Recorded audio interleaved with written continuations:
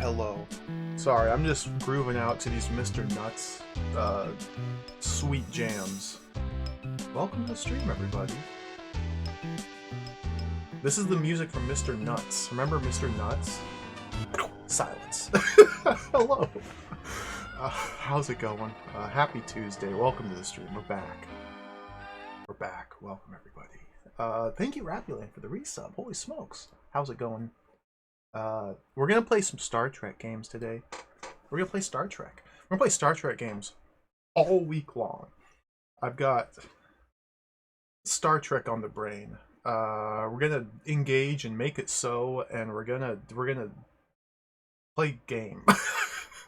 Welcome everybody to the stream. Hope you had a great weekend. I'm very excited to be playing some Star Trek games today. It's very exciting. Like these are some. I love Star Trek. I love game. And I want to play, and hello. Okay. Let me say hello to everybody. Sorry, I went last week without saying hello to everybody, and I feel like a rotten scoundrel for doing so. I need to change my ways. I need to become good again, and not evil.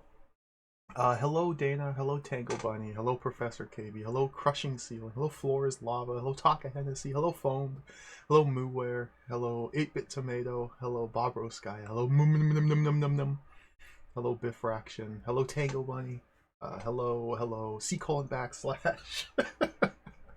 hello Bone Masher, hello Iron Zoltan, hello Marty.zone, hello Gaming Cater Ela. I'm sorry if I ruined your name or mispronounced it. Welcome, hello. Hello, Cyber Trucker Alpha. Terravan, hello. Slegx, hello. Dracanos, hello. Thank you again, Rapulan, for the resub. Aldo Barazuti, hello. Chunko Bunkum, hello. Ryu, hello. Syllogism, hello. Damn it, Baines, hello. Oh my gosh. Treasure Train. We got a treasure train. What does that even mean? What does that even mean? It doesn't matter. Hello. Damn it means, what do you get if you eat 3.14 desserts? You probably get fat. What? Were you expecting a pie joke? I was. You got me, James. Zora Justin, hello. Damian Fox, hello. Who did I miss? Thank you, Rubber King, for the resub. Thank you for kicking off this treasure train. Oh! Gaming, I get it. Alana Ray, Ella, okay. I follow now. Hello. Chaboy J, hello. What's a treasure train? Nobody knows or cares. It's some fancy new changing of words to induce people to spend more money on Twitch, and they're dressing it up as something different than a hype train or a boost train, or it's just another way to say the same thing. But it's new this time. It's sparkly, it's shiny, it's new, so spend some money. Hello, Dino. Welcome. Z80 Guru, hello. Who else did I miss? Hotsin, hello. Cyber Nomad, hello. Duck Admirer, hello, everybody. Welcome to the stream. We're going to play Star Trek. We're going to play Star Trek The Rebel Universe. Has anybody played Star Trek The Rebel Universe? I know a couple people in chat said they played this game. A couple people in chat said they've played this before. I've never played it. It looks incredible. Wait, spend money and you get to pay 65% more money. That's a good deal. It just makes sense.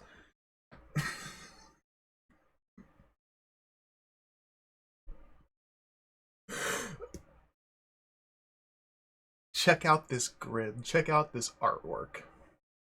It looks beautiful. I think this scan may not be the highest quality. It looks a little washed out. But this looks great. This is based on the original series, Star Trek TOS. I don't think it's based on any specific episode or movie or anything like that. It's its own unique story. And yeah, it's a Mike Singleton game, which has got me very excited. I've never played a game by Mike Singleton. Mike Singleton is one of the most influential, maybe, I don't know if it's the most, but he's up there. One of the biggest, most influential British game designer of the 80s. He was immensely popular. He did, most notably, did Lords of Midnight and the follow-ups. There's like 3 sequels to Lords of Midnight. I've never played them. They look brilliant.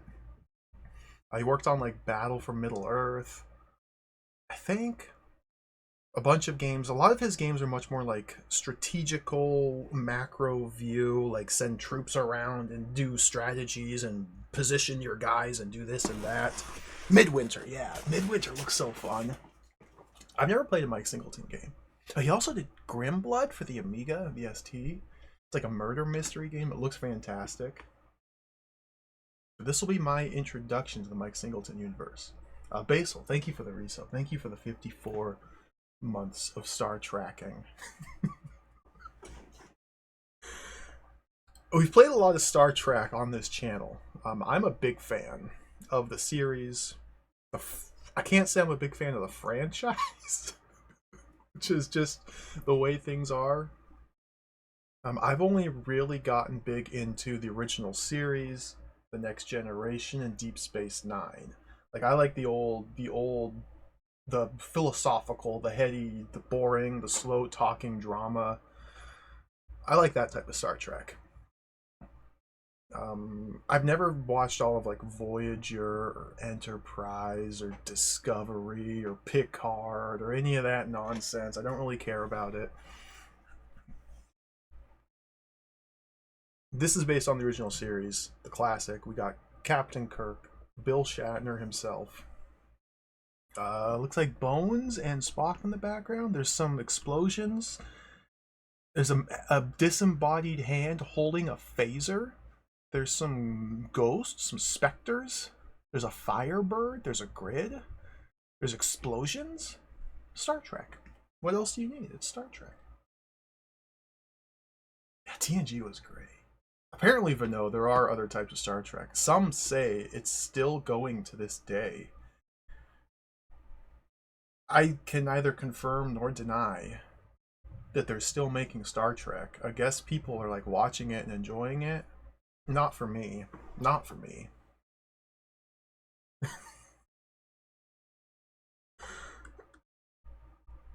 Let's turn the box over. We got a lot to get to in this. This is a very chunky, meaty game, from what I can tell. So we got to start diving in.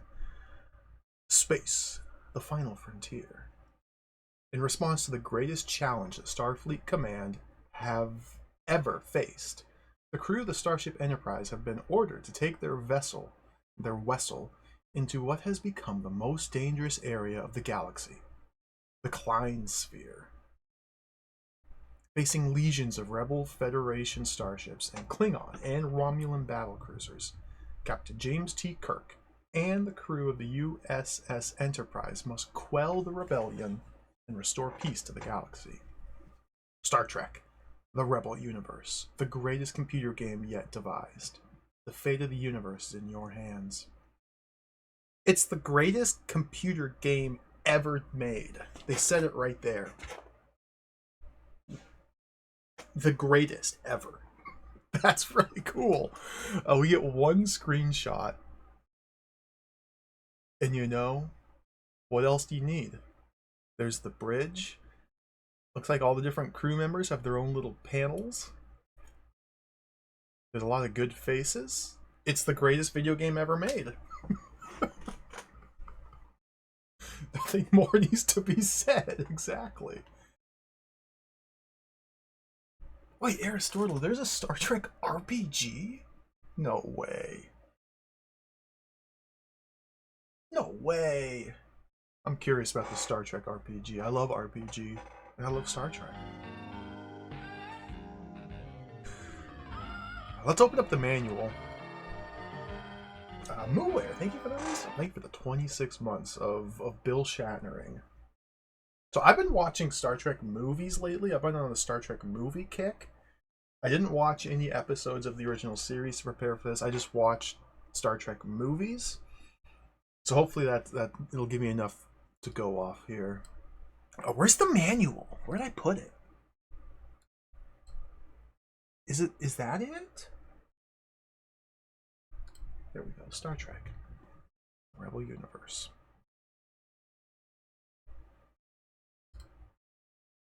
Okay, this is going to be a little awkward. I got to zoom in every single page here. Star Trek The Rebel Universe by Firebird Software. Simon & Schuster Software, a division of Simon & Schuster Incorporated.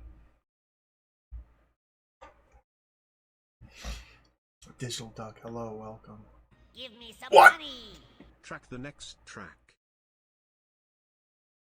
Track the next track. Thank you, Pixel. Thank you for the $3. I forgot about that alert. God, so... I disagree, Copfiend. I know that's conventional wisdom. Odd-numbered movies are bad, even ones are good. I think they're all great. Every one of them is a little different flavor of Star Trek. I think they're all pretty good. Even the one where they go rock climbing, and even the first one where it's just like 30 minutes of just flashing lights and special effects, I think that's pretty cool too. Book published, blah blah blah blah blah. Digitized speech by The Kid.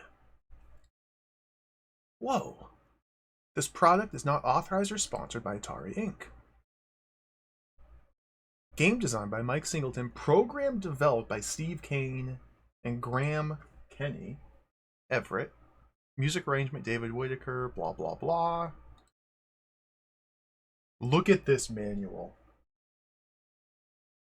Just look at the table of contents. You can tell we're in for a good one. Look at this.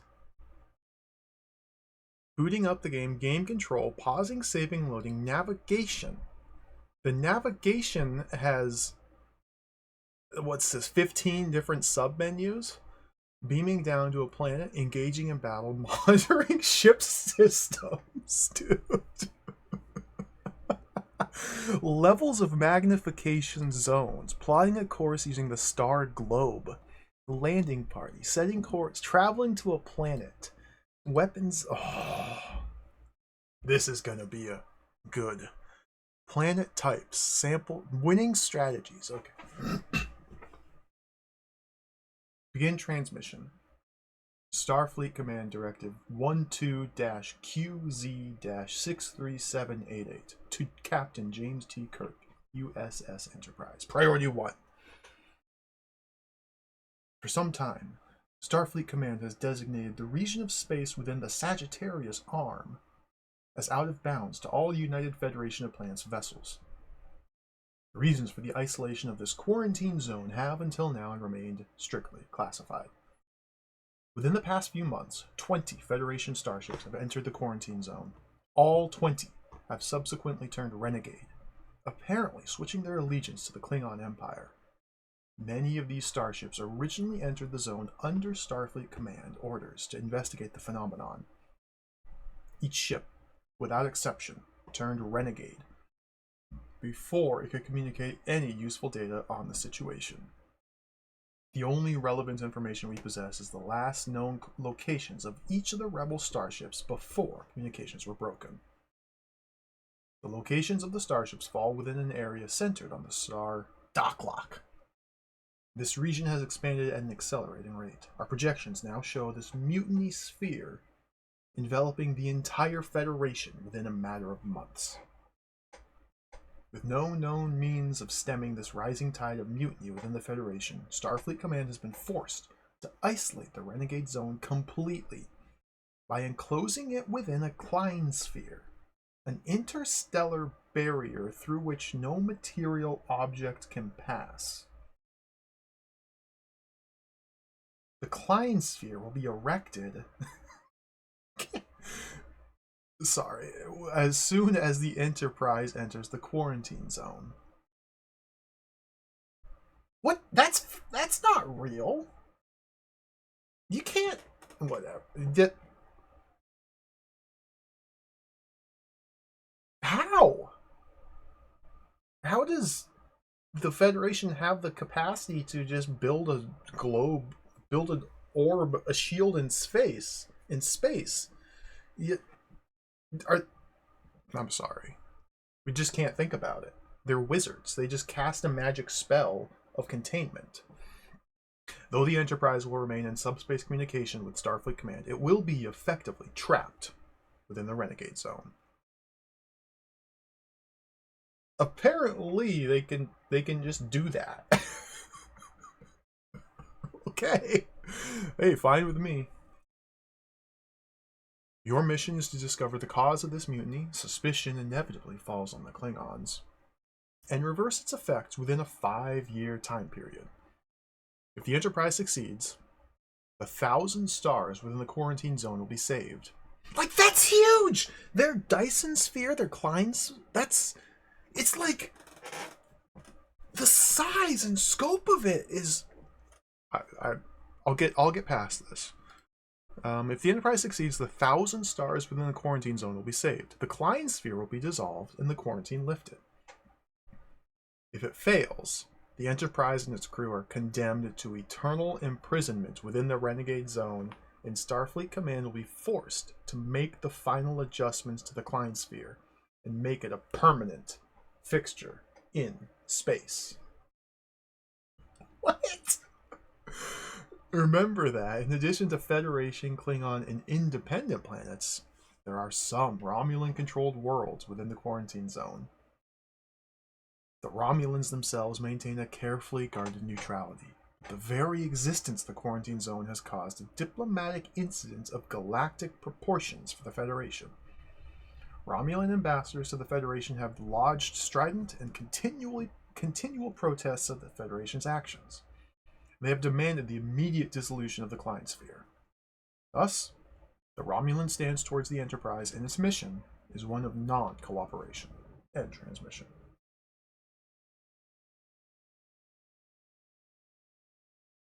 Captain's Log, Stardate 4107.6.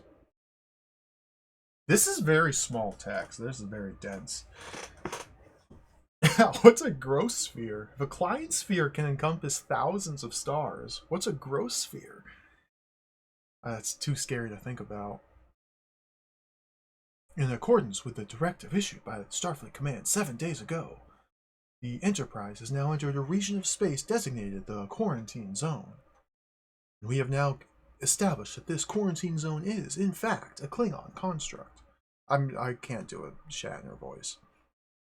Klingons have discovered that a peculiar isotope of dilithium, dilithium delta 6, found only in Decian 2, acts as a telepathic amplifier.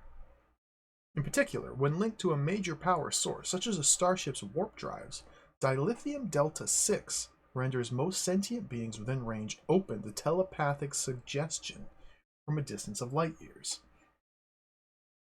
To exploit this exotic property of dilithium delta 6, the Klingons have constructed a psi-emitter, a device which emits coherent psi beams.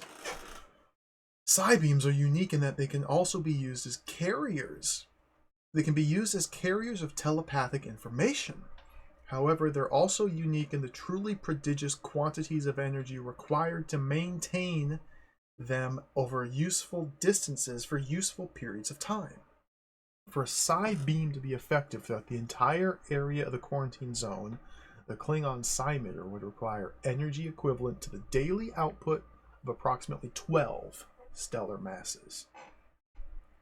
Consequently, the Klingons have been unable to build a mobile psi-emitter, basing it instead on an energy-refining planet close to the center of the quarantine zone. Even this has proven insufficient to fuel the psi-emitter's voracious appetite. However, forcing the Klingons to construct a form of interstellar power grid around the psi-emitter planet. I can't tell what's a comma and what's a period, sorry. This is very small and blurry. A network of similar energy refining planets feed their output to the psi-emitter planet using I-beams to transmit the power. The Klingons have not relied exclusively on the psi-emitter and dilithium delta 6, however. They have backed up their scheme with a considerable starfleet of their own within the quarantine zone. Their method for converting a Federation vessel involves sending a Klingon starship, or surrogate, perhaps one of the mutinous Federation ships, as close as possible to the target, under a flag of truce if necessary. At close range, dilithium Delta 6 on board the Klingon vessel is powerful enough to subvert the Federation crew telepathically. Once they have asserted telepathic dominance, the Klingons board the Federation craft bearing a gift of dilithium Delta 6 to be used in the warp drives of the target vessel. This ensures continued Klingon telepathic control even after they return to their own ship. Now, it's been a while since I watched the original series, but isn't like telepathy not really a big thing in the Star Trek universe? I don't, especially like the Klingons using telepathy. Vulcans kind of do it with their mind meld, yeah. And then in Star Trek 5, we have that one Vulcan who can just like go Jesus mode using telepathy, so maybe the Vulcans are behind this. Cybok, that's his name, yeah.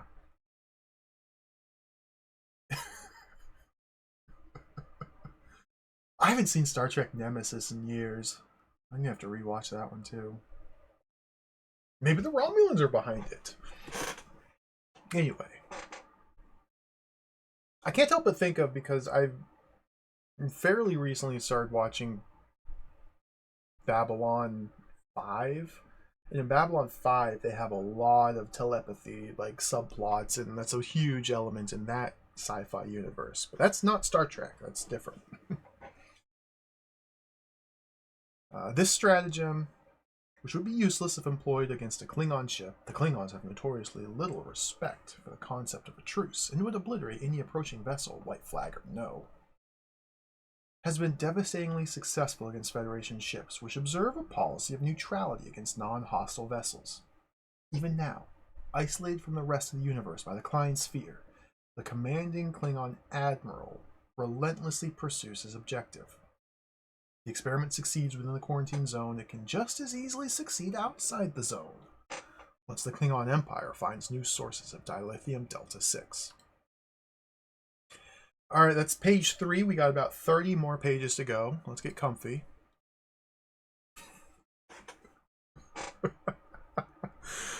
Within the quarantine zone, by accident rather than design, there are also Romulan vessels and Romulan-controlled planets. The Klingon Admiral's orders are to avoid confrontation with the Romulans at all times, treating them as respected neutrals. At all costs, he must prevent any form of cooperation between the Romulans and the Federation. The Klingons fear the Romulan cloaking device, which renders their ships invulnerable not only to normal electromagnetic radiation, but to telepathic emissions from dilithium Delta 6 as well. If the Romulans were to act in concert with the Federation, it would be disastrous to the Klingon conspiracy. The crew has been informed of the perilous, yet vital nature of this assignment, and are prepared to act accordingly. James T. Kirk, Captain.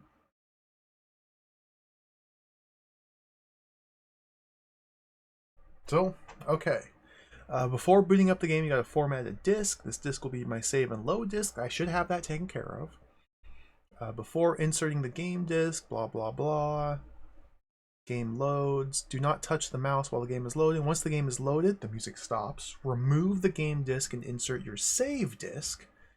You'll not have to reinsert the game disk unless you want to restart the game. Okay. So it loads the entire game into memory, and then we can put the save disk in. I see. Game control. Moving through the Rebel universe. The Rebel universe employs the multi-vision game system. It offers the user a unique and flexible way to view and control many diverse events, using either a mouse or a joystick. I'll be using a mouse. The computer screen is divided into one primary display area surrounded by 7 smaller secondary screens. As the game begins, the primary display area contains a screen of the Enterprise bridge, complete with crew. The secondary screens are portraits of the 7 officers you'll be controlling. Each character's screen provides access to the functions, the functions he or she is responsible for aboard the Enterprise. Most of the secondary character screens provide this access through control points. Items on the screen that, when you click on them, call up further subscreens related to each crew member's function. For example, if you're engaged in battle, you should choose the control points on Chekhov's screen because he's the weapons officer and will be of greater use to you than, say, McCoy, the medical officer. All but Scotty's, McCoy's, and Uhura's screens contain at least one control point. These control points vary according to the particular screen and include pictures of people, objects, and instrument panels. The following is a detailed chart listing the various screens and how they will help you throughout the game. Oh, God. Okay, so Kirk is responsible for saving, loading, pausing, elapsed time, number of enemies destroyed. Spock's responsible for solar system types, planet types, enemy status, enterprise status. Sulu is the star globe drive controls solar system. Scotty is warp and impulse status. Scotty didn't have any control points on his subscreen. Chekhov is weapons, tracking, and targeting. McCoy is the crew's health and status, no control points. Wait, did he have control points or not? Who has control points? What's the control points? Scotty, McCoy, and Uhura. Okay. So McCoy doesn't have control points. Uhura is communications, no control points. To select a screen, use a joystick or mouse to move the cursor to one of the secondary screens and press the action button. Okay, so you click on the screens to do stuff. Although the Rebel universe includes over a dozen screens, only 8 are visible at any one time. The multi-vision system contains an editor that selects the 8 most appropriate screens, so the composition of the display looks different at various points during the course of play. The bridge is the one screen that's always available, except during a landing party sequence, see below. All other screens can be accessed via the bridge, where the pictures of the crew members themselves serve as the control points. Note, the only time the bridge screen is not displayed is during a landing party. If you want to access the bridge at this time, the landing party must return to the Enterprise. To do this, move the cursor to any of the 7 secondary screens displaying the Enterprise and click. Oh my god. Before moving on in the manual, experiment with these screens and controls. Regard this initial practice time as part of a Starship training course. And remember, making the right decision at the right time is the real challenge, as it is for any true Federation Starship commander. Alright, before we unlock the other 26 pages, let's boot the game up. We gotta figure out how to play this. This seems tremendously complicated and confusing. So let's just jump into the game and follow orders. Oh, Steam. Let me shuffle some things around here. Make that a little bit bigger. Put the disc in.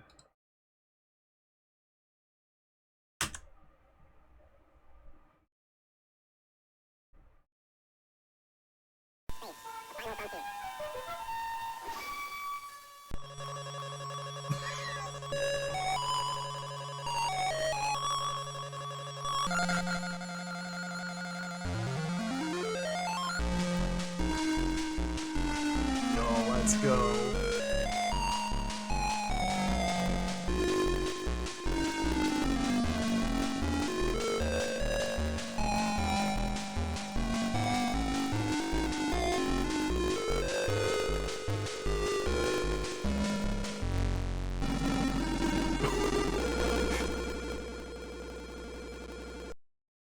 Whoa. Alright, I guess we're playing. So, because the music stopped, we can put the save disc in now.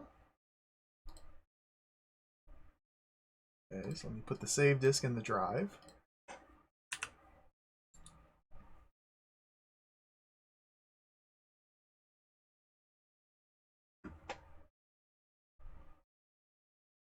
Hold on, let me crop out all the overscan here. Let's bring that in. Let's bring that in. Beautiful. think so. I think that's what happened. Some sort of speech sample that got garbled because of fast load. I presume. It sounded like a chipmunk saying something.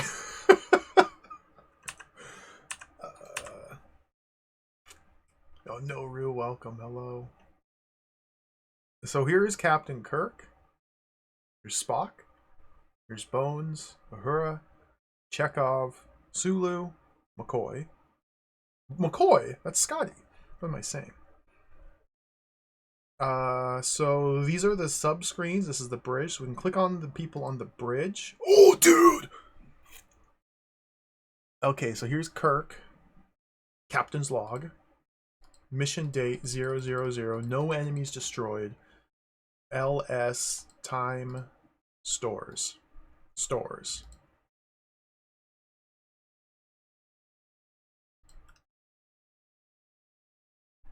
Oh, I clicked on Sulu. What the? How do I get back to Captain Kirk? How do I back out of this menu? Do I have to click here and then here? And then the bridge went down here, but where did Uhura go? Uhura was here. Where's she now? So now I have to click on that. Now Kirk is here? Oh, God. Wait, but what's... How come Stores has a gun, but I click on it and there's no gun? Where'd Uhura go? I guess I can click on her here? And then the bridge goes here.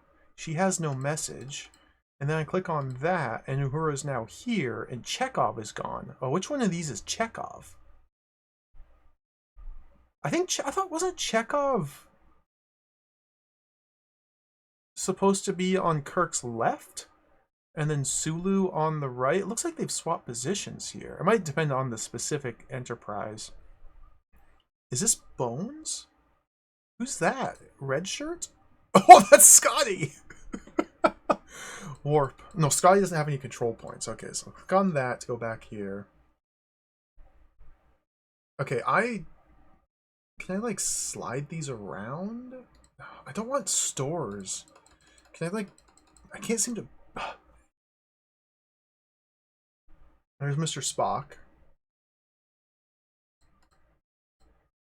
Damage control. Structure 100%. Energy banks 100%. Phaser banks 100%. Cool. So how do I... So, okay, so I click on a crew member. Boom. And then from the crew member, I can pull up a sub menu. At this point in time, at the very start of the game, Spock's sub menu only is the Enterprise status. And then the sub menu takes up the main screen. The crew member goes off to the side, but I can't get... Oh, dear Lord. This seems inscrutable and unplayable. I need to start the timer. There we go.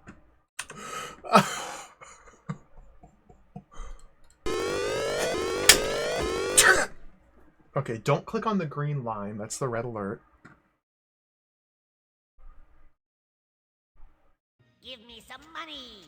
Why isn't the inside of Spock's mouth green like his blood? Basil, thank you for the $3.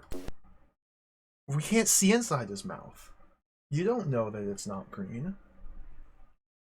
Thank you. Who? I got some... There's some blips there. There's some blips on the... I heard some beeps. How do I... Uhura? Uhura's not here! Okay, she's over here, okay. No message. No, that wasn't a message. You heard those beeps, right? I heard those beeps. How can I, like, see space? Where's space? How do I fly? Sulu. Where's the fly button? Is this flying? Oh, whoa. So...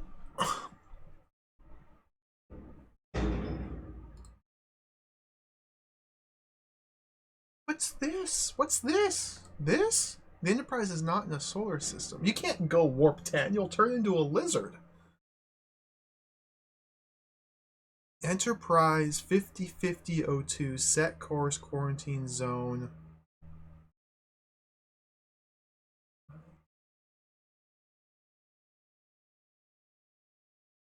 What?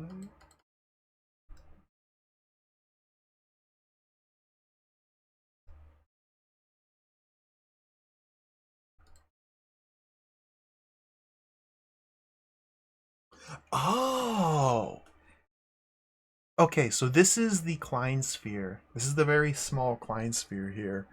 We are located inside the Klein sphere. We're in the quarantine zone. The Starship Enterprise is positioned here, this tiny blue dot, right on the edge, because we've just entered the quarantine zone. And each one of these little dots is a star system? Okay. Okay. And we can rotate it. Dude, this is wild. So it seems obvious to me, like, this one here in the center, Dakiak? Dakiak! Isn't this just where their power system is? Let's just fly there and blow it up and win. Okay. Set a course.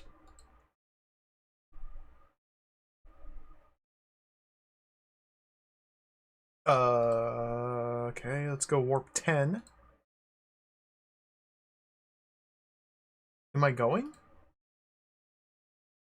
Are we going? Are we there? Are we moving? Did we make it so? Did we engage?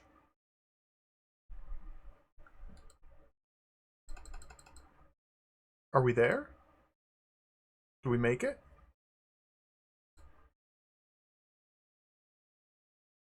Oh! Oh my god! Klingons! Chekhov! Chekhov! Chekhov! Raise the shields! V-A-S? V. What is happening, dude? A? Oh, there he is. Okay, shoot him.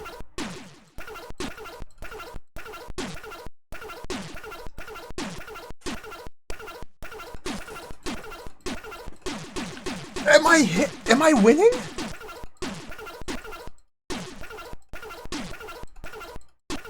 What is this? Did I win? Ah, S. Phasers. Okay, phasers. 50. Torpedoes. Okay, phaser.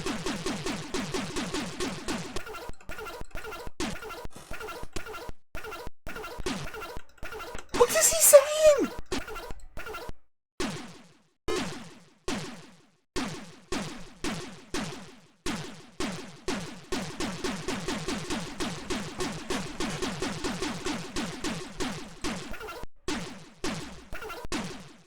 What is...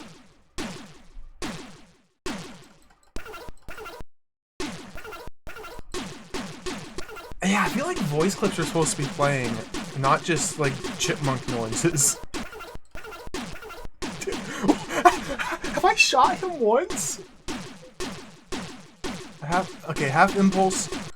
Mission failed. The Enterprise has suffered overwhelming structural damage and the life support system has failed. Insert game disk before restarting.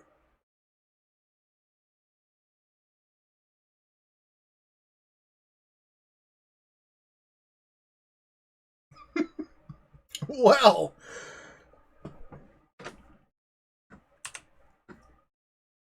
Well. Well.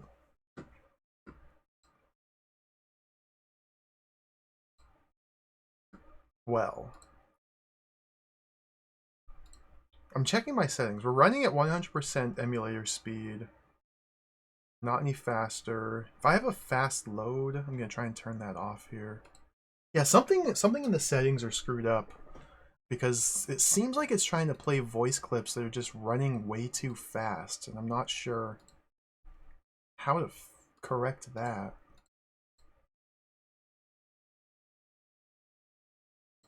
I don't even really see any settings I could change. Maybe it's a TOS setting? Maybe different TOS would work?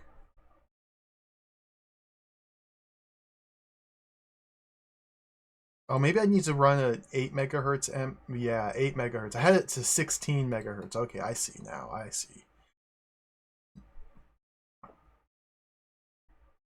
I had it set to 16 megahertz. I need to knock it down to 8. And the emulator is not responding.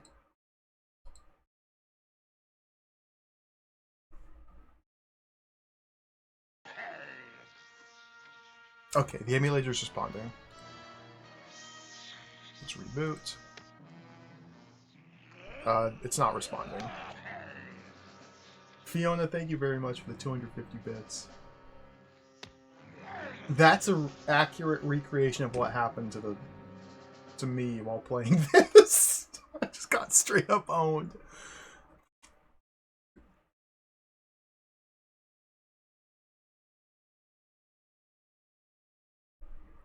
I think I shouldn't be messing with hardware settings while the emulator is actively running. I think that's what's causing it to have some problems here. Weapons stations. So let's Pirate will. run stop.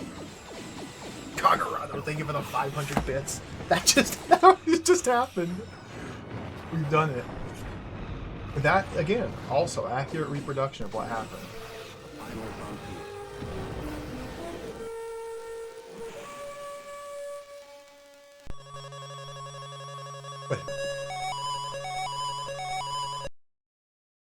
We gotta hear that again.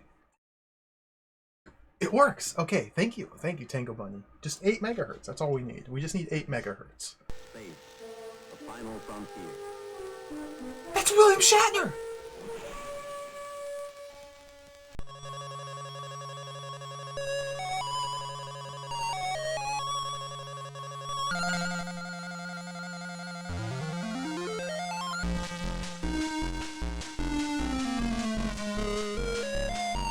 Alright, this game's awesome.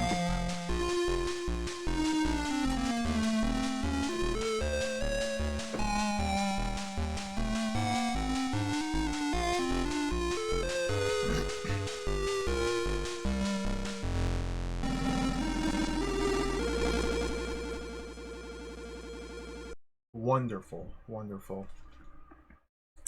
Okay, I think we're ready to actually play the game now. So this... this interface is totally jacked. It's completely jacked. So let's go into Captain Kirk here. Let's click pause. And let's open up the manual now and read a little bit further ahead. Now that we've gotten a baseline familiarity with what's going on, just the most basic, let's open up the manual again. Oh, dear lord. Okay. The Kirk screen must occupy the primary display area if you wish to pause during a game, save a game in progress, or load a previously saved game.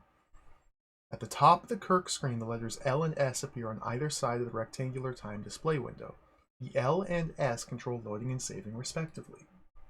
To pause your game, move the cursor to the time display window between the L and S and click. That's what I've done here. See, I read ahead. I read ahead a little bit this morning. The cursor will now freeze on this spot and time will stand still. You can remain in the pause mode as long as you like. To resume play, simply press the action button on your joystick or mouse. Cursor will now unfreeze. Okay. Yo, left empty, welcome, hello. This is... Mike Singleton was the game designer. Mike Singleton. And a couple other people. Why do they need an entire page of minuscule text to explain how to save? Clicking on S initiates the procedure for saving. Put your save disk in. I'm just going to skim through here. Looks like we have 8 save slots. Blah, blah, blah. Okay, yeah, it's just saving. Saving replaces previous save games. Load. Click S, click L, blah, blah, blah. How do you load? Well, you click the L button, click the number, and you load. 2 time displays on Kirk's screen. Time display window between the L and S at the top of the screen. Okay, that's there. Shows hours, minutes, and seconds reading from left to right. Ordinarily, these numbers approximate real time. However, if you watch this window while you're warping between solar systems, you'll notice that the numbers are changing very quickly. This is because it'll take you many days to get from one solar system to another. Therefore, the hours, minutes, and seconds go by very rapidly. The mission date display located in the middle of the screen, that must be this guy here, yeah, shows years, weeks, and days reading from left to right. You have 5 years to complete your mission, or the Klein sphere will become permanent. If you play one game for a long period of time, keep close watch of the elapsed years. Okay, 5-year mission. Navigation. To obtain control over the navigation screens, click on Sulu, whose screen incorporates controls related to interstellar and interplanetary movement and navigation. Sulu's secondary screen include... Hold on, let's navigate to Sulu. So, slide that down here. Let's navigate to Sulu. So go back here, Sulu. So yeah, these are 3 separate... Oh my god. Not in a... What? Where did he go? I lost Sulu. I lost Chekhov and Uhura as well. Where'd they... So we have to go back to the bridge screen and click on Sulu, and then the bridge goes down here and Sulu goes here. Can I not take this Sulu sub screen and slide it into one of these slots? No, there's no... No, I can if I click... Oh my god. That one... Okay, so this is the star map. This is the engine speed, and then he goes down there. This is the solar system, and he goes down there. This is so confusing. Okay, navigation. To obtain control over the navigation screens, click Sulu. The star globe screen for plotting a course to a solar system screen for visiting the various planets in that solar system, the drive control screen for activating the engines to travel to a system. A star globe. Throughout the game, use the star globe screen to chart a course through space. The screen shows a 3-dimensional spherical representation of the region of space in which the Enterprise is currently located. The Enterprise is represented by a blue plus sign.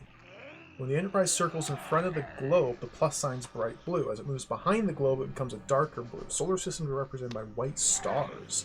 Star globe rotates so that you can easily visualize the 3-dimensional positions of the stars. Importance does not mean that the stars are in orbit. Star globe's artificial rotation simply helps you perceive the relationships and distances among the stars and planets. John Matrix, thank you for the 250 Gorn bits. Thank you. Welcome. I am thoroughly and completely baffled by this video game, but we're doing Star Trek gaming. I have no idea what's happening. For greater ease in selecting a solar system, you'll want to stop the rotation of the star globe. To start or stop, put the cursor on the rotation icon and click. If you're playing with a mouse, press the fire button on the right to stop the rotation or start it spinning to the right. Press the fire button on the left to stop it or start spinning to the left. So, the mouse has 2 fire buttons? I guess that's just right click and left click. But I've never seen mouse clicks be described as different fire buttons. Yeah, Bow Masher. Left fire, right fire. I've heard of validating with the mouse, but not firing. At the start of the game, the upper left corner of the star globe screen tells you that the Enterprise is located at coordinates 50-50-02. As you move from solar system to solar system, these coordinates will change. But below the Enterprise coordinates, it's okay. So, if we go back to here, we're looking at this one. So that's where we are. Okay, it's rotating. So we are in the back. Now we're in the front. Yeah, okay, I see, I see. And we can use the rotation to like gauge relative distance between us and the different stars that we're traveling to. Left fire and right fire to change the way of rotation. Okay.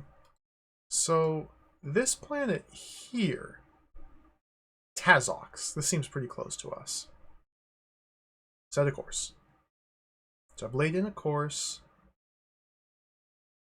Presumably now we go over here to go put in warp speed. Let's go warp 2. And then if we go to Kirk, yeah!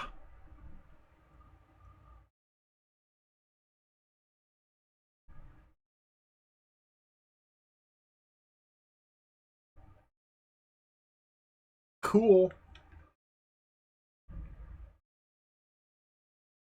Pause. Okay.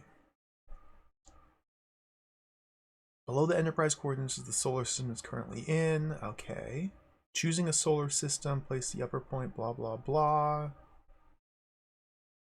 Below the coordinates of the solar system that you've chosen will be a number in the letters LY, represents the solar system's distance from the Enterprise in light years. Okay. Using the set course window located below the LY display only when you decide which solar system you want to travel to. Levels of magnification zones.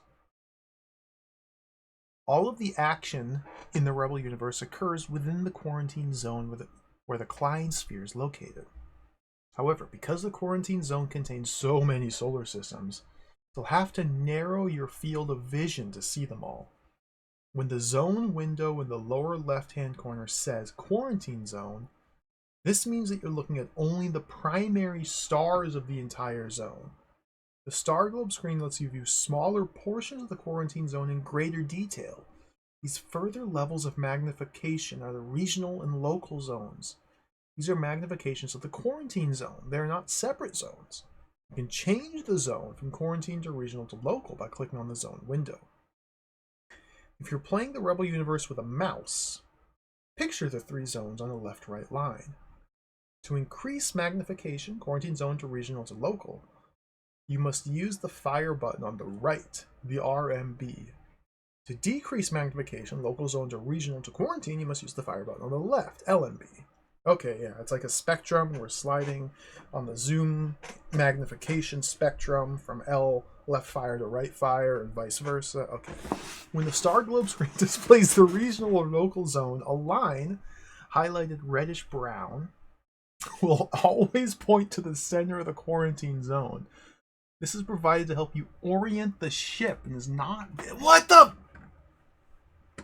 Okay, let's slide that down. This is intense.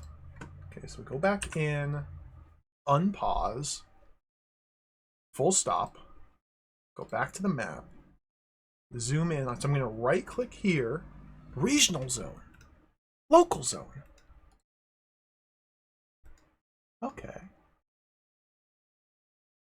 So that's towards the center. And we can spin it.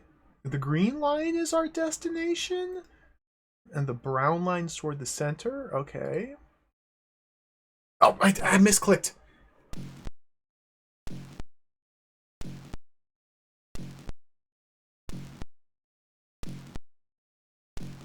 Whoa.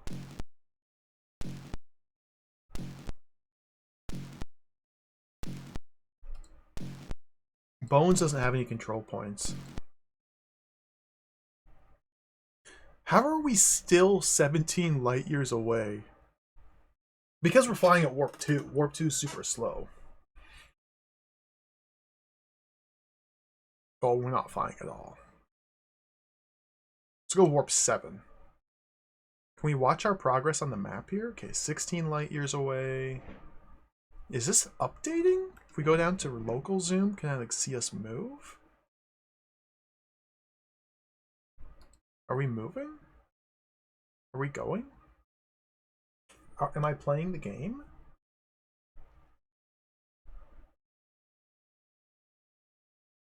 Is there any reason, I wonder, not to go warp 10? Full speed. Oh, 5 light years away. Wait. 2. Oh my god! Full stop. Quarter impulse. Took off! Raise the shields! The phaser banks! Okay, charge the phaser banks. Fire! Where is he? Okay, we need to... Where? S. A. V. Where's the bad guy? Locked on target. Locked on target. Locked on target. Shoot!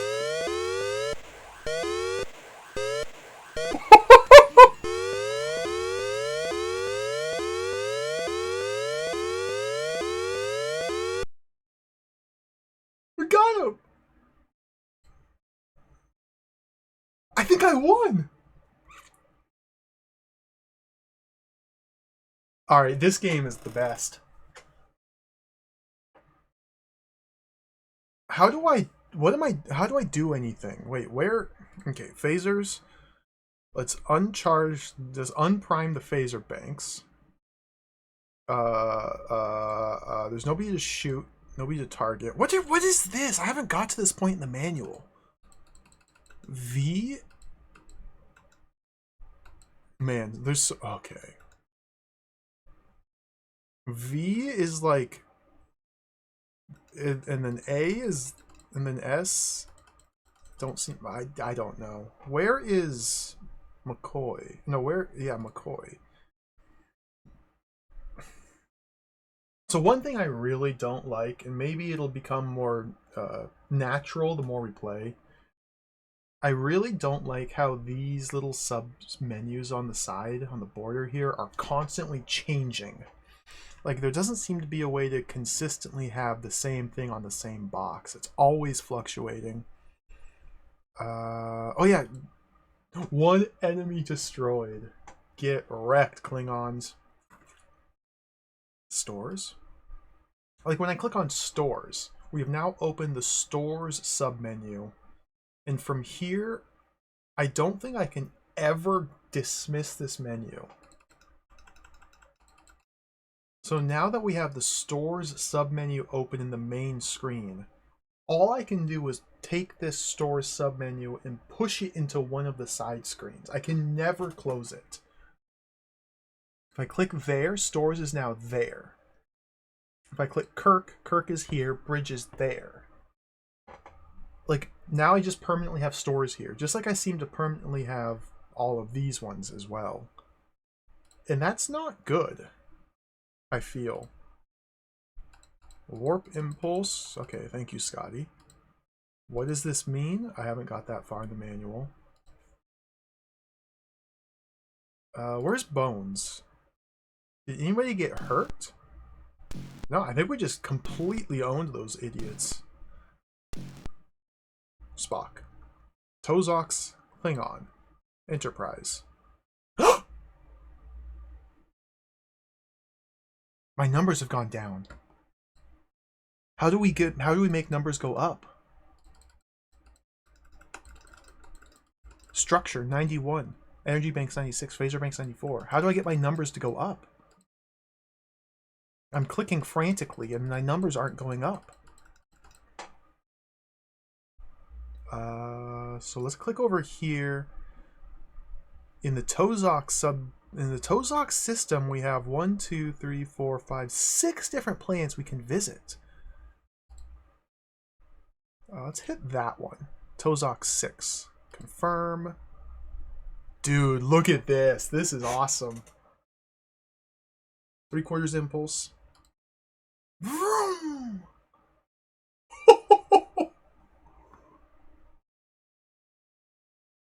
Look at the lights do a little wiggle. We can never return to Starfleet left empty. We can never return. We're in a quarantine zone. Somehow the Human Federation built a Klein sphere in space. A Klein sphere. They somehow made a giant force field around this entire chunk of space. And so nobody can get out. We are inside the force field, inside the Klein sphere, the quarantine zone, but we can never get out.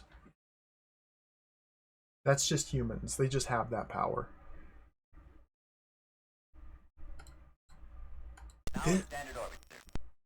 Thank you, Sulu. So we are now in standard orbit.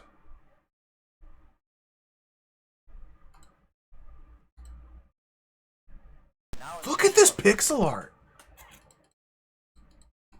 This is so cool. Okay, let's go back to the bridge. Let's go to the engine. Full stop. Okay, Mr. Spock. Tozok 6 is Klingon dilithium mining complex. It's a DMC. Okay, we found a DMC. How do I land? Click the transporter? Mr. Spock.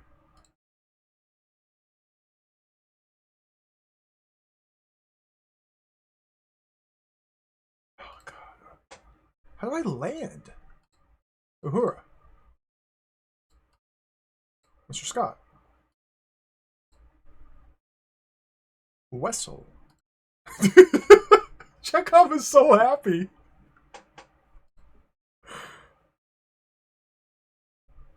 He's so happy to be here.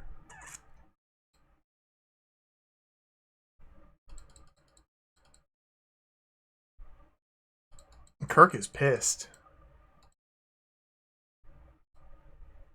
Okay, let's go back to the manual. Bloop, bloop, bloop, bloop, bloop. We must continue reading about game to understand how to play game. Alright, so this is still navigation. These are the different zoom levels.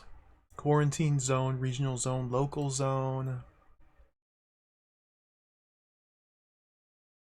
Plotting a course using the star globe. The star globe is 100 light years in diameter. Therefore, Dakiak, the center star within the globe, positioned at 51, 50, 50, is 51 light years from the left edge of the star globe, 50 light years from the top, and 50 light years into the star globe. Of course, of course.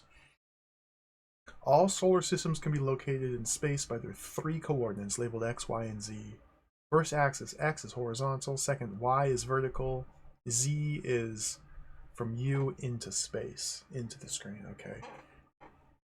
At the start of the game, you'll notice that the systems are moving in a circle. Yeah, I got that.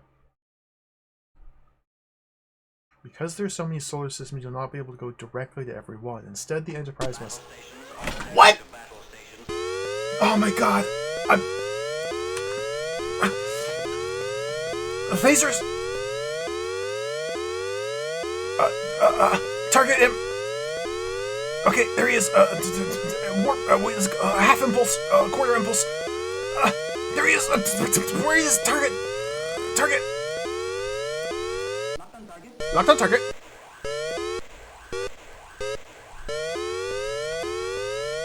Did I kill it? Is he dead? How can? Why can't I shoot? Where's all my phasers? Okay, let's switch to torpedoes. Shoot him!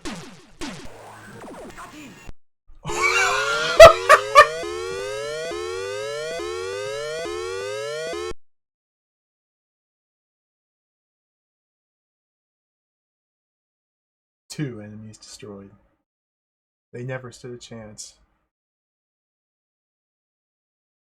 Okay, Mr. Spock, Enterprise. Big damage! It took big damage. Okay, that was a very disastrous fight. So it doesn't look like we can raise our shields or do anything like that. It seems like when combat occurs, we have to quickly jump over here to this screen. I spent a torpedo. I don't really understand the way the phasers work. But like we have 4 different phaser banks, and we have to individually choose which ones we want to activate. And then we need to open this screen to target people.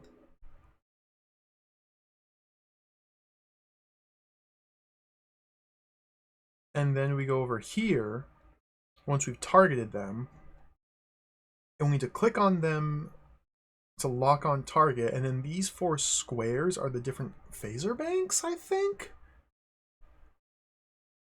Alright, let's go back. Pause so I don't get attacked. Oh, Alex Ninja, welcome. Hello. I've never played this before, it's my first time. It's pretty cool so far. It's also very confusing and overwhelming. But we're figuring it out here.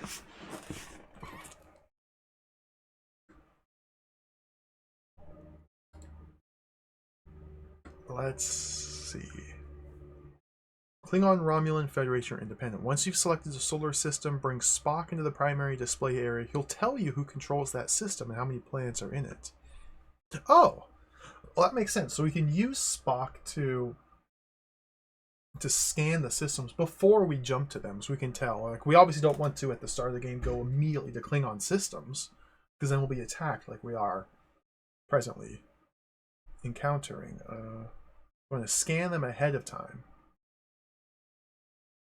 It's important to remember that all types of enemies can attack you, regardless of the solar system you're in. In other words, just because Spock tells you that you've chosen a Federation system, you're not necessarily safer there than if you had chosen Klingon, Romulan, or Independent system. Makes sense. Setting a course. Getting where you want to go. To reach your selected destination, you must access the drive control screen through Sulu. Here you'll see 3 control points: warp speed, impulse, and stop. Interstellar travel requires warp. Yeah. Set the warp engine control to the desired velocity. A green activation light will confirm, but keep an ear open for a warning from Scotty if the ship is traveling too fast for a long period of time. If you hear his warning, immediately reduce your warp speed to the next available speed. I want to blow up the ship by flying at warp 10 for too long now. If you're traveling through space, any screen can be in the primary display area except for the star globe screen. Oh, if this screen's in the primary display area, the Enterprise will not move, of course. During play, the dilithium crystals drain. At the start of the game, you'll be able to go to warp 10, but the next time you travel, you may only have warp 8 or 9 available. If you do not replenish your dilithium crystal supply, see Dilithium Mining Complex under Planet Types, page 39. Quite often throughout the game, eventually you'll be unable to travel any faster than warp 3. And interstellar travel will take a very long time. Choose a warp speed and see that the green activation light's not on. You have not set your course. Okay, during interstellar travel, it's possible to change course at any time. Bring the star globe to the primary, blah, blah, blah, blah, blah, blah, blah, blah.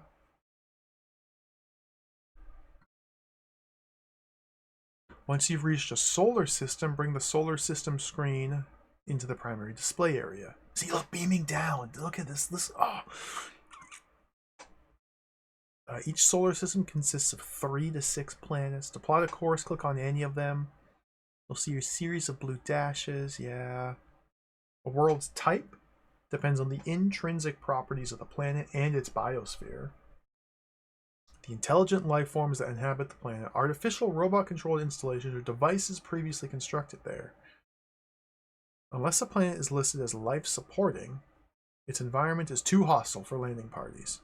Therefore, you cannot beam down to it. Oh, of course, of course. After selecting a planet, you must confirm your destination by clicking on the Confirm window on the solar system screen. So we need to scan them to see if any of them support life before we can beam down.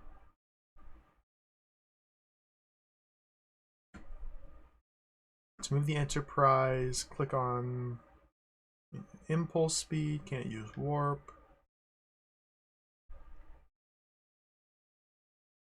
When the Enterprise establishes orbit around a life-supporting planet, you can prepare to beam down. Move Kirk's screen to the primary display area, click on the transporter window. Okay.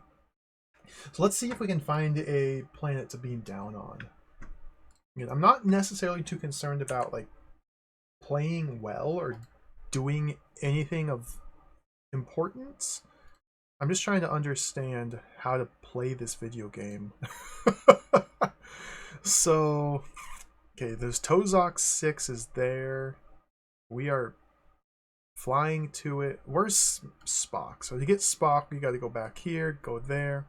Tozok 6 is not explicitly listed as life supporting, therefore it's not.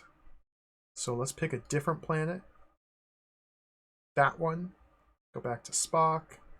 Weapons dump. I don't want to dump. Oops, that's the wrong one. Okay, let's go Tozox 4. Is this a dump? Energy refinery. Okay.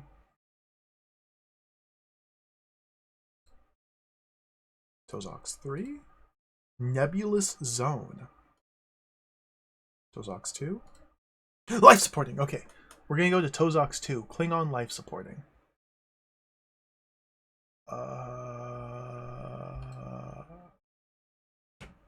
What is this pattern? Full impulse. I can't go full impulse. I wonder if that's because of my structure. Where's Mr. Scott? Are you Mr. Scott? Oh, my impulse! I'm down to L. Alright, let's just wait patiently.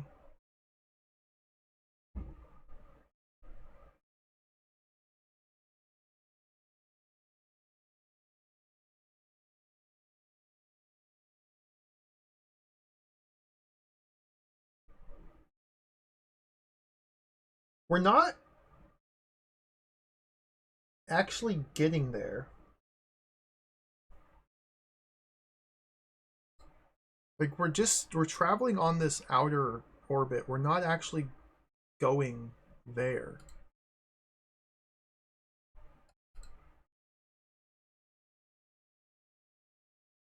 Like, we're not actually going. The Enterprise is simply traveling around this outer ring. We're not actually going here.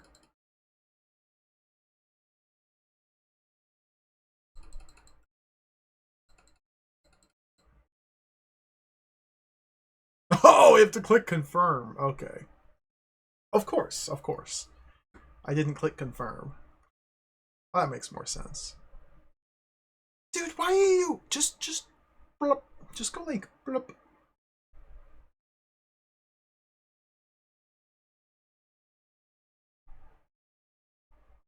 This is really cool.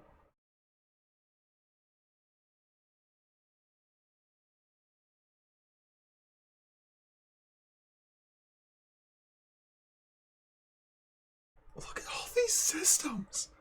There are 10 million systems. Are we there? Almost.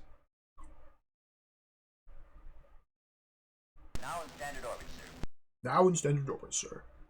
Okay, so let's go back here. Transporter. T.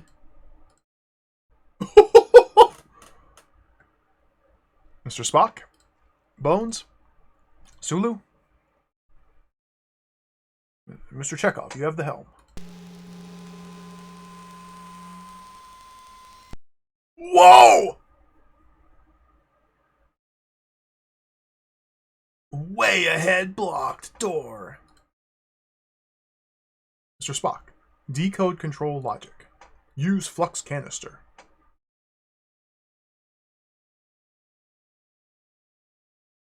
Search for hidden switch. It opens. Move ahead door. Move ahead. Way ahead blocked door.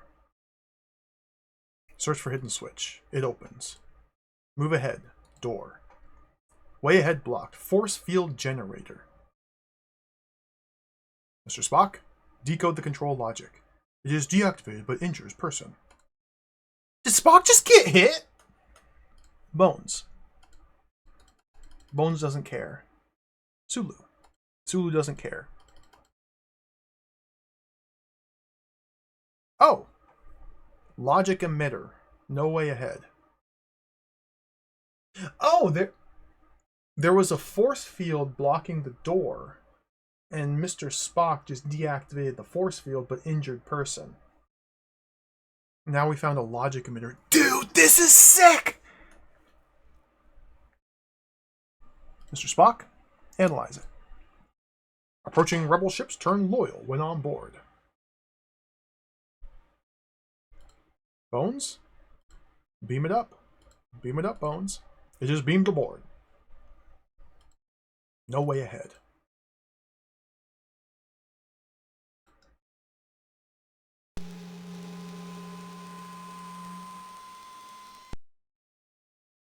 Stores.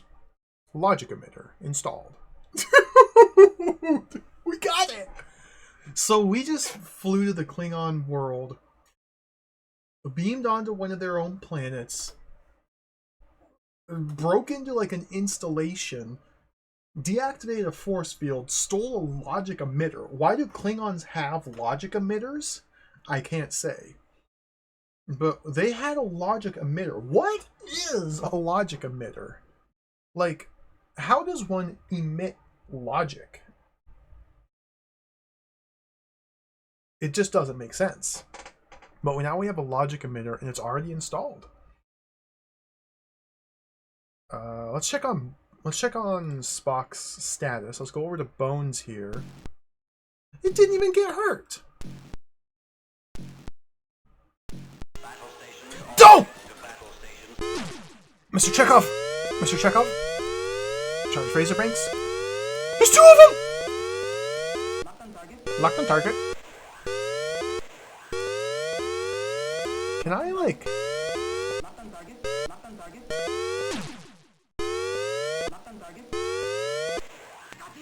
Got him! What's the other one? Locked on target.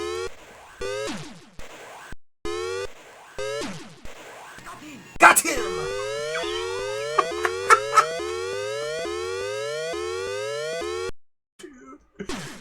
Who? I thought he was dead!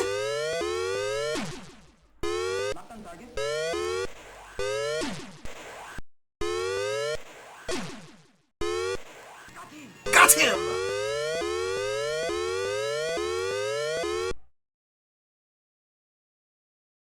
Five enemies destroyed. I didn't realize there were three of them. I thought there were only the two.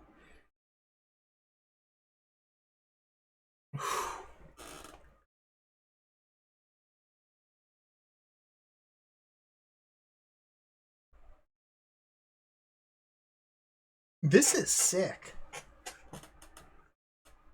The top floor is lava. Welcome. I'll pull that back up. This is so cool. Retro Gay Tom, oh my goodness. Thank you for the raid. Welcome, Tom. Welcome, Raiders. We're playing Star Trek games today. This is Star Trek The Rebel Universe on the Atari ST. Welcome, everybody. Thank you for the raid.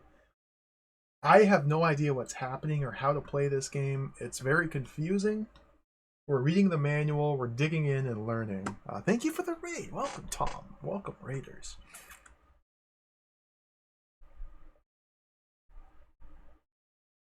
So we just beamed down. Okay, we completed our away mission.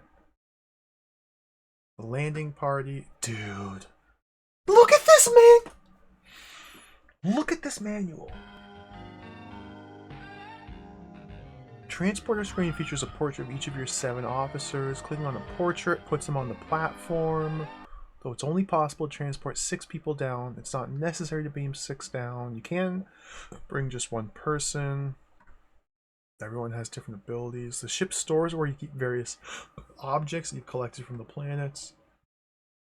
Stores are available at all times through Kirk screen. At the start of the game, the ship stores will be empty. When you're on a planet, you beam an object up, it goes directly into the stores. The object is a device that can be installed, it's automatically installed. Okay, so we got the logic emitter and it got automatically installed. See the objects you've beamed into the stores, move Kirk's screen to the primary, blah blah blah. You can only see 1 item in the stores at a time. You've beamed up more than 1 object. You have to click to scroll through these stores. If you have a solar scan device, an item that's installed into the ship, and you beam to another planet that has this device, you can beam it up, but you will not have 2 of them. 1 item will cancel out the other, just like real life, okay? The stores can, however, hold more than one of any object that's not installed. I see. So we got our logic emitter, but that's installed, so we can only ever have the one. It's right here. If I had more items in the stores, I could click to cycle through them, but I only have the logic emitter, and it's already installed. Okay. Good gravy, man. Where's the bridge? Sulu. Star map. Let's look at Tozok's 1. Where's Mr. Spock? You have to click that, and then Mr. Spock. Tozok's 1 is an energy refinery. Okay, so this is the only planet in the Tozok system that is life support. I don't know if there's any reason to fly to planets that we are not able to beam down to just yet. Like, if I fly to Tozok's 1, it's an energy refinery. I don't know if I'd be able to do anything when I arrive there. So let's fly there right now. Full impulse. I can only go half impulse. Firm. Because if I check the energy... Oh, dude. Everything's getting messed up. Mr. Scott. Impulse is draining from both sides. Repair them. Where's the repair button? I gotta read more manual to figure out how to repair.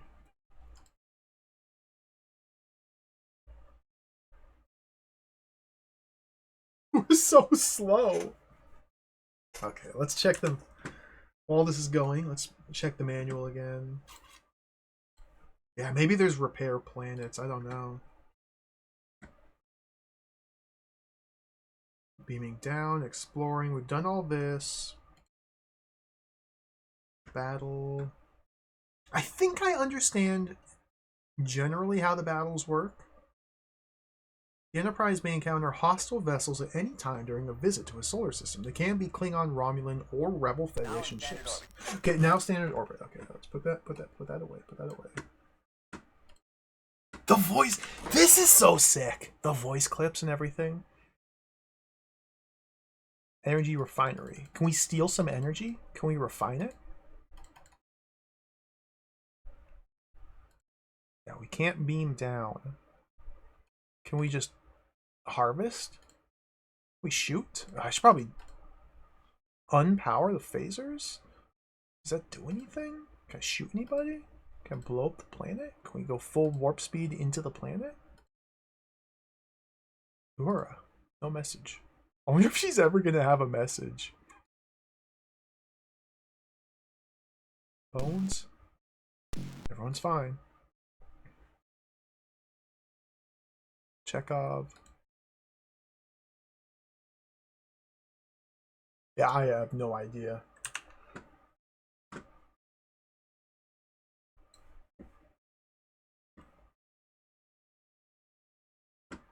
Let me skim through this here. 3 screens through Chekhov, weapons, tracking, and targeting. Before you can engage in combat, you must decide whether you want to fire your photon torpedoes or your phasers. 4 phaser banks. Click on any or all the activation windows. You'll see a green light indicating that the bank you chose has been activated. Wow. Click on the window below the number showing your remaining torpedoes. Green light indicates activation of torpedoes. Activating torpedoes automatically deactivates phasers. Although you can shoot any combination of phasers at once, you cannot shoot both phasers and torpedoes simultaneously. Of course not. Of course not. Generally, photon torpedoes do more damage than all 4 phaser banks firing simultaneously, but they should be used sparingly. Torpedoes, unlike phasers, do not automatically recharge. You get a new supply at a weapons dump. Oh! Unless a phaser bank is hit by enemy fire, it will recharge itself. However, when the energy level drops below a certain point, about 4/5 of the way down, it will no longer fire. The phaser bank does not activate, means the phaser bank's been hit. It can be partially repaired at a weapons dump or fully repaired at a repair drone dock. Damaged phaser banks have no effect on the remaining intact banks.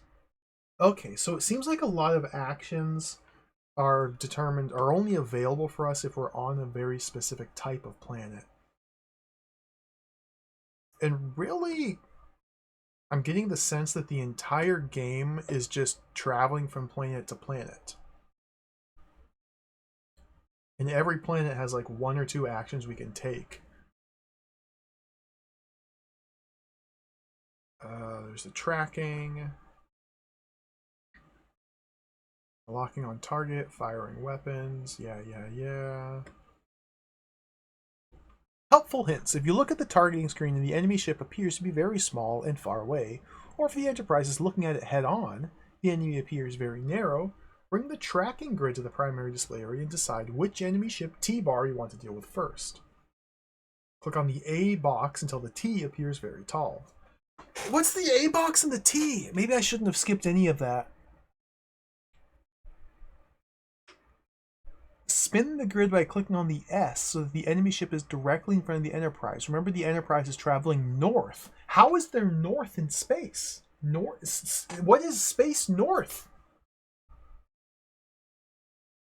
There's no that north is like isn't that a construct of like of people? It's like what a compass?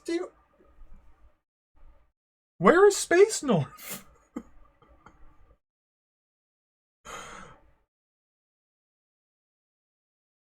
Once the enemy ship is in front, click S to stop the spin. Now click the T. When the targeting screen appears, lock on the enemy, but instead of firing, switch the drive controls through SULU to set your impulse engine at either 1/4 or 1/2. Now go back to the targeting screen and fire. The enemy ship will be very large on the targeting screen, providing increased accuracy. Okay. Firing your torpedoes directly at the head or neck of the enemy ship does more damage, although your accuracy will be decreased. Activate all phasers, only fire them about 4 times. If you fire the phasers too often, their energy will be depleted and they will not fire. If the enemy has not yet been destroyed, activate your torpedoes and fire them until your phaser banks are replenished. How do I know when they've been replenished? We'll figure it out. It's a good idea to check on the status of the Enterprise frequently, especially after a battle. To do this, bring Spock. Click Enterprise, okay. The structure of the Enterprise will decrease after battle. The structure can be fully repaired at a repair drone dock. If the structure drops to 0, Enterprise becomes derelict and the mission will fail. Energy of the Enterprise decreases after battle, or if you've used your impulse engines without replenishing them, an energy refinery or repair drone dock. It's recommend you keep your energy at least 50% at all times. Status of the phaser banks are monitored through Spock. Okay.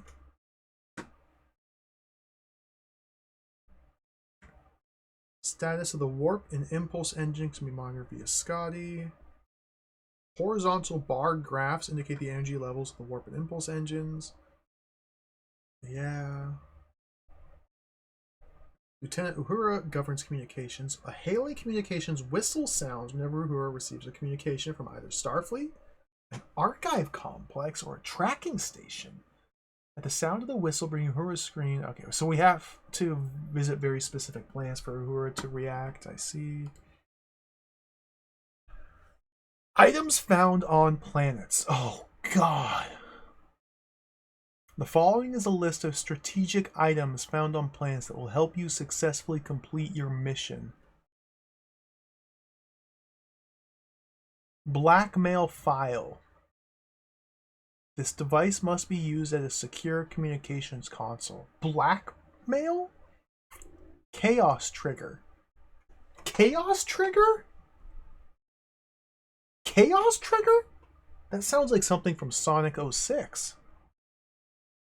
I-beam generator? Klingon admiral? You must find him on one of the Klingon-controlled planets and beam him aboard the Enterprise. Klingon signals console? Lepton gun? Peace bomb? Wait, what? Peace bomb. Now, I'm no scientist, but isn't that a paradox? Isn't that an oxymoron? How can you have a peace bomb? This item must be exploded with the peace virus ampule. What? The peace virus. Fiona, thank you for the cheer. That's what I was thinking, the Iblis trigger, yeah. Chaos trigger. Peace virus ampule. The peace virus ampule must be used in conjunction with the peace bomb. Okay, this game is absurd. What else do we have? Romulan codes, Romulan... There's so much stuff. Smelt gun. Soma emitter. Soma emitter? Is that a Brave New World? Is that an Aldous Huxley reference? Tachyon gun. Is that a Soma Cruise reference? Is that a Castlevania reference? Gun enables you to get past the blast door, leaving the Klingon Admiral's headquarters. Tactical items are items that can be installed in the Enterprise in order to enhance the power of the ship. Cernikov crystal. This item provides more efficient use of dilithium crystals. Chaff emitter. Hot shot device. Klingon jamming. Logic emitter. Emits psi wave interference patterns that block attempts at Klingon mind control by telepathic suggestion. When it's installed in the ship, Rebel Federation ships will not attack.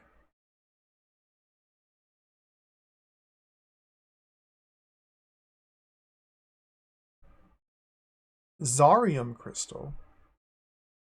Synapse bomb. Vulcan mind meld. That's an item we can find and pick up? Spock's Vulcan ancestry protects him from telepathic suggestion.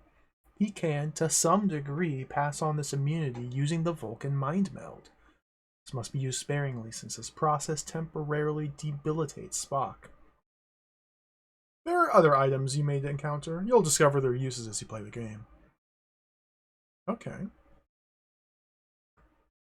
Sample journey to planet. If you follow the example step by step, you'll get a Cernikov crystal, which will help slow down the drainage of your dilithium crystals. Okay. So it seems like what we should do at the start of the game, we might want to follow these step-by-step instructions. We need to find all the items and level up our starship. We need to acquire all the different systems and install them so our ship levels up. The Cernikov crystal, so we use less of our dilithium, was very important so we travel for longer periods of time without needing to stop at a space dock to recharge. Logic emitter prevents one enemy type from attacking us. Solar scan device. All this stuff is good. We have to find and locate all of these things and acquire them all. Level up our spaceship. And once we have all of these equipped, then we can be awesome, I guess?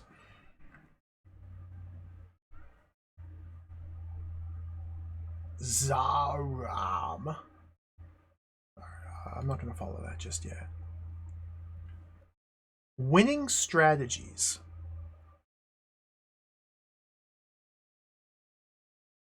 There are many strategies for winning. Here are the scenarios for undoing the Klingon conspiracy. So I did know about this ahead of time. Apparently this game, as we can see, it's very open-ended in its structure.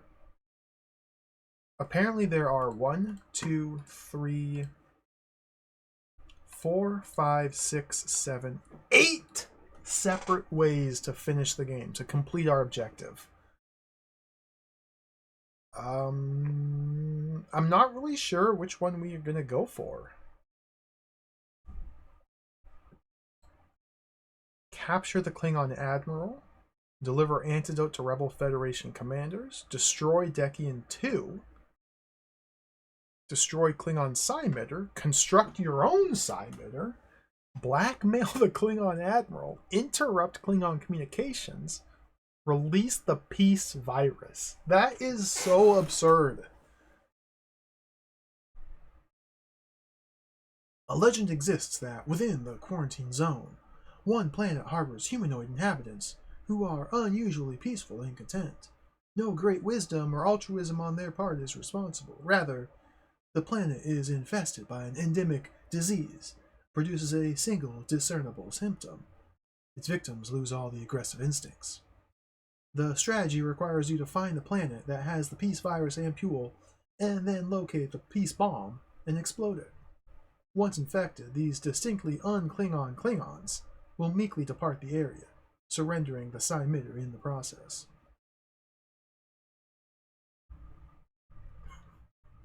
What? I like that they don't like explicitly say go here, do this, find this, do that. These are just kind of general objectives that we can choose to pursue or not.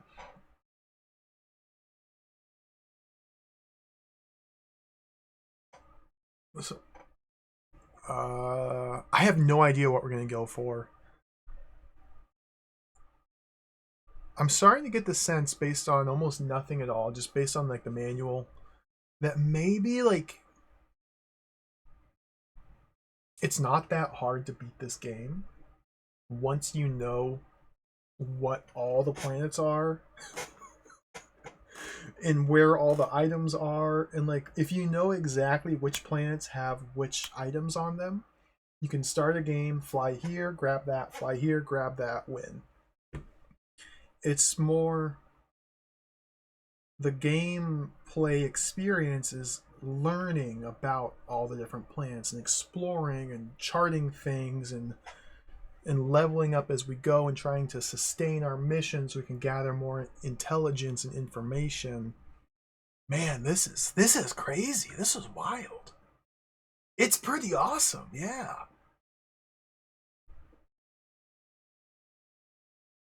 Planet types. The following is a list of planet types which we'll come across. Archive complex. If the Enterprise orbits a planet with an archive complex, Uhura will acquire valuable information on destroying the Klingon conspiracy. Oh, cool! Catastrophe pods are a weird form of vegetation that has evolved in the spacefaring section of many galaxies to propagate. The pods travel at high speeds through interplanetary space.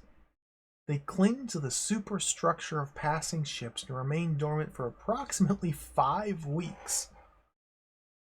Then the pods burst and eat their way into the vessel, completely consuming it. What? As soon as the Enterprise enters a solar system that contains catastrophe pods, the pods attach themselves to the ship, making a distinctive, viscous sound. Should you be unfortunate enough to have a catastrophe pod struck to the Enterprise, you must travel to another solar system in order to find an orbital discontinuum within approximately 5 weeks. This is one good reason to keep your supply of dilithium crystals at maximum. What?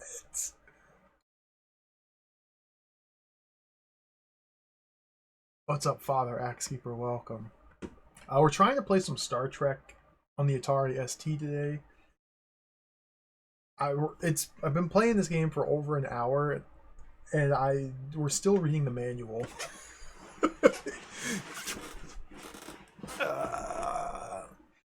Communications beacon, contamination zone.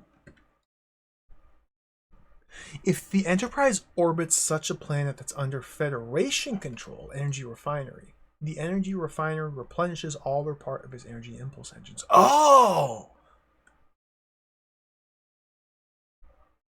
So because we're currently orbiting a planet that's an energy refinery, but it's not under Federation control, we can't actually get anything from it.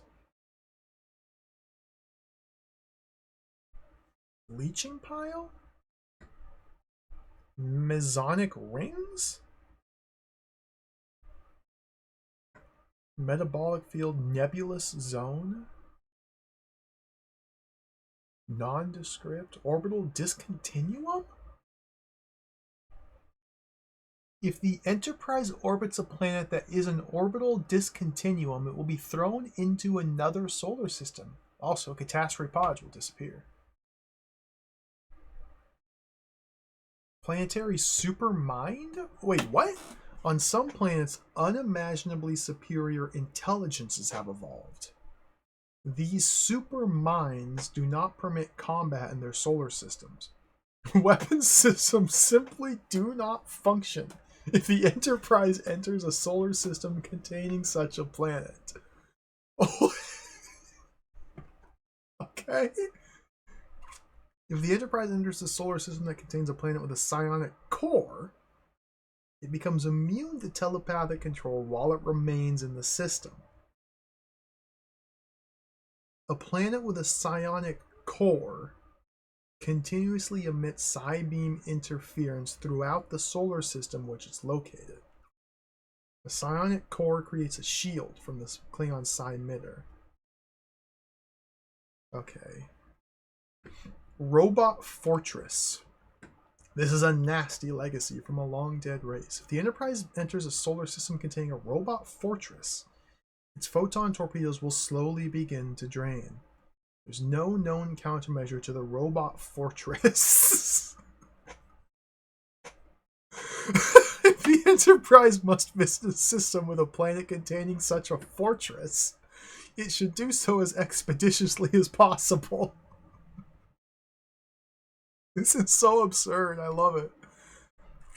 Siren devices are the constructs of a long extinct race that specialize in wrecking and stripping passing spacecraft. The Siren device emits a powerful tractor beam that drains a ship's impulse engines.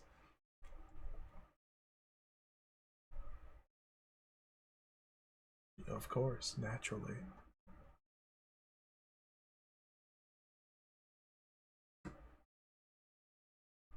Well, that's the manual.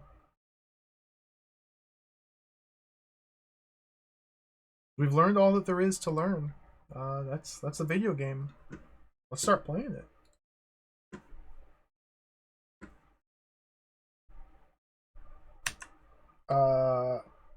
So how do we play this? Like what?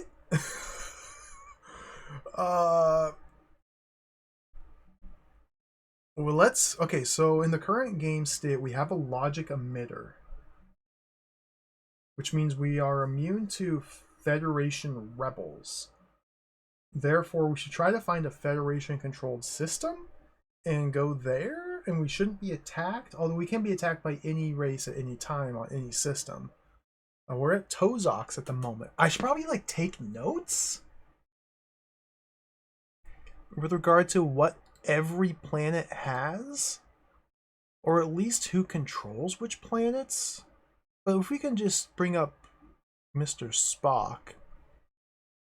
Well, let's first look at the space globe here to see which systems are close to us. Or maybe I should zoom in one level to the regional zone. Like, which one of these systems is close to us? I guess that one down there is not too far. Mokok! That one's even closer. 13 light years. Let's go there. Set course for Taziok. Wait, no, don't set the course. Don't set the course. I've already set the course. Can I stop course? I guess as long as I don't engage warp speed, we're not going to take off. We want to use Spock. Federation! Okay, yeah. Okay, we're good. But we want to fly to the Federation system of Taziok. Let's engage warp speed, go warp 10. Are we there? Uhura! There are no enemy starships in this vicinity. Thank you.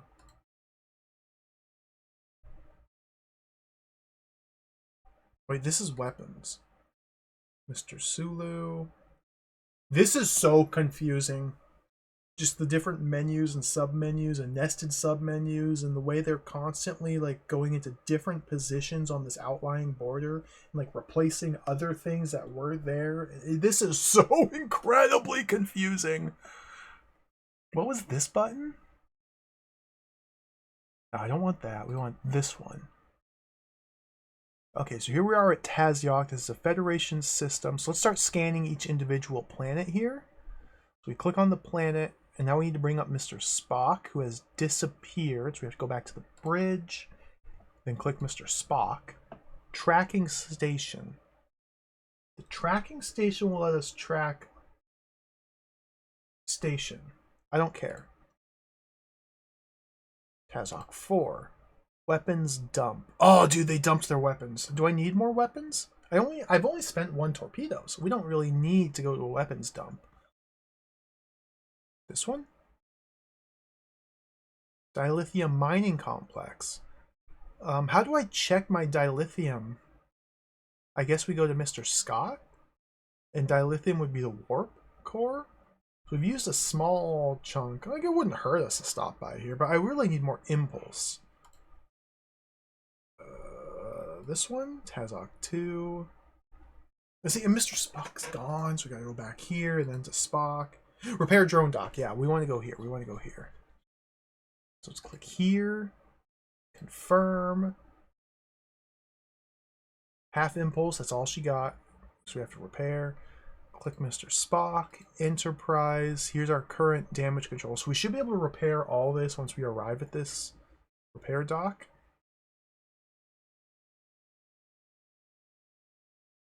And I guess at the moment there's literally nothing to do except wait. Am I going? Confirm. Yeah, we are. Okay.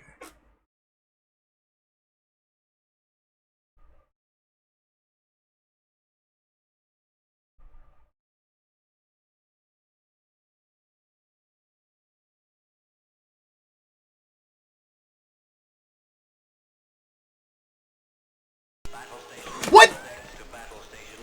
Oh my god! Check off! Target! Lock on target! Razorbanks, charge, charge, charge!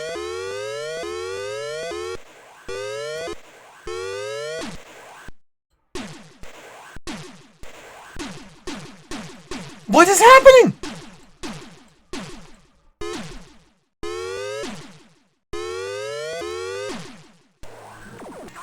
Got him!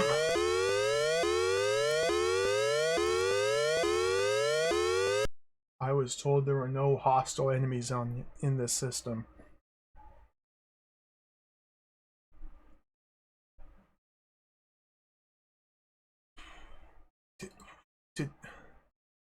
Oh man, my numbers are so low. Okay, done. Can I? These phaser banks have been hit, so they're destroyed. Are we there yet? How do I? God! We gotta... Okay, go back here, and then... Okay, we made it a standard orbit. So now that we're orbiting a friendly repair dock, let's go visit... Only got my structure to full.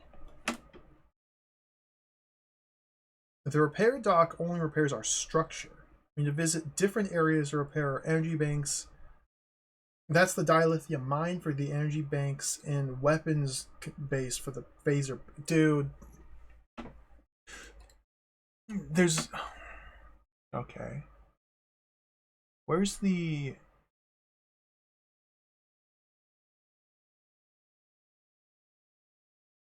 Mr. Sulu? I don't get this at all. I thought Low Panda... Shut up, Mr. Burton. You are not brought upon this world to get it. Come on. Life supporting. I want more impulse energy so I can travel from system to system faster. So that would be... We have to go to the weapons dump? Or do... What? Dilithium mining. Okay, we want to go here. Go to the dilithium mine. Full impulse, which is only half because things are damaged. But hopefully when I get to the dilithium mining planet, we can get some more... We can repair... What? Wow, could the... It... What? We're almost there. Thank you, Basil, for the 100 bits. This is... This game is so cool. Alright, we're in standard orbit. So whatever effects this planet has, instantly take effect. So let's go back here. Click on Mr. Spock. Check the Enterprise.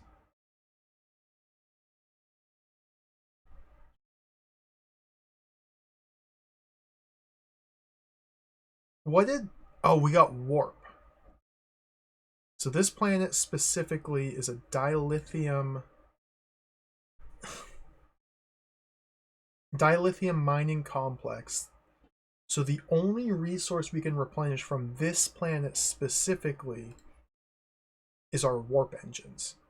So like, okay, so we have all these different systems in our ship. We got warp, we got impulse, we got weapons, we got structure, we got energy, we got phaser banks, we got items, we got logic emitters, we got this, we got that, we got drive, we got steering wheel, we got the brakes, we got the brake pads, we got the CV joints, we got all this stuff. And every different system of our ship requires a different planet to be visited to repair. Oh my god, so how do I get my impulse back up? My impulse is at half because 2 of my impulse engine drives got destroyed. But I can't seem to, like... At a repair drone dock, we didn't repair our impulse. At the dilithium mining station, we didn't repair our impulse. So where do we have to go to get more impulse?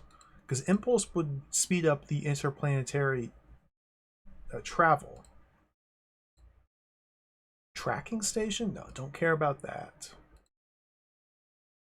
Weapons dump? Don't care about that.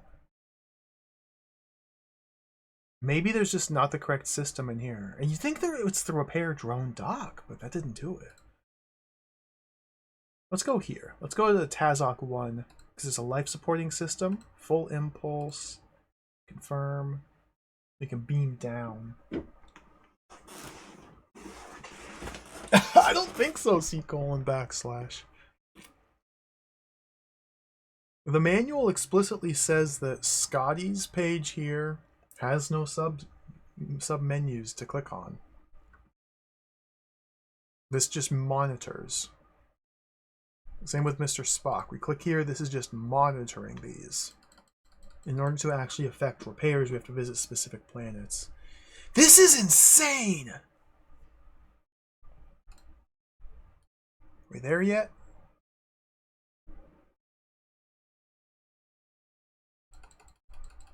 Oh my god. Okay, this is a big problem.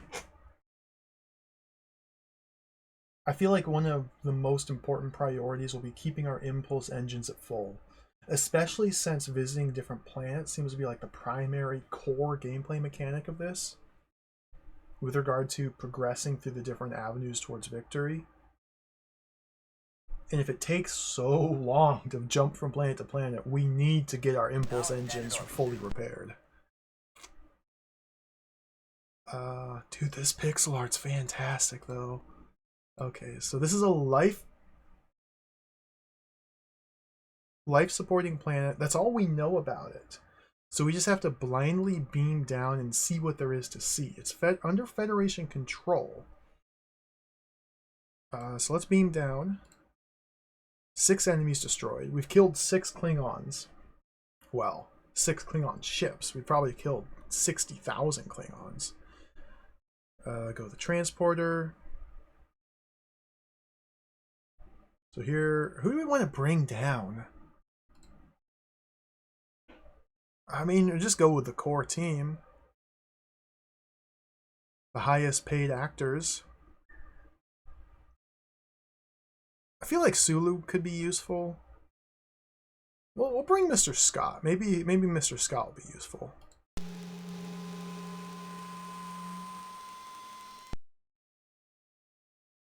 Way ahead block. Dude, these little adventure game scenes are so sick.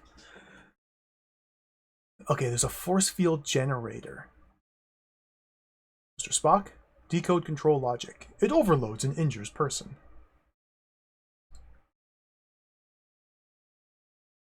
Search for hidden switch. It overloads and injures person. Dismantle the mechanism. There is no reaction. Walk towards it. It is deactivated. What?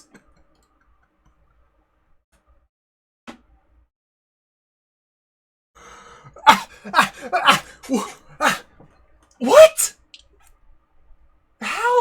How did it deal damage to people who were trying to investigate it? but the person who just simply walked towards it deactivated it. Like, wouldn't it have deactivated when any of the other people previously in the course of investigating it walked toward it?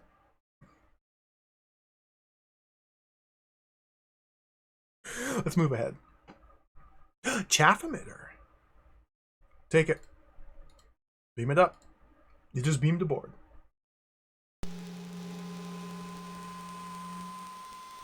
That looks just like the logic emitter.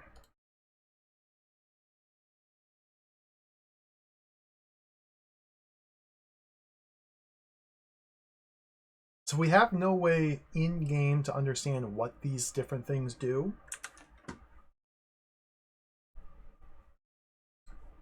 So this is where the manual comes into play again. As far as I can tell, nothing in the game itself explains what these different items do. These are strategic, so that's a tactical item. Chaff emitter. This item blocks enemy targeting computers from accurately locking onto the Enterprise. Therefore, it reduces battle damage. So we just leveled up. Our ship just leveled up, basically. This is really cool. Like, every different item that gets installed is just a passive upgrade to the Enterprise, and they're all good. And everything will make something go easier for us. Yeah. Less likely will be attacked. More accurate lock-on. Ooh, the Psywave device. Item indicates via Spock when the Enterprise is in close proximity to Klingon Psymitter. Romulan jamming device. We don't get attacked by Romulans. God, this is so cool. Okay, so we got that installed. How much time has elapsed? 5 weeks, 4 days. We have 5 years. We're doing pretty good. Let's save the game. Save disk in. S. 1. Done.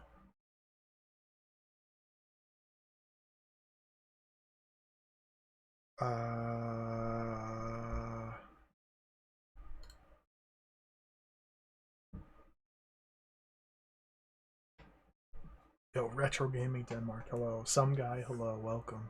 The pixel art's brilliant.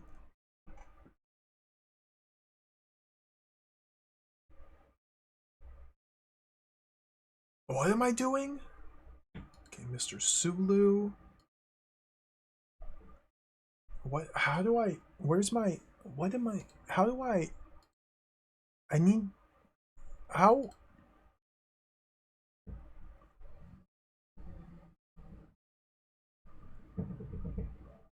No, not that. We might be done here. I already visited this repair drone dock. Maybe we can visit the repair drone dock again to do more repairs. Like, I feel like these numbers have to go up. We got to get these numbers up. It's really bad having such small numbers.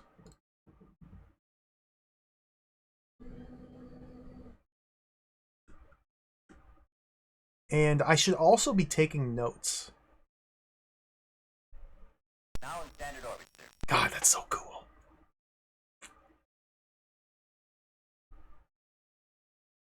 They didn't go up at all. I guess, yeah, this repair dock only repairs up to 50% energy banks, 65% phaser banks. Where?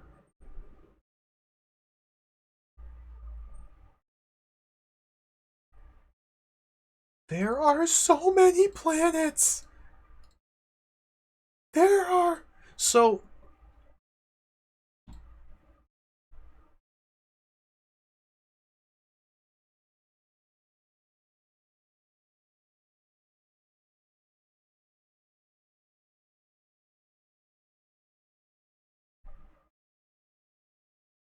There are so many planets!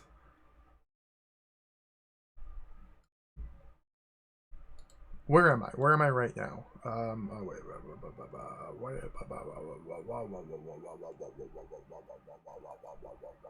Mr. Sulu. This one. Okay, Taziok.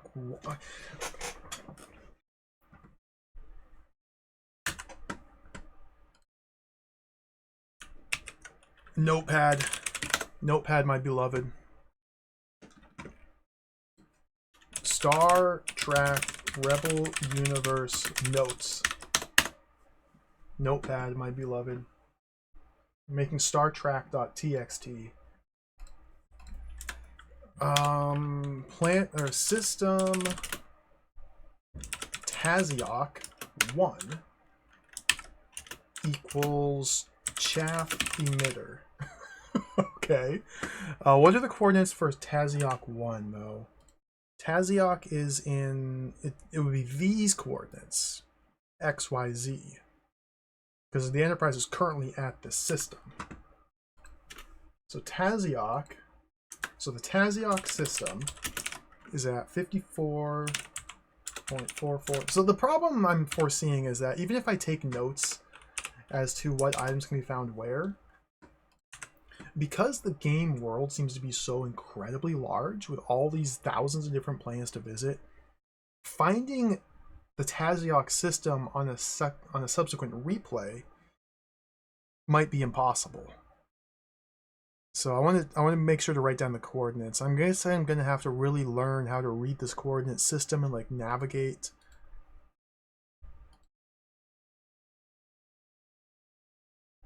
Let's jump to what they might be randomized. That's a good point. So Taziok is, I'm gonna put an F here because under Federation control. Okay.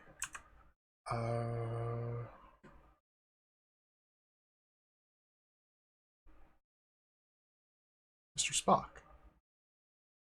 Romulan planet. We don't want to go there.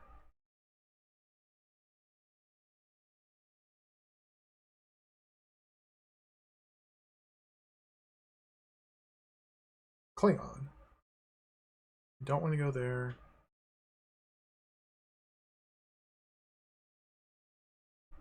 Federation. Vuziak. Let's lay in a course.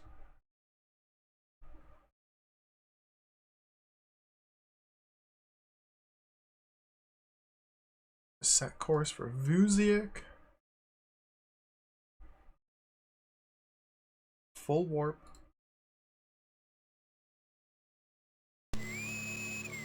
Full stop. It's a Federation planet, so Uhura is being hailed. There are no enemy starships in this vicinity. Perfect. Okay, we're in Vuziak. Let's begin scanning the different systems of the Vuziak. See, I really don't like how Mr. Spock's... I want Mr. Spock to be a permanent panel here. I want Mr. Spock to be a permanent panel here. Because he seems so useful, but he always just disappears. We always have to go back to the bridge, click on Mr. Spock. Tracking station. Let's fly to the tracking station, see what we can...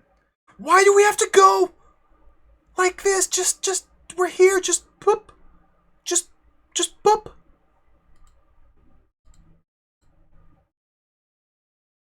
Oh my god, you can't just go boop. You can't just boop.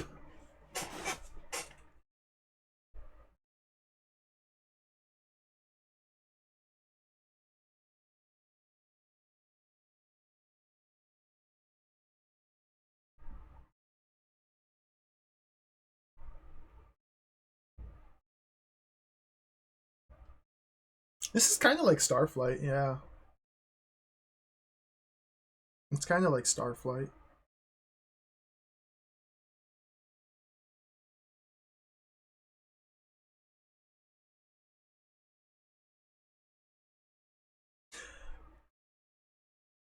I can't help but feel like I'm missing something here. Like, this is kind of the only part of the game so far that's just dead time.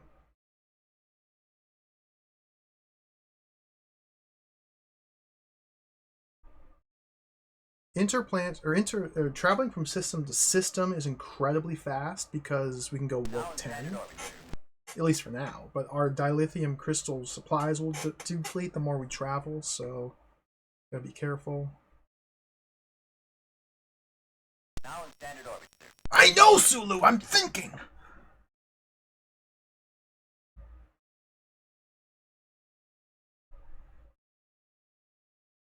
So what good is this planet? It's a tracking station, so I can't do anything? Because there's no... Manual. Come back, Manual!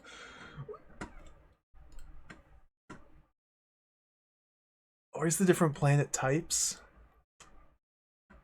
Tracking station. If the Enterprise enters a Klingon or Romulan solar system containing a planet with a tracking station, news of the Enterprise's position instantly reaches either the Klingon or Romulan High Command, and the ship can expect a visit from a nearby enemy. Dude! I'm trying to... God!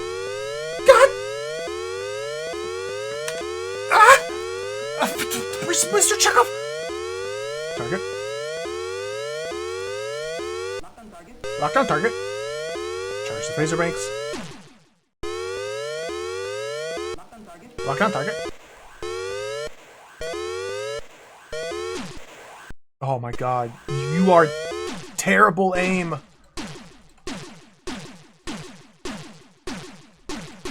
Everything's broken! Shoot him!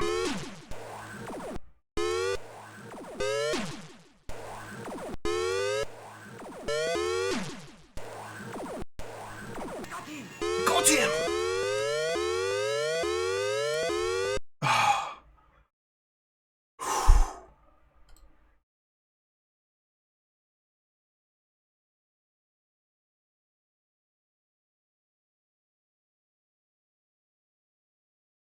It was terrifying. Okay. Pause. 7 confirmed kills.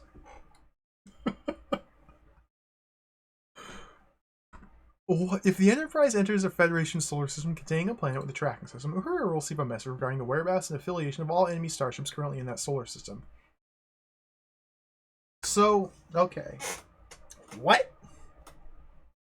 We are in a Federation-controlled system on a planet with a tracking station. We don't need to visit this planet. It does nothing to visit this planet. It's only important if the planet with the tracking station is in this system, then we get its benefits, both positive or negative. Well, its effects, I should say. Because this is a Federation-controlled system, and there's a tracking station in this system, when we arrived, Uhura got a message. Uhura's message said there are no nearby enemy ships.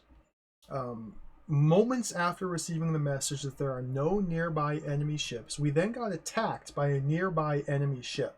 So what the heck is going on here?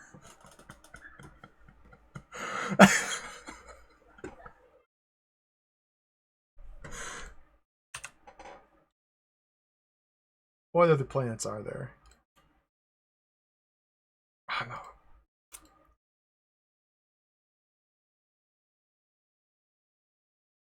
Vuziak 3.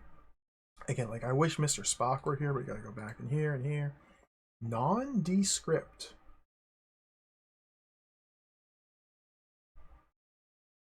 It might be the Romulans. Could be a bird of prey. A Romulan warbird.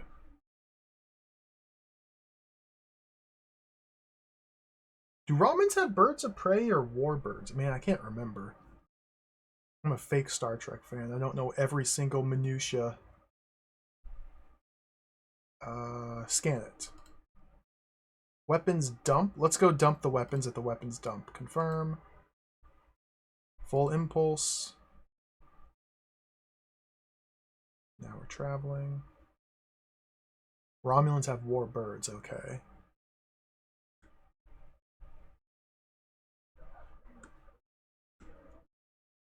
TOS ship was bird of prey. TNG. It's confusing. As you get me back in the Star Trek mood, I've been watching the Star Trek movies.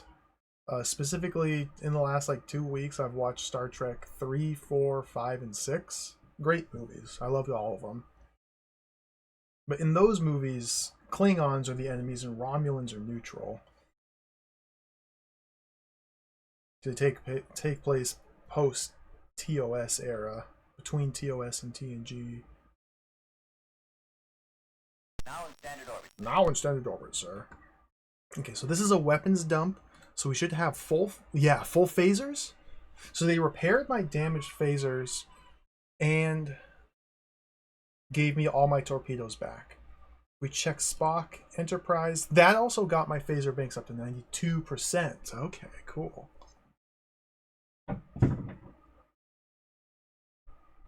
That's good. The energy banks, though, are bad.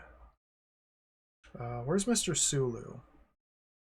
So we have to go back to this one. And, like, these menus, man. I don't like these. Vuziak 1 and Mr. Spock is now gone. All of my screens have been subsumed by these different sub-menus that I don't care about. Dilithium! Okay. Make it so.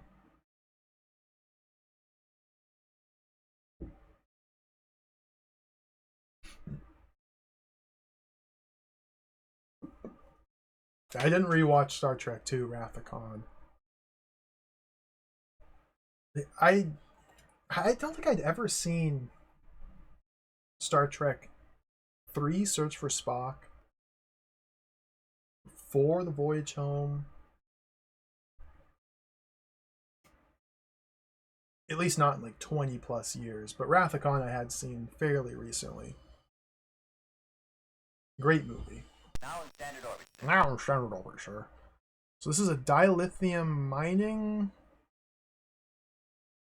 So if we go to Mr. Spock, Enterprise, that didn't do anything for me.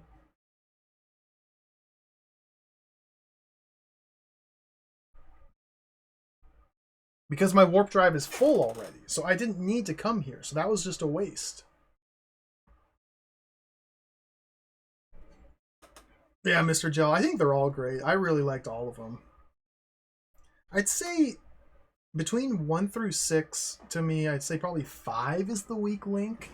But it's still a good movie. It's just...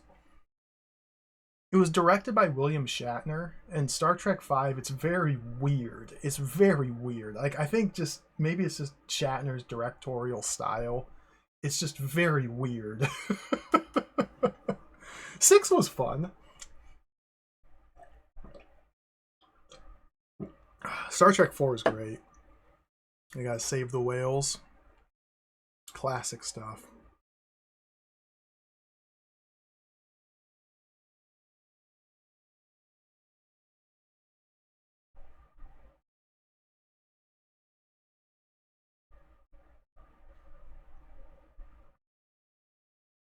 I don't know what I'm doing.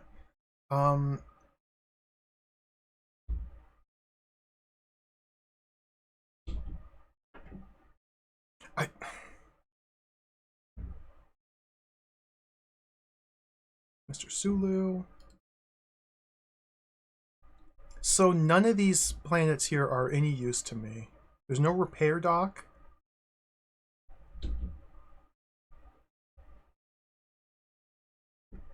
There's no repair dock. There's no planets I can beam down on to get any passive upgrades. I can't level up my spaceship, so we just have to go to a different system. So Vuziak is just kind of useless. Unless we specifically need dilithium or something like that. Or weapons, which we already have. What about nondescript? What does God need with a spaceship? What's a nondescript planet? No harmful effects is of no strategic use. Okay. Yeah. Oh, that's good to hear, John Rin. I love Star Trek. I'm glad you're enjoying it. TNG is fantastic. I hope you enjoy. Deep Space Nine, also fantastic. I think you'll have a great time with them. This one? Both Klingons and Romulans had birds of prey. Then on further research I saw Enterprise was the only source saying Klingons also had a warbird versus the dozens for Romulan warbirds.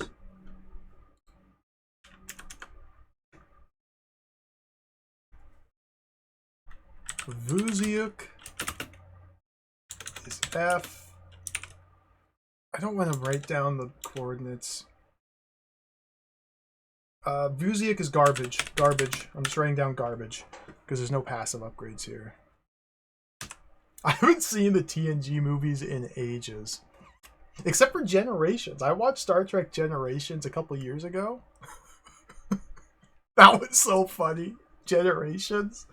I watched it because I wanted to play the Game Boy game based on the film. And the Game Boy game based on the film Star Trek Generations is just a collection of weird little unconnected mini games where you have to like play Mastermind and do Pipe Dream and then play Mastermind again, then play Pipe Dream again, and then match some tiles and then play Pipe Dream, and then you beat the game.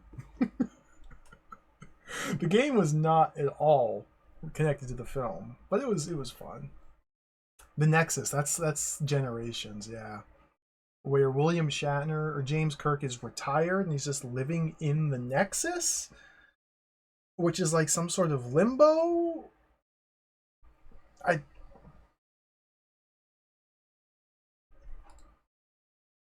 Very confusing. Let's go to Puzium. Set a course. Wait, no, don't set a course. We need to scan them first, Klingon. Let's just go.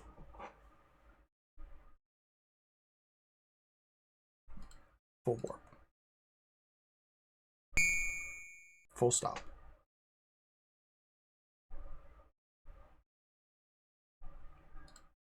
Weapons dump. Don't care.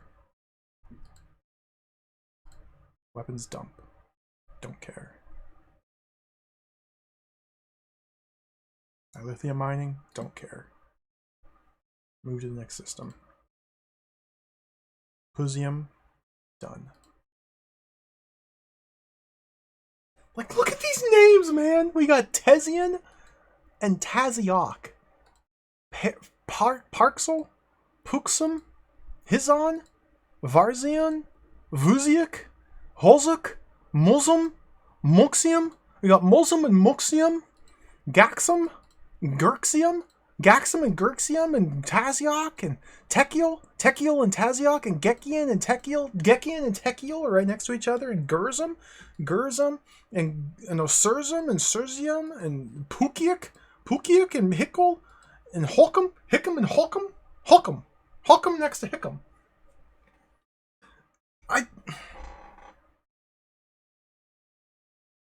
Puzium. How do I keep track of which planets I visited? Like, how do I keep track of which planets I visited so I don't accidentally revisit the same planets over and over again? I just need to write them down. And then before I commit to visiting any planet, I need to Control F through my Word document, through my text file, to see if I've already visited that planet. So Puzium.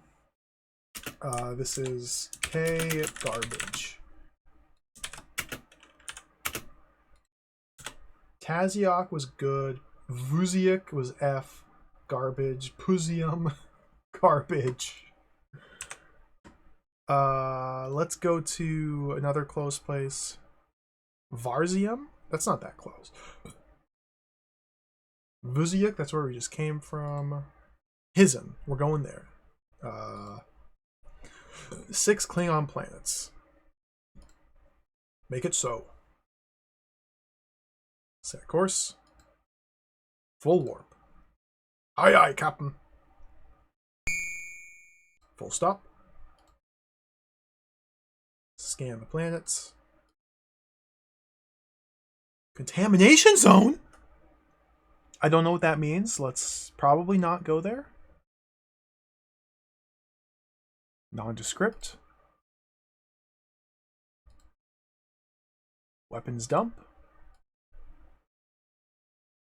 Communications beacon. Ooh, we might have to check that out.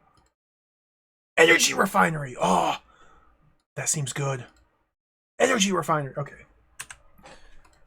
So we have 2 energy refineries and a communication station. Let's check the manual to see what they have to say here. Communications beacon. No, it's not. It's a communications... It's a beacon.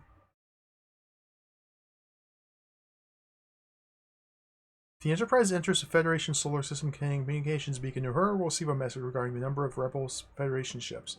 Solar system containing communications beacon is Klingon or Romulan. We're in the Klingon area. Hers will receive a message. We did not receive a message. Contamination zone. Category consists of planets that are on the verge of becoming proto-suns. They're extremely hot and emit high-energy quark flares. Quark reference?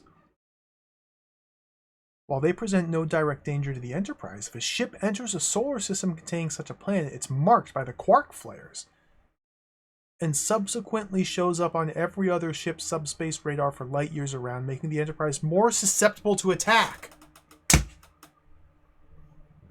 As soon as you leave the system, the quark flares will no longer affect you.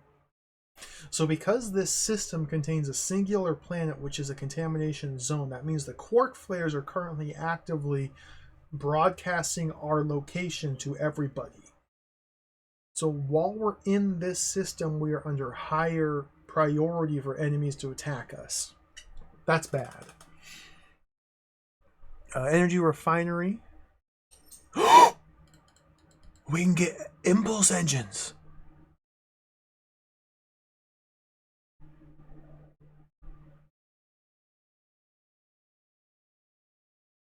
Where? What else was there?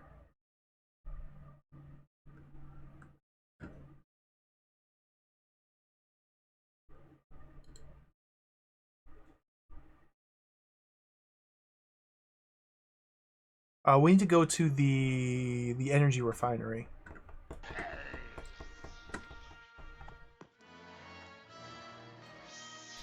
It's only been 6 weeks of gaming. Energy refinery. Mr. Spock, which planet was that? Energy refinery. Okay, his on 4. We have to go quickly. Confirm course. Full impulse. So now we're probably going to be attacked because there's the contamination zone transmitting our location. But while we're flying, let's take a moment to make notes here. The Hizon system. Hizon. So this is under Klingon control. Let's make a note. Contamination zone. There's no planets I can beam down on, so there's really nothing that important to find here.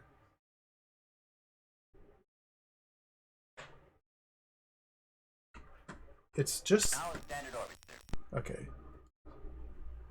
How do I check my... Mr. Scott. Mr. Scott. Impulse is still at half, man! Thank you for the bits, Basil. Thank you for the 250 corn bits. Oh, it's gotta... that makes sense. It's not Federation controlled. It's enemy controlled. Vuziak? Mosum? Let's go to Mosum. Wait, where's Mr. Spock? Romulan. Make it so.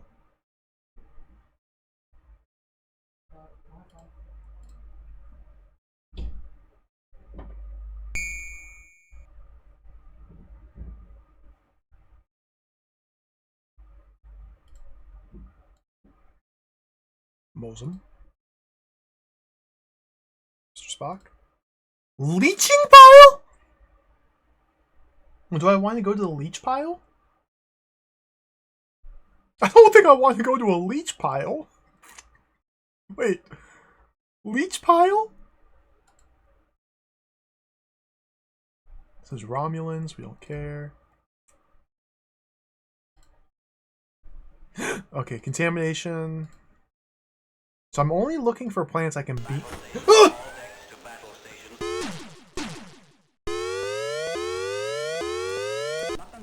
Locked on target.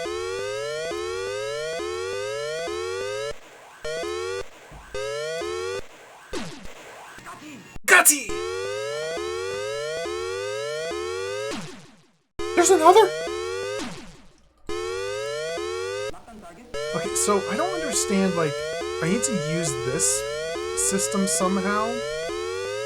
Okay, spin, because we move it north. We move it galactic north. But he's way above me, like the T. So we go vertical? So that, and we need to give it, like, quarter impulse? Got him! God! No! Oh, the view's all jacked, man! That one. Lock on target.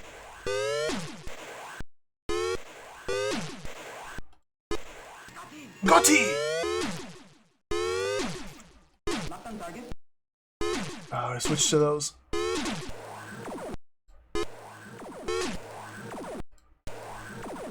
Got him! There's another one there. Get my phaser banks back.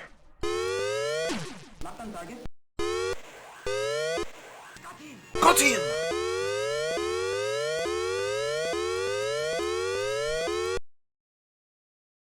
Okay.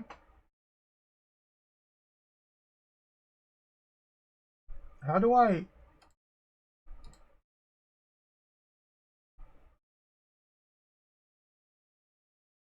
I want to go to the leeching pile. Okay, continue scanning.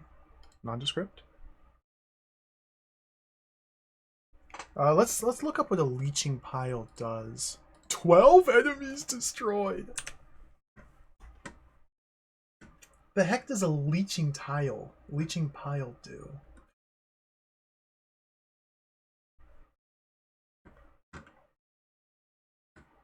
If the Enterprise enters a solar system containing a planet in this category, its energy banks will rapidly begin to drain. Oh no. Oh no. I'm getting sucked. I'm getting drained bad. Okay, what planet is this? How are my... Yeah, I'm getting sucked. I'm getting super sucked. We gotta get out. Mosum. Mosum's trash. I gotta write this down. Mosum. This is R. Garbage. We gotta get out of Mosum because the suck. Lorxium? Haven't been here. Let's go. Set the course. Mr. Spock? Federation. Perfect. Okay, full speed.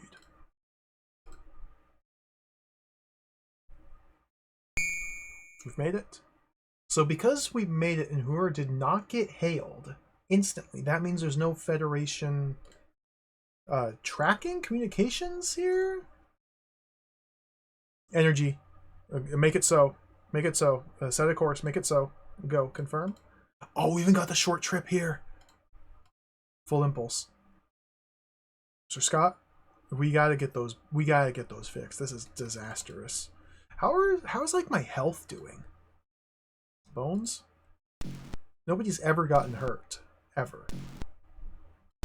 Now standard orbit, sir. Okay, so now that we're in standard orbit, we should instantly get the effects of this energy station. So if we go back to Mr. Scott. Yes! Oh, finally. Okay, we got some good numbers here. So that was Lorxium 6. Let's start scanning the rest of them. Oh no! Contamination! Nothing we can do about that. Lorxium 2. Another energy refiner? Well, we just refined energy, so that's not that necessary. Gamma field? I wonder what that does. Another energy? Nondescript. Gamma field. Pause. Whew. Thank you again for the cheer, Basil. Can we go to a planet system with a bloating pile? try not to, but you may accidentally do so.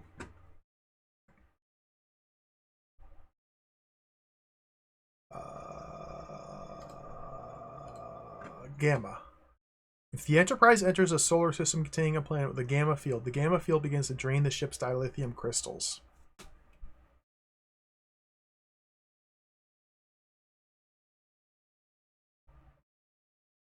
So we've been marked by quark flares from the contamination zone, and there's a gamma field here sucking our dilithium crystals. So this system is trash. It's actively hostile.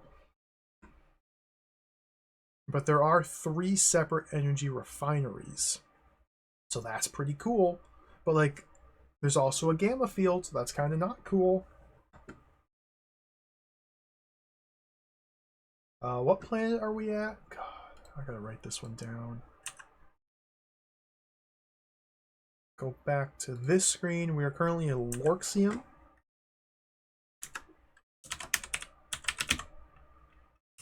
Which is Federation controlled garbage. Okay, let's pick another one. So what's that? Lorsum? Why is that a big plus? Let's go there. Mr. Spock, Klingon 4 planets. Let's make it so. Engage.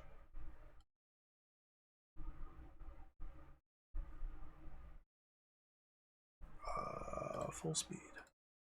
I can only go to warp 8. You've made it. Lorsum. Tracking station, so now they're tracking our movements. Energy refinery. Battle stations all next to battle stations. Who are you? Okay, it's really T. Okay, we gotta spin. Spin.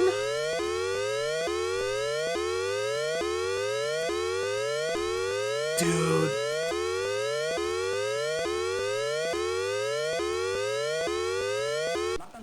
Locked on target. Impulse. No.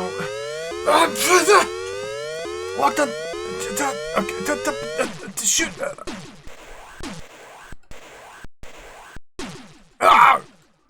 Shoot. Got him. I can't click it. Locked on target. On target. Oh, dude, my phasers are jacked.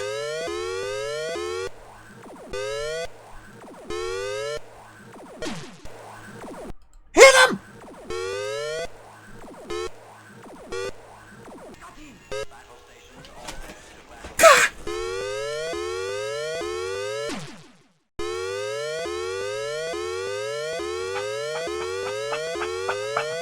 No, don't, no, turn. Spin, he's behind me. Spin that way. Okay, impulse. Spin.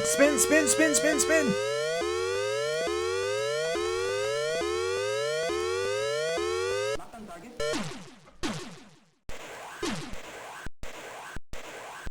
Ah! Ah! Don't get this angle. Oh, got him.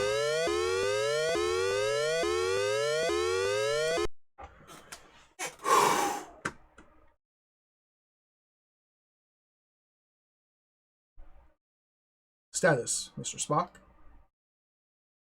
The structural percentage is down to 52 percentile. Our energy banks they're down to 66 percentile. Phaser banks, 63%. Thank you, Mr. Spock. McCoy?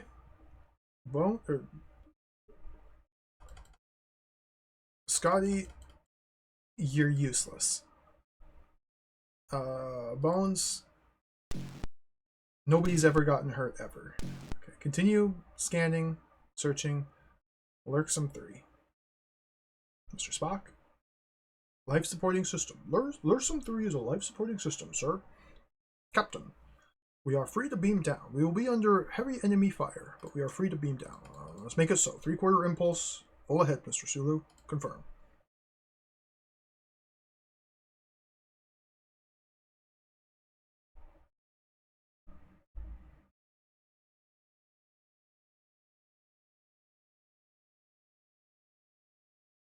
Aye, Captain.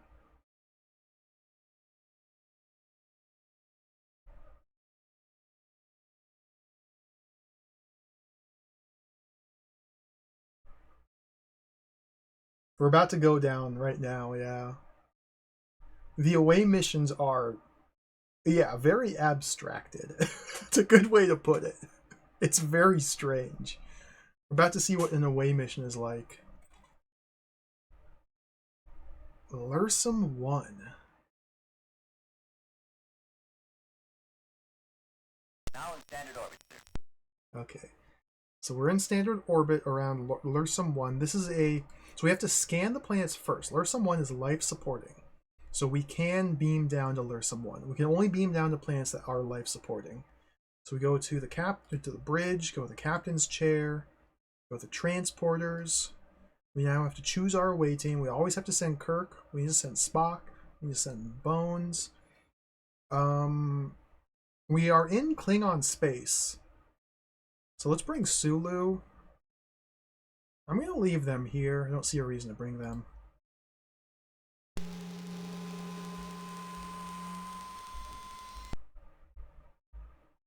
Okay, there's a robot blocking our way ahead. So now we're on an away mission. We've beamed down to the planet.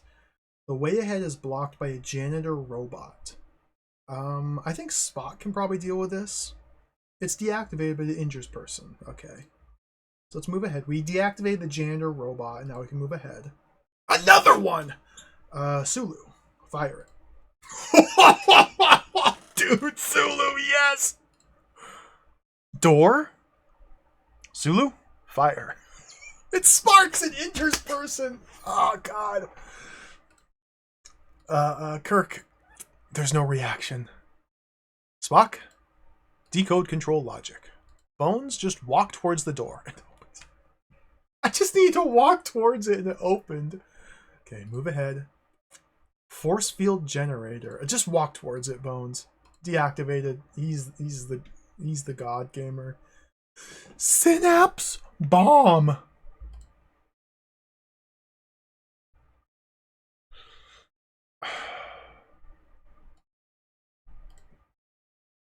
Nearby Klingons neutralized when exploded.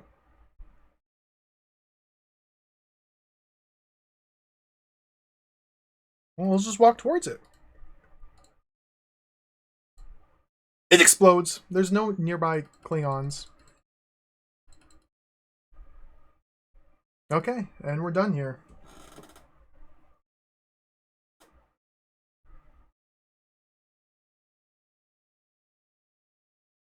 Did I do it right? Did I do it wrong?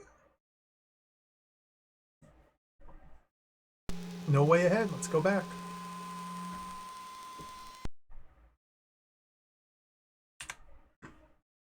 What?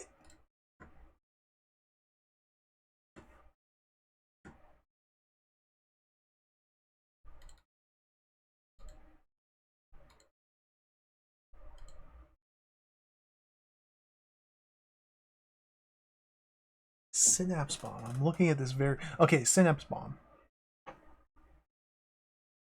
When a synapse bomb is exploded on its planet of origin, it causes no physical disturbance.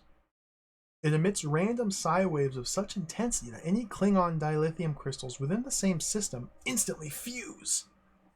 As a result, these crystals are no longer effective as a power source for any ship using them.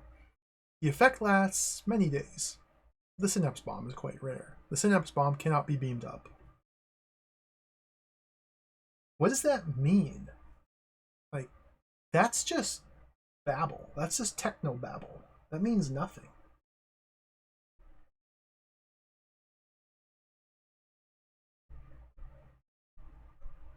The Klingon dilithium crystals in the system have now fused. So we're in a Klingon system. So okay, so wait, no, this means that by finding and detonating the synapse bomb, our crew has no ill effects because we're not Klingons. But all Klingons in the system are now, their ships are shut down. So we have a little bit of leeway to explore freely without getting attacked by Klingons specifically. Of course, Romulans will still attack us. We don't have a Romulan jamming device yet to shut off the Romulan threat. I think it was successful, yes. I think.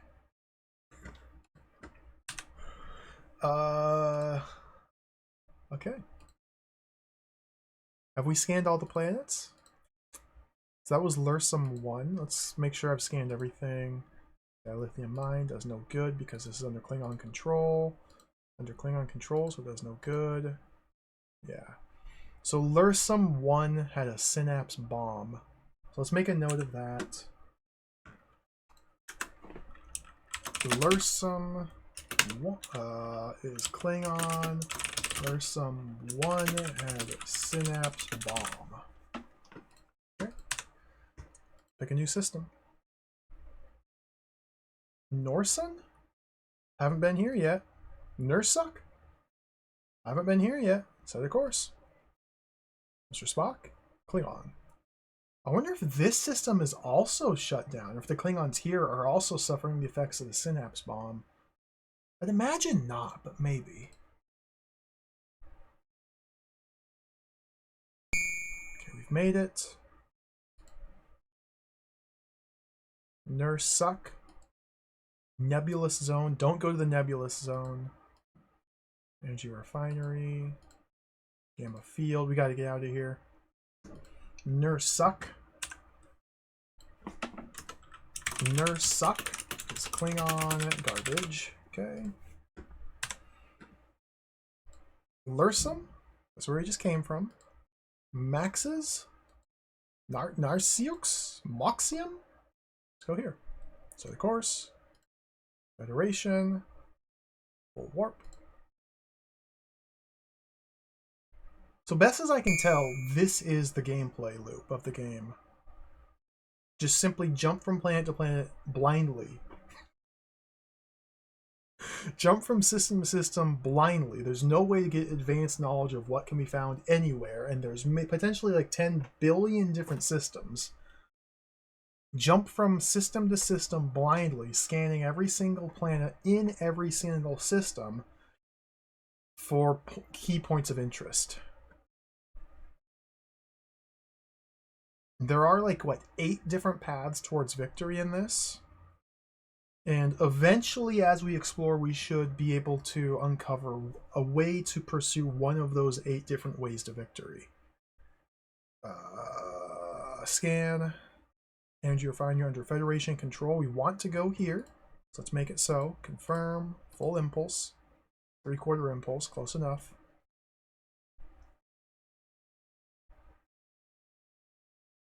And yeah, we do have a mission, Adnoir. In-game, none of it's explained. This old computer game, you're expected to have the manual. Everything is spelled out in detail in the manual. Essentially,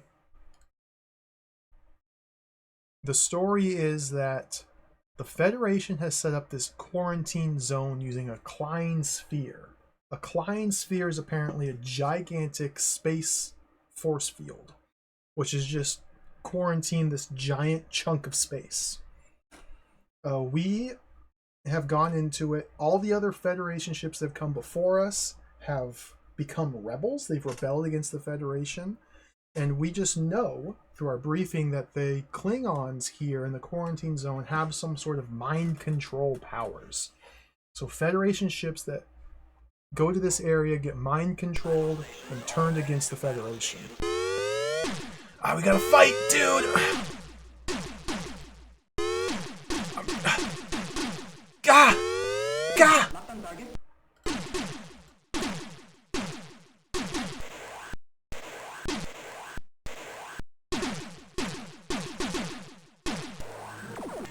Got you!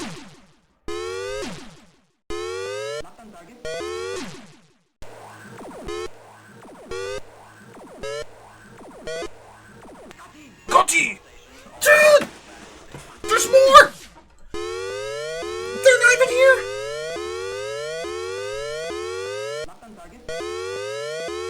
Spin the other way! We're facing Space North. Go this way! Space North!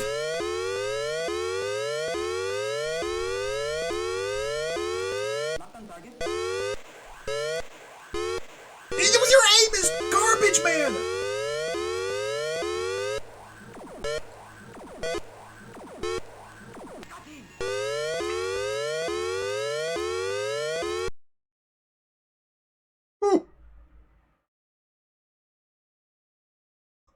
So, in the quarantine zone here, the Klingons are mind-controlling Federation ships.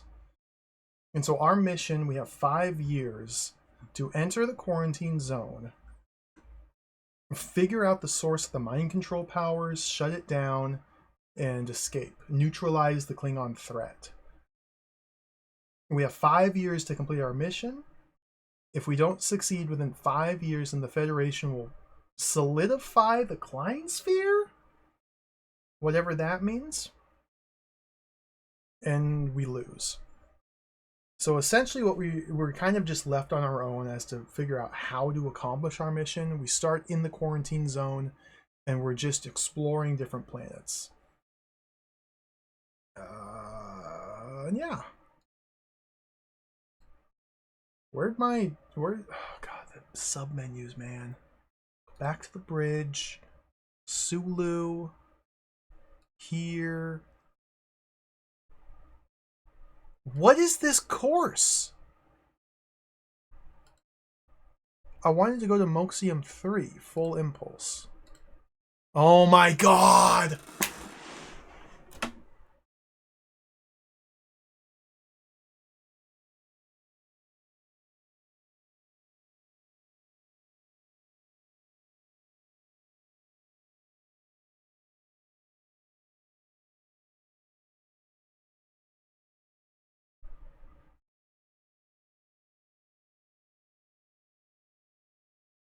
Why couldn't he just turn around?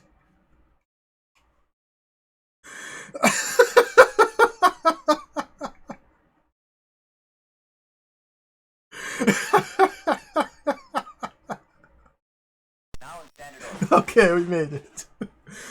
I've already forgot what this planet even was. Mr. Spock? Energy refinery. Okay, so the energy refinery... Oh, dude, our systems are really poor. The energy refinery gives me more warp and impulse.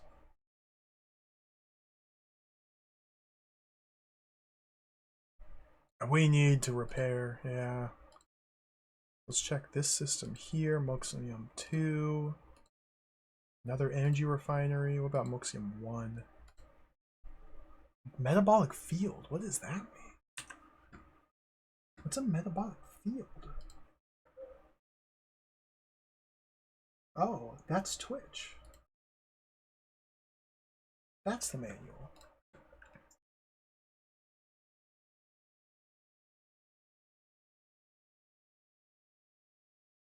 The planet with a metabolic field exerts a healing effect upon any ship in orbit around it. A member of a landing party is injured in the system with a metabolic field. He or she will be healed more quickly. Oh, that's garbage.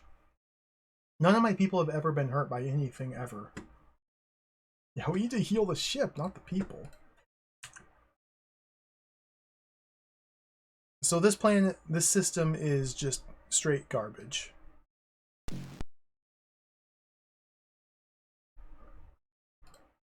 Moxium equals trash.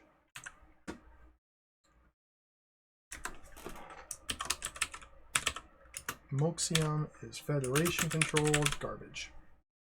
We have visited 1, 2, 3, 4, 5, 6, 7, 8, 9 different, 10 different planets now, 10 different systems. 2 of them had had things of interest.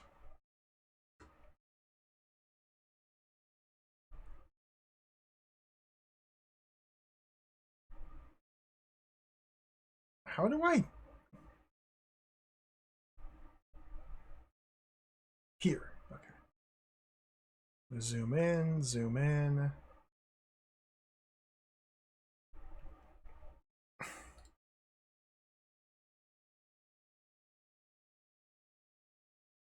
Do we really just blindly jump from planet? Okay, let's go to Puxum.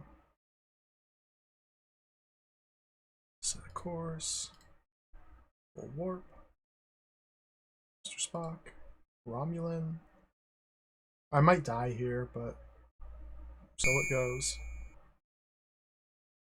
Puxum. Communications beacon. Okay, so they're alerting every Romulan planet, every Romulan ship, and okay, we're Puxum 5. Puxum 5, this is life support, we gotta go. Full impulse. Of course, naturally you have to take the long way around. For whatever reason. Yeah. So this is a life-bearing system, so we might be able to find something important here. Hello, Arrogant Magician, welcome. We have had folks injured on away missions, that's true. But we haven't ever taken damage. I wonder if that's because I'm bringing Bones with me on the away missions, and he's just healing people as they get hurt, maybe. Now in standard orbit, sir. Now in standard orbit, sir. Why can't I just do this?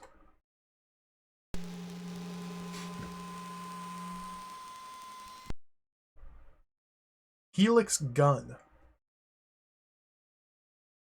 Take it. It is picked up by a person. Go ahead. Databank console. Mr. Scott? Beam it up. There's no reaction. Mr. Spock? Use ZMX device. Come again? Come again, Mr. Spock? Operate the switches. Sulu? Use the Helix gun. There is no reaction. So I needed to have recovered a ZMX device previously on a different planet and bring it here so I could use the ZMX device that I recovered on a different planet to do something to interface with the databank console. So we can't do anything here. We got the Helix gun and there's a databank console here. So this seems like an important planet, but I don't have a ZMX device. What's a Helix gun? Let's check the manual. I want to read about ZMX device, databank console, Helix gun. Check the manual again.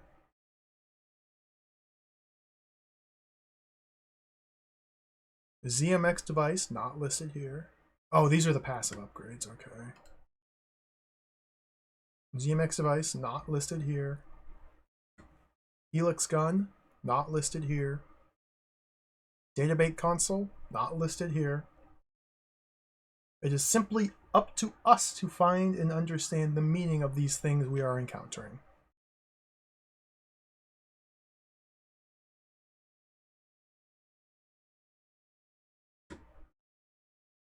So yeah, these items fall under the other items category listed here.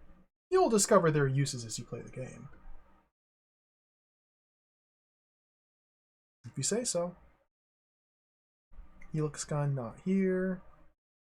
ZMX device, no ZMX. Okay. So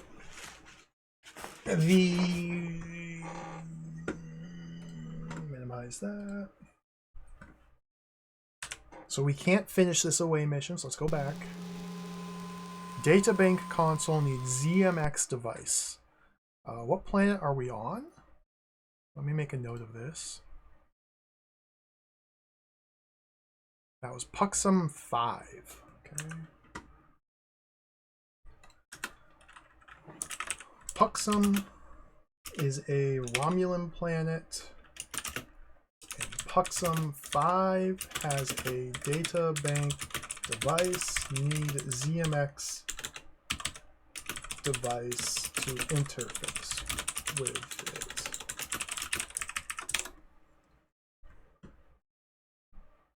Okay, good. There's also a Helix gun here. Let's make note of that. Also found a Helix gun. No idea what any of those are. Go back to scanning the different planets. Communications beacon. Yeah. Metabolic field. Yeah. Masonic rings. Yeah. Tracking station. Who cares? Okay, that's Puxum. Taxic? Have I been there? No. I've been to Taziok, but not Taxic. So set a course. Independent.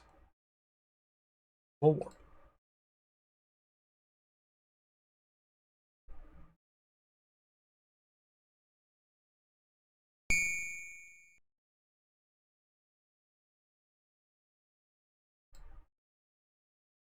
Leeching pile. Don't go there. Like, look at this! This is nonsense! The course for Tax Act 3? Sensible, sane, good course right there. Tax Act 2?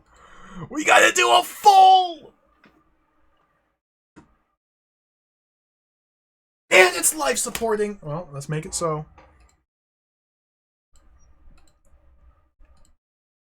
Good.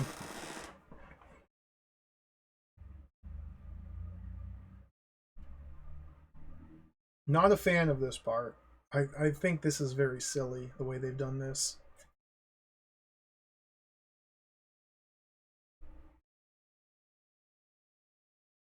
Largely because this is the only point in the game where there's like actual dead time, it seems. Every other part of the game, every other like system, whatever, is just constantly you're doing things, making decisions. This is just Battle stations, all decks to battle Yep. stations. Where's Chekhov? Where's Chekhov? He's not on the submenus. We gotta go back to here and then go to there and then go to there and then go to there and then go to there and then go to there and then click on that and then click on that and then click on that and then we gotta click over here. We gotta click over here and gotta click and then click there and then click there.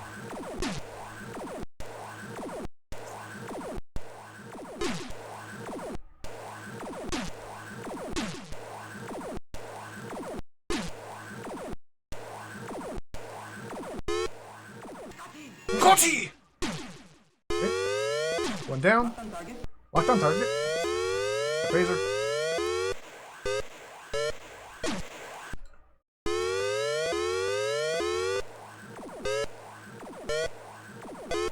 God, your aim is...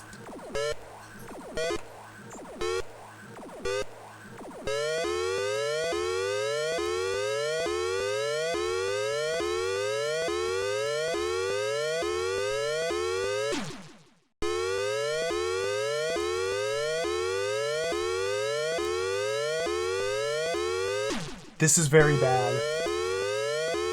I'm out of everything. The Enterprise. The Enterprise has suffered overwhelming structural damage and the life support system has failed.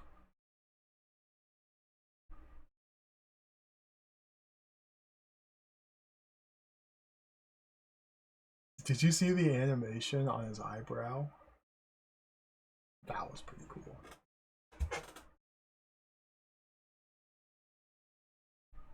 I mean, okay, I saved, but what did I accomplish? What did I accomplish in that playthrough, in those 2.5 hours? We were able to scan a total of 1, 2, 3, 4, 5, 6, 7, 8, 9, 10, 11 different planets. We got 2 passive upgrades. We got the chaff emitter and the psi beam, or the logic emitter. We detonated a synapse bomb, we found a helix gun, we found the databank device, we learned that we need the ZMX device to interface with the databank, and we killed about 15 starships. Largely, yeah, we learned how to play the game, largely. The big questions now will be when I restart. A, how realistic, how feasible is it for me to revisit these planets which I have charted here? B, will they have the same contents, the same everything as before, or is anything randomized or shuffled? I get the sense that there's going to be no randomization to like the planets.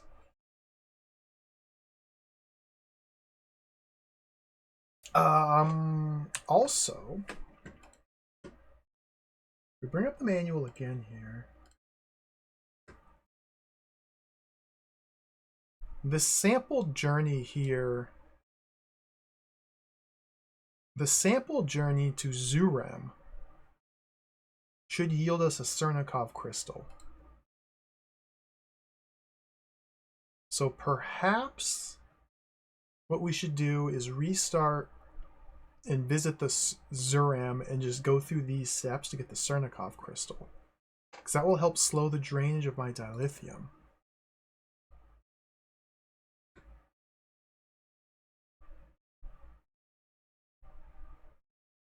And it seems like... Now, I wonder when we come across these obstacles on the away missions, force field generator and so on, I wonder if the solution to them is always the same. Because see, look here.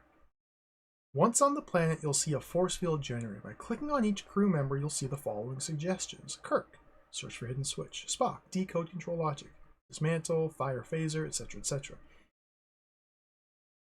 Select Chekhov. Place the cursor underneath the words use physical force and click. The generator will now be deactivated. Like, does that mean that all force field generators can be deactivated by having Chekhov use physical force? Is it just a random chance that one of these different options will succeed? Is it different from planet to planet? Like, will the force field generator on this specific planet always yield to physical force from Chekhov? I guess.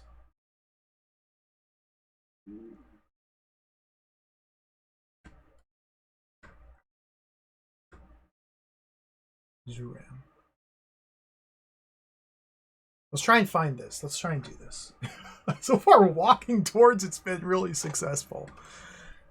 Alright, insert the game disc.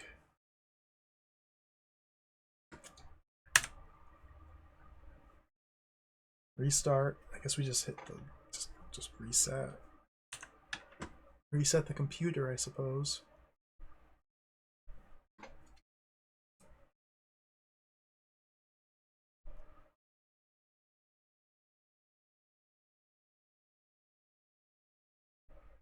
Space, the final frontier.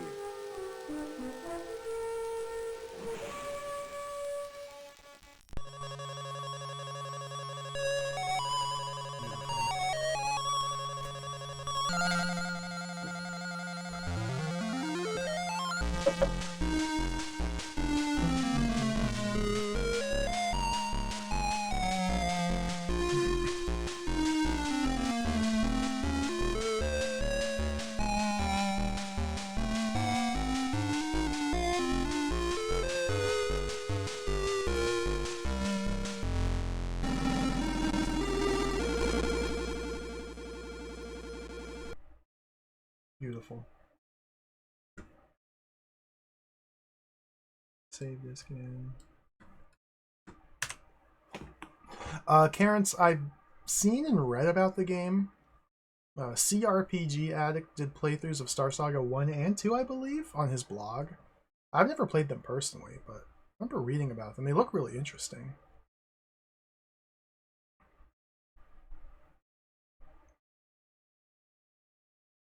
So here we are back at the start again. Sulu. How do we... Okay, so how do I find that planet? Oh, God. Tozox? Wait, is that it right there? Are we going to Tozox? Where am I going? Zuram. We're looking for Zuram.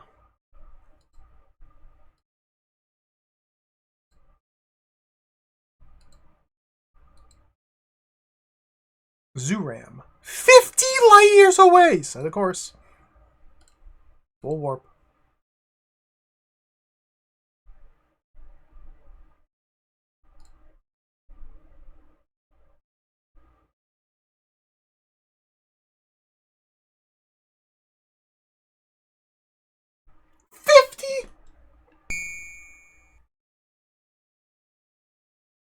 Mr. Spock? It's Romulan.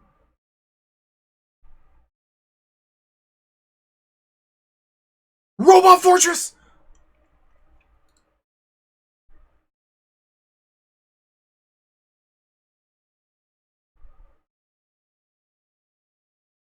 They got the Supermind! Zuram 1, life support. Confirm. Full impulse. There's a super mind here. There's a planetary fortress and a super mind here.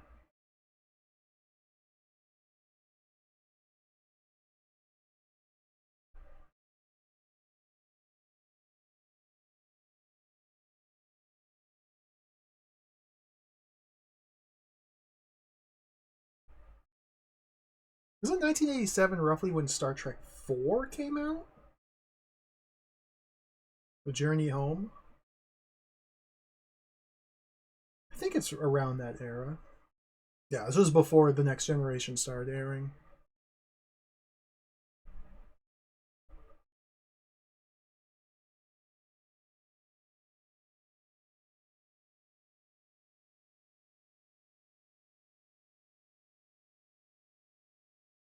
Now in standard orbit, sir. Okay. Transporter. So we want... Just give me all of them. Who are you? Stay behind.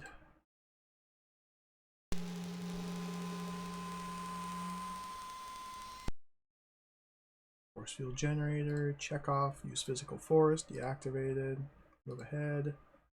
Cernikov crystal. Sir Spock, analyze it. Warp engines drain reduced when on board.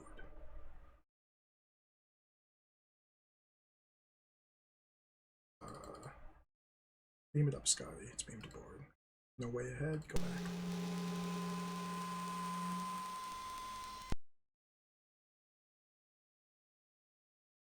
We got the crystal. We got it. We need to get out of here because this is Romulan space energy area. So Zuram. Make a note. Put that down here. Zuram is Romulan. It's at 56.29.46. Zuram, is this Zuram 1? Zuram 1 equals Chernikov crystal. Okay. So now we go back to this map and I'm just going to ignore the chaff emitter and the logic emitter because who cares? And I guess we just visit random courses, random systems, and just keep exploring. This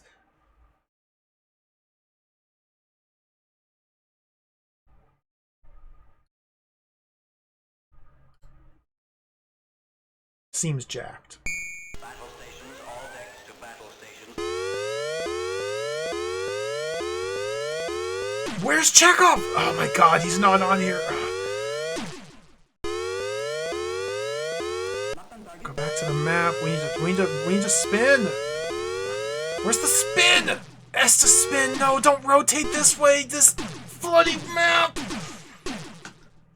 We're upside down. A, V, other way. Okay. Impulse. Phasers. Oh, dude, they sucked my torpedoes. Shoot him! We're out. Gotcha! What is this? Stop!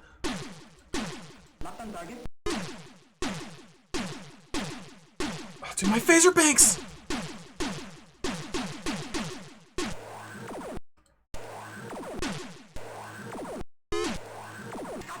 Battle stations, all decks to battle stations.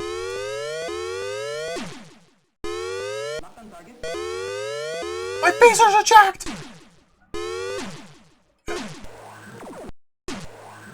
Why are you targeting that? How is this missing? Okay, we're fine. Battle stations, all decks to battle stations.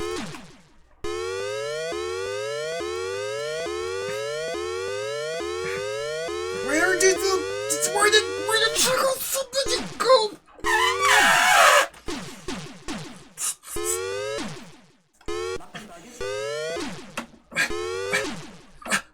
is back!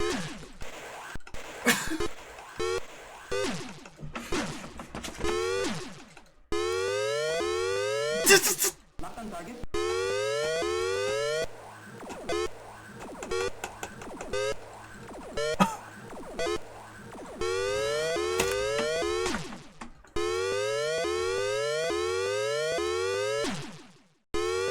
Hey!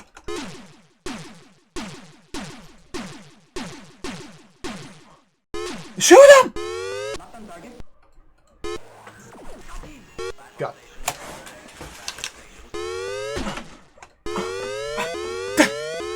Not on target.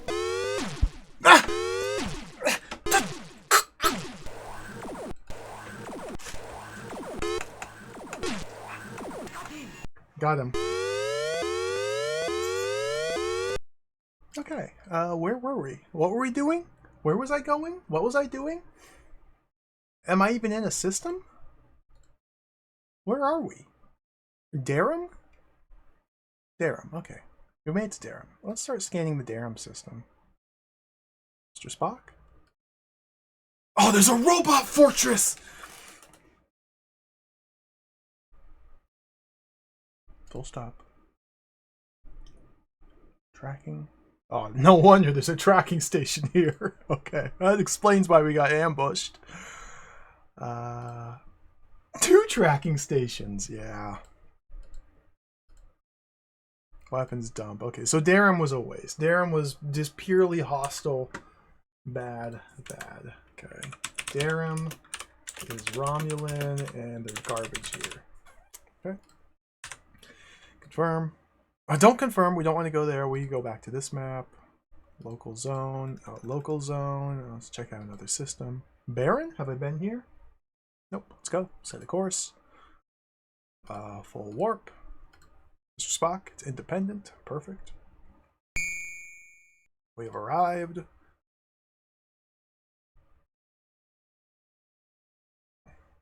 Leeching pile. Just leech me.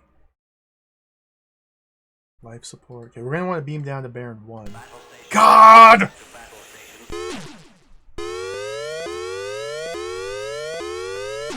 Not on target. This is really bad. I'm dead. How did those all miss? Not on target.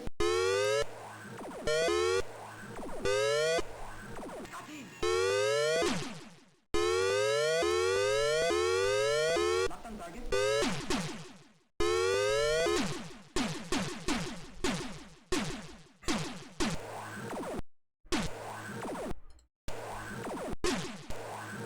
Him!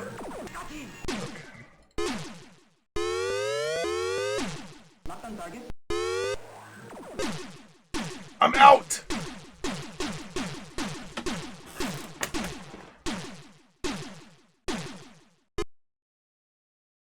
I never will understand humans. I never will understand humans.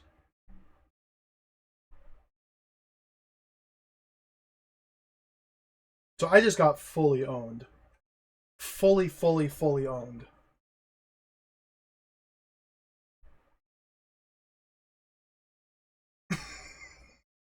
So why did that happen? Why was that so disastrous compared to the previous attempt?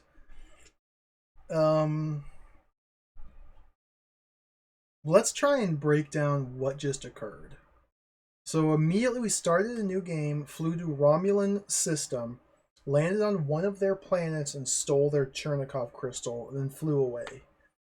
After flying away and arriving at the Darum system, which was also Romulan controlled, there were multiple tracking systems tracking planets. So when we arrived at the Darum system, the multiple tracking planets alerted all Romulan ships nearby to attack us. We got attacked by like 35 separate ships. I fumbled a whole bunch with the targeting controls to try and aim and get better shots. Took a lot of damage. My phaser banks got destroyed.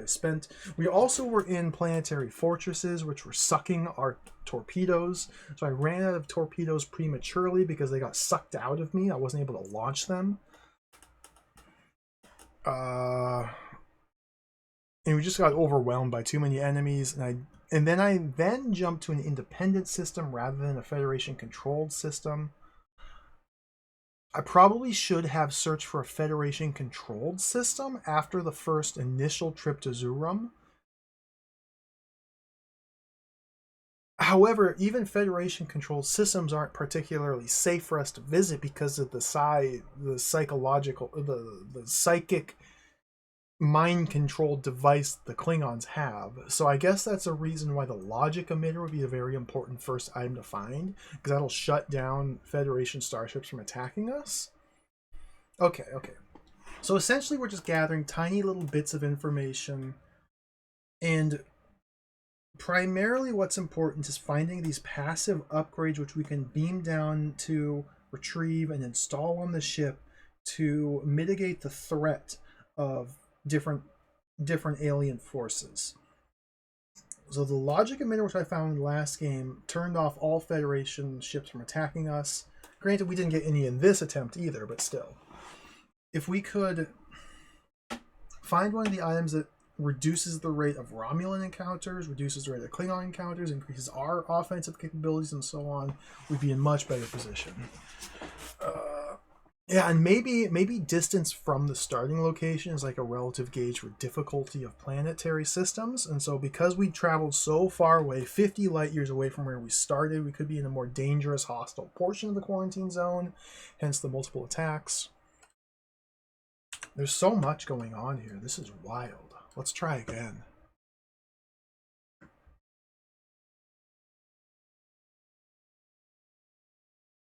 I wonder if there's multiple, like, Chernikov crystals or just the one. Space, the final frontier.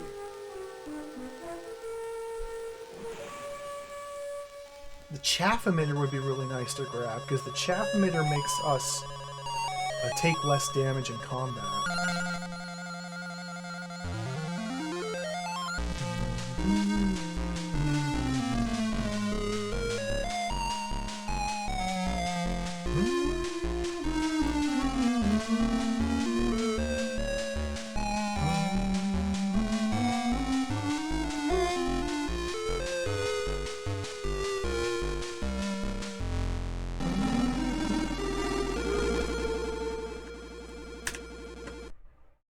Mr. Sulu?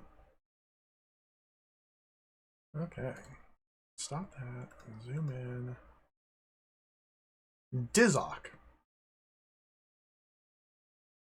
I guess it would be smart to simply visit the planets that are immediately by our starting location. Taziok is at 54, 44, 17. Like, I don't know where that is relative to where we currently are. We'll just go to Dizok to start with. Set a course, Mr. Spock. It's Federation control. That's a really good start. Let's go full warp. What was that?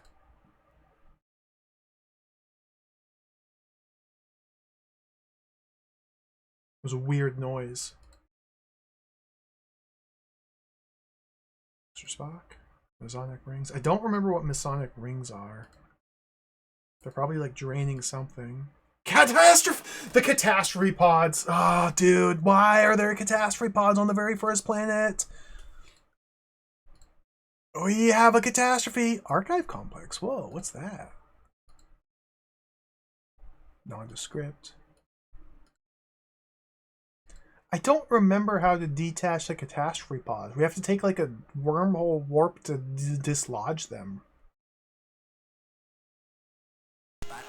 God!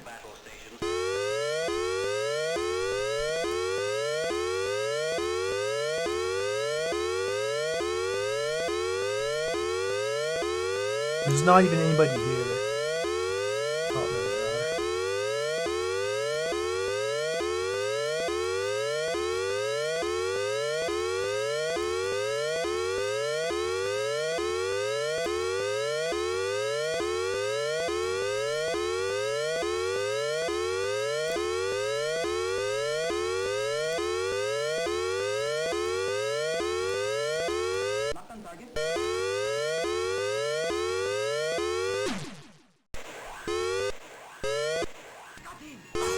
That was pretty clean. pretty clean. So I still don't really understand this screen here. The A button doesn't seem to do anything. I can't really make sense of how I'm supposed to be positioning my ship relative to the enemies. Like, we can change our vertical heading. We can spin. Doesn't do anything now. Spin left or right. Like, we're supposed to use this system to, like, align ourselves to an advantageous angle against the enemies, so we can then pull up this screen, select which part of the ship we target, and shoot it. It's very confusing. I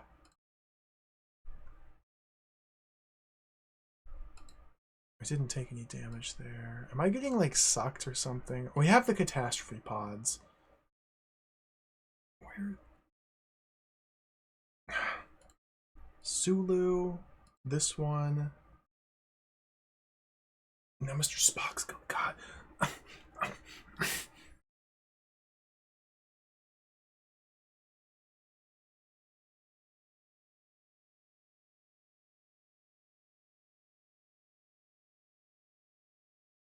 Archive complex. So I don't know what this is. Hold on. Let's pause.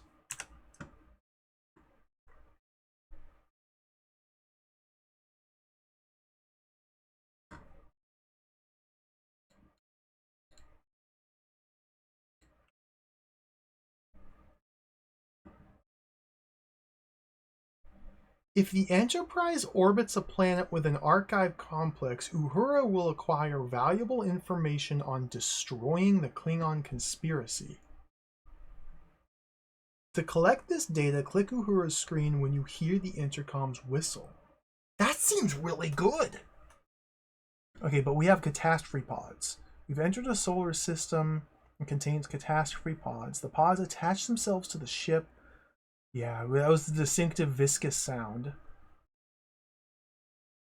We now have to find an orbital discontinuum within approximately 5 weeks. If we don't find an orbital discontinuum within 5 weeks, we're dead. So this is kind of telling me that the archive complex on this system is very important, but ideally, before we visit this planet to check out the archive complex, we should already know where a nearby orbital discontinuum is, because we're always going to get sucked by the catastrophe pods when we arrive at this system. But we have to arrive at the system if we want to do the archive complex route towards victory. And I don't really know which of the different paths towards victory the archive complex will help us pursue. I'm sure if I were to read these in detail, I would know. Maybe for blackmail. Let's just visit the archive complex and see what we can figure out from it. We're probably going to explode by the catastrophe pods, but I'm really curious to see what this archive complex has. Yeah, so we want to go full impulse, confirm. So Dizok 2, let's make a note of that. So this is a planet of note. Dizok is a Federation system. I don't remember the coordinates. Dizok 2 has an archive complex, but there are catastrophe pods in this system. Need a... I've already forgot what they called it. Intergalactic planetary intergalactic orbital discontinuum. Now in standard orbit. Orbital discontinuum. Okay, so now we're in standard orbit over the archive planet. We got Uhura's whistle, so let's click on Uhura.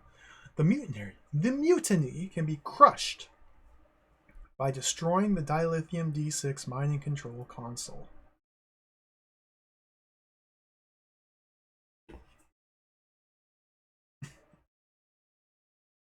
Uhura! That's useless!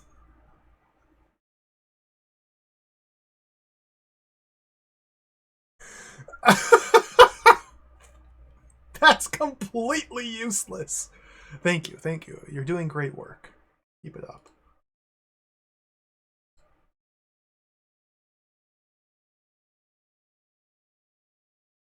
I guess that would be useful if we were playing this without the manual, but if we were trying to play this without the manual, you would never make it this far.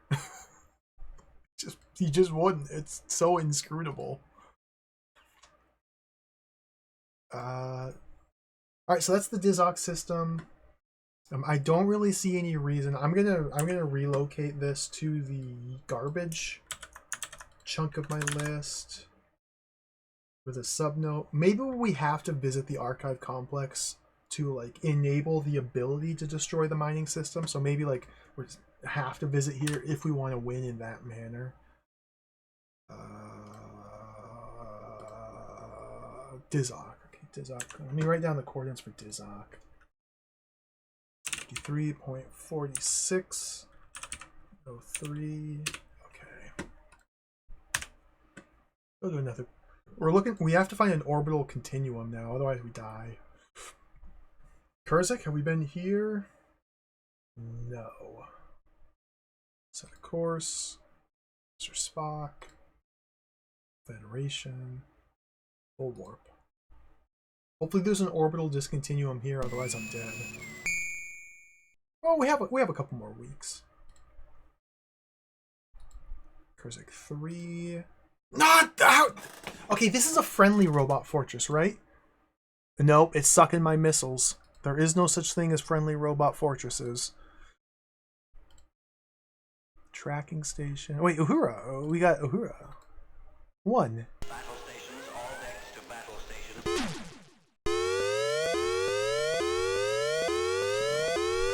Spin. And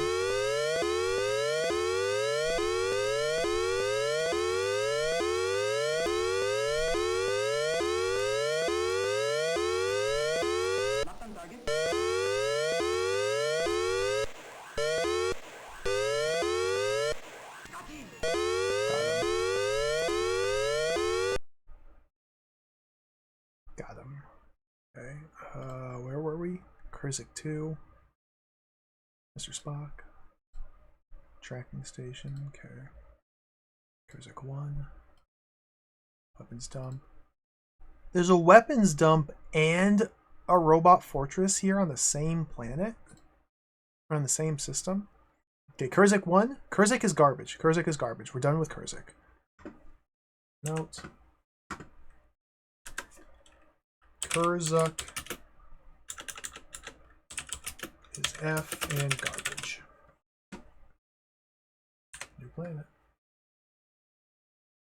Surzum. So the course.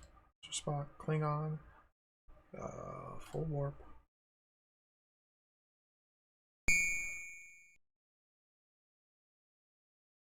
Weapons dump. Energy refinery. Battle stations, God! all decks to battle stations.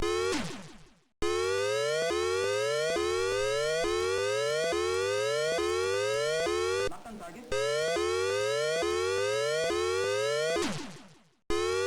Locked on target.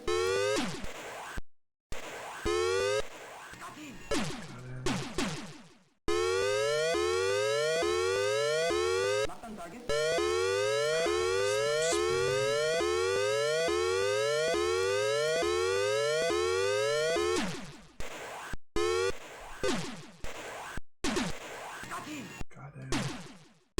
I can't see. I can't see. Who? Locked on target.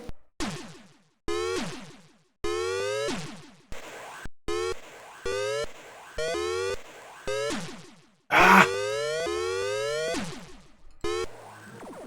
Got him. Whew.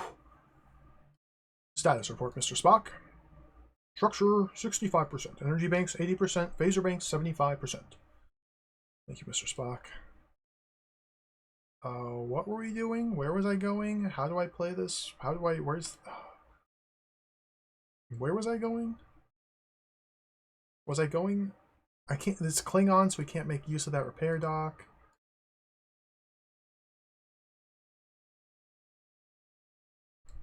So Surzum seems to be useless.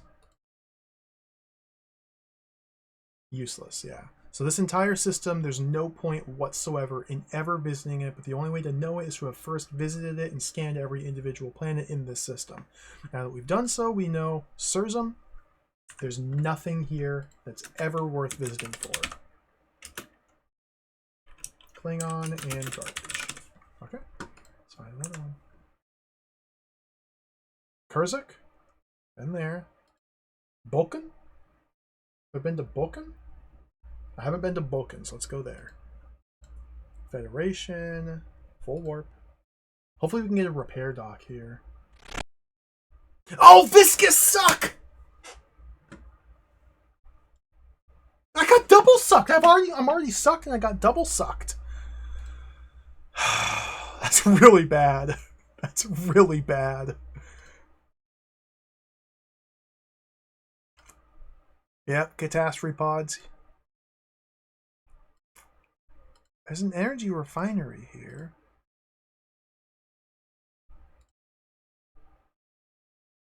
Let's refine some energy while we're here.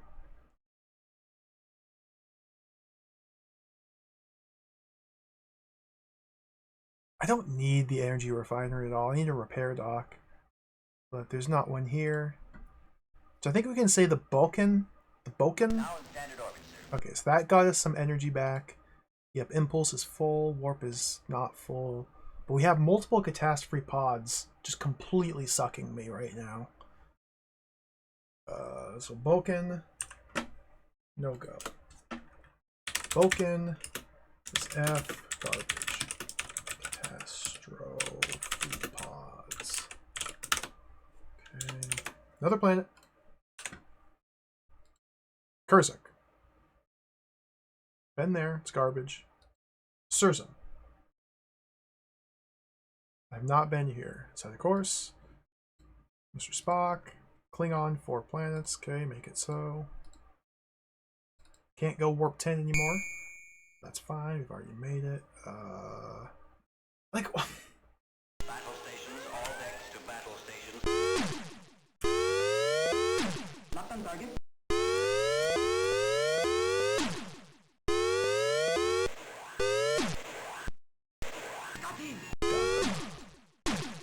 somebody's still shooting at me, but I can't see anybody. It's over there.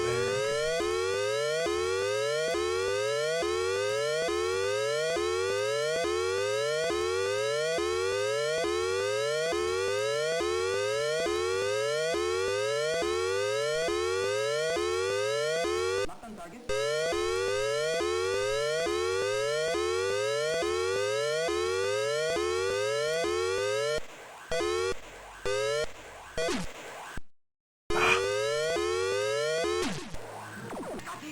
Got it.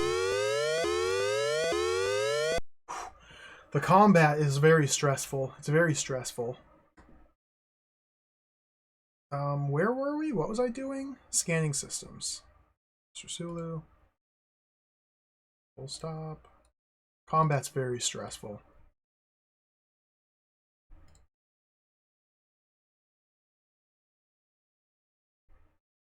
Can't use that repair drone dock. Can't use. I can't. Surzum is garbage. Surzum, Klingon, garbage.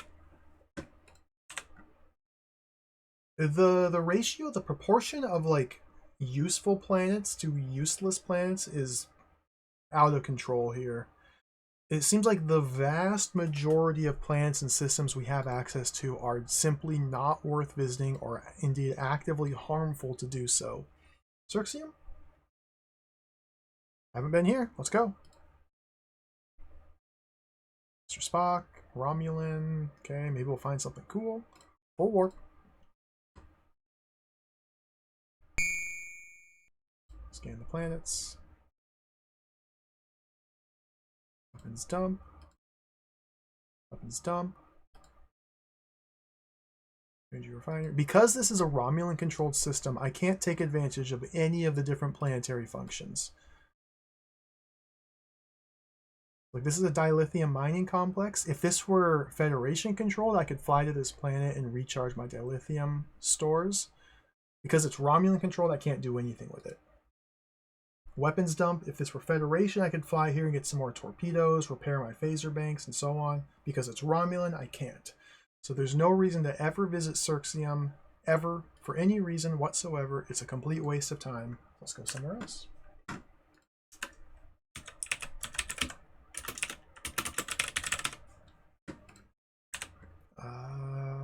I'm literally... There's 3 of them! Bad. Very bad, very bad, very bad. Got him.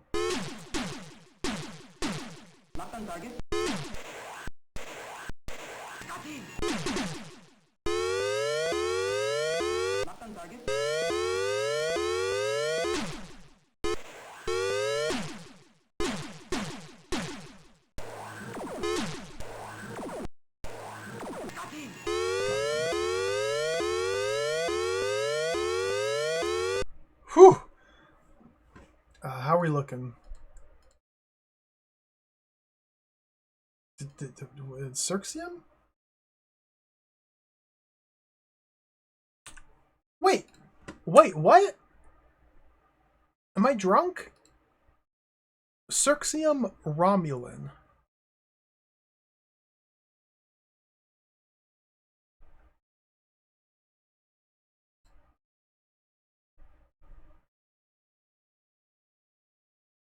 It's Romulan. No, we're going to Goxes, right? Where am I?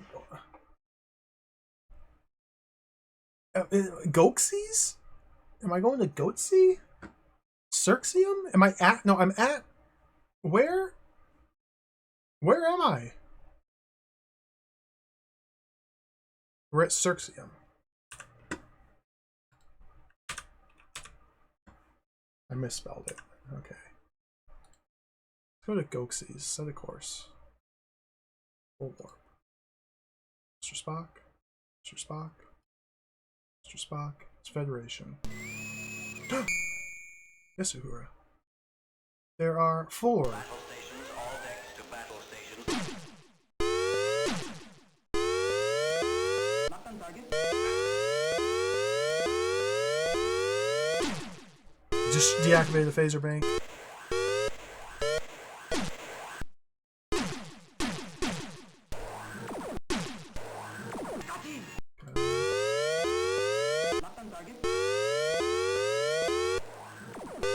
What's up, Mind Cozy? Welcome.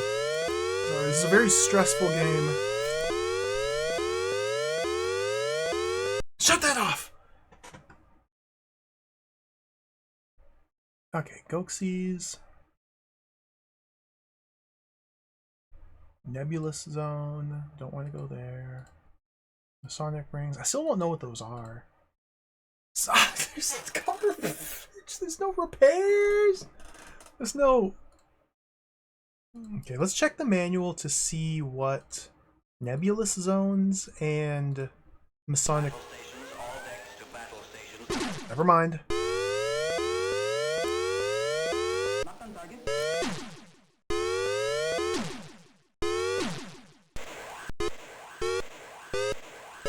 Oh, that didn't get him.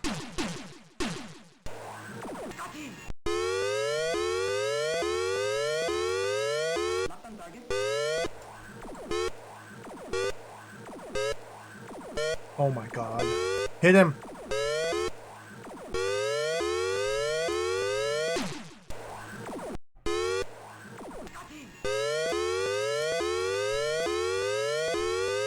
Whew. Okay, that was Goxie.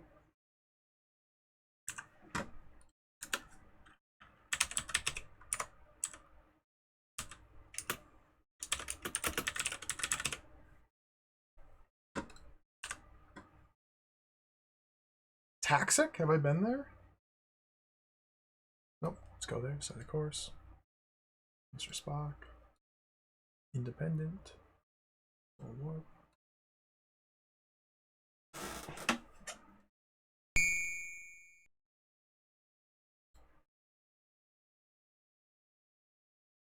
Leeching pile. Life supporting. Nondescript. Okay, Taxic 2. Lay in a course. Make it so. Full impulse. Captain, she can only do 3/4. Well then, do 3/4, Sulu. How's the Enterprise looking, Spock? Captain, our structural integrity down to 17%. Laser banks down to 26%. I would advise, Captain, that we return to a Federation-controlled repair drone dock to effect repairs.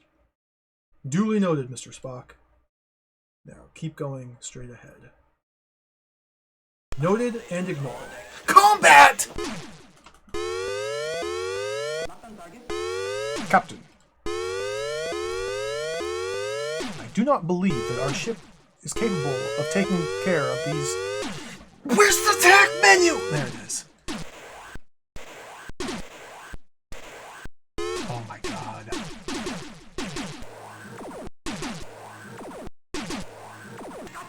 Got him.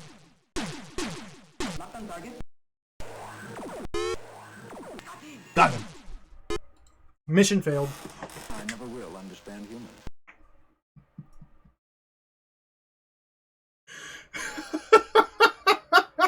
Son of a gun. Taxum 2 had a life support planet. There was something of interest there. But we died. I'll never understand humans.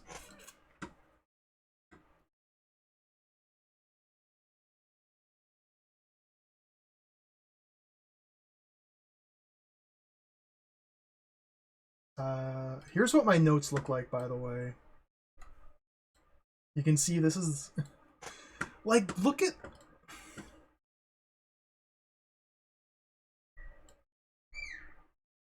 Take that and shift it down here. 1, 2... Let's take that. Shift it down here. Like, look at how many planets are completely and totally useless. The vast majority. That one's got to come down here.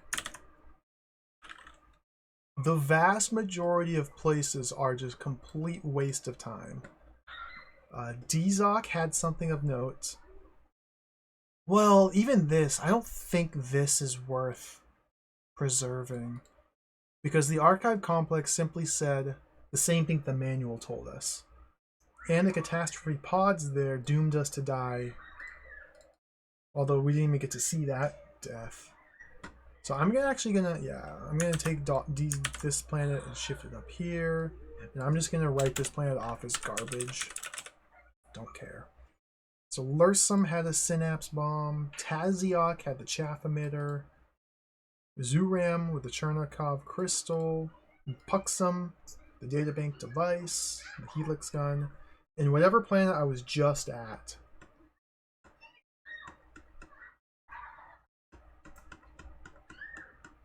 I can't remember. I've already forgotten. And the logic emitter. I haven't found that again. Alright, let's restart.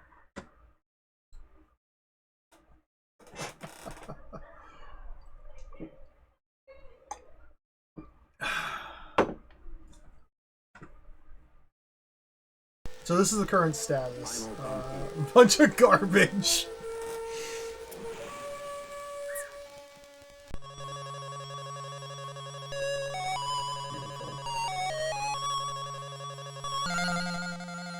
And yeah, Mind Cozy. The manual goes over the story for the game.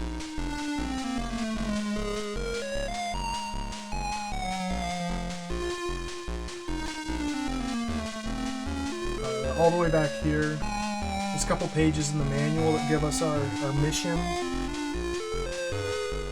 Oh, you read through it at the start of the stream. Essentially, somehow the Klingons are mind-controlling Federation vessels.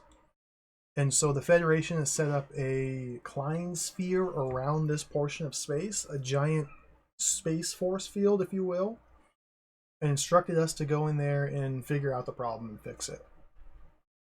So we are constrained to only being able to travel within the quarantine zone of the Klein sphere. And yeah. Up after that, we're kind of just on our own.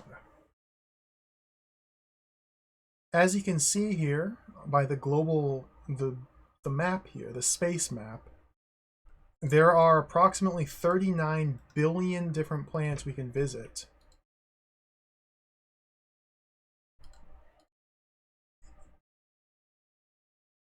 About 39 billion planets to visit. And as far as I can tell, the primary means of playing the game are systematically and thoroughly visiting each and every one.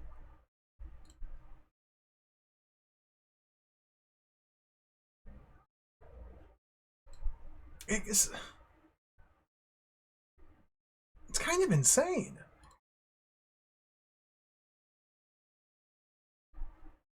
Alright, I haven't visited most of these. Let's go to Bimiok.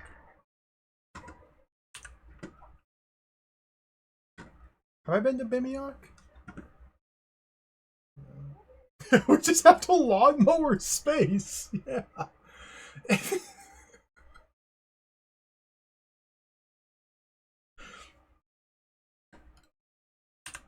So of course. Mr. Spock. Federation controlled. Full warp.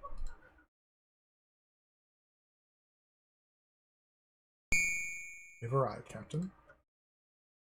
The Bimiok system. Mr. Spock? I forgot to read what Masonic rings are. I have no idea what those are.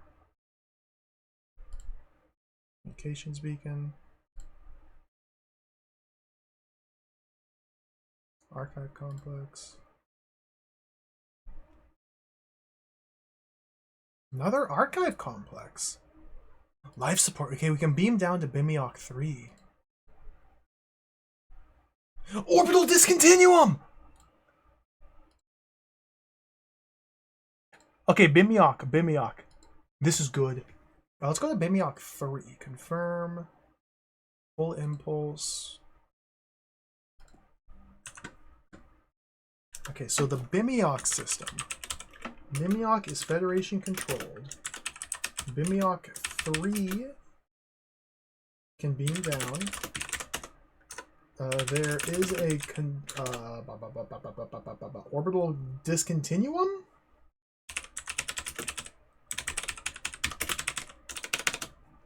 The orbital discontinuum is very important because if we run across catastrophe pods while exploring, catastrophe pods are a form of plant-like vegetation which will attach themselves to the surface, the exterior of the starship, and begin gestating. And within 5 weeks or so, they just destroy the starship. The only way to dislodge them is to find an orbital discontinuum, which is basically a wormhole which takes you from one part of the galaxy to another. And jumping in through there will dislodge the catastrophe pods from their viscous suck. So this is very good. We want to beam down. Transporter. Let's just bring everybody. Mr. Chekhov, you can stand behind. Transport. Helix gun. Oh, okay. Mr. Spock, analyze. Use against janitor robot or door. Aye, aye, Mr. Spock. Beam it up. It is beamed aboard. No way ahead.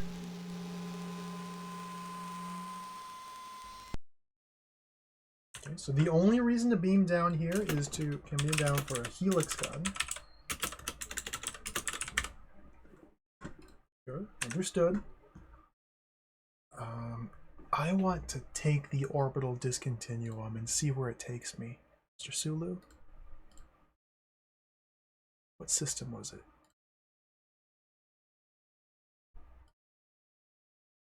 Bimiok 2. Laying a course. Full impulse. So this should jettison me across the planet. Now in standard orbit, sir. Have I been jettisoned?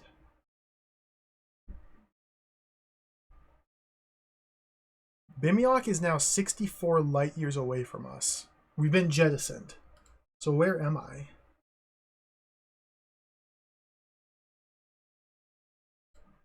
Socium now. We're at Socium.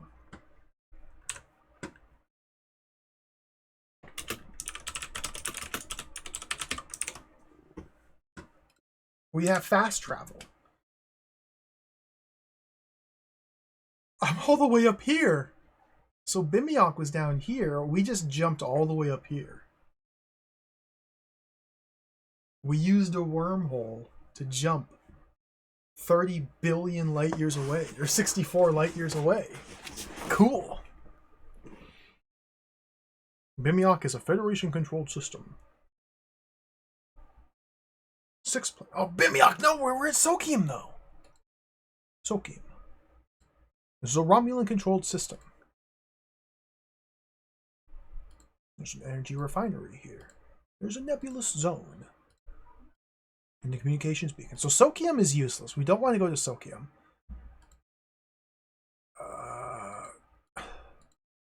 So if I zoom this in, okay, we're here. Let's go to Rokiak. So we're currently at Socium. How do I... Socium. This goes into the garbage pile. Romulan goes into the garbage pile. Slaying a course for Rokiak. Set a course. Mr. Spock. It's Federation controlled. Let's go full warp. Aye, sir.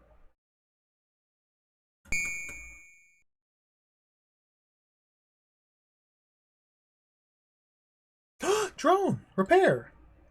Okay, so Rokiak has repairs. Sonic rings, I still haven't looked those up. Weapons dump. Nebulous zone. I don't need to do repairs because we're still at the beginning of our mission. The Enterprise is in perfect shape. So let's make a note that Rokiak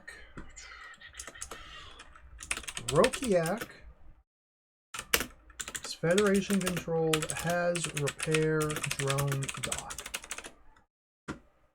Nothing else of note, so let's just move on.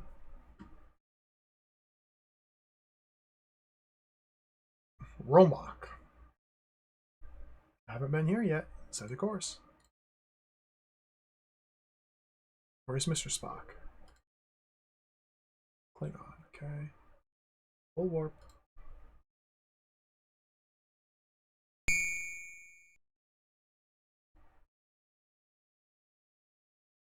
Nebulous. Energy. Weapons. Okay, Romok 2. Romok 2, Romok 2, Romok 2. Full impulse. Romok 2. Confirm. Of course, we have to do like 3 laps around the system to get there.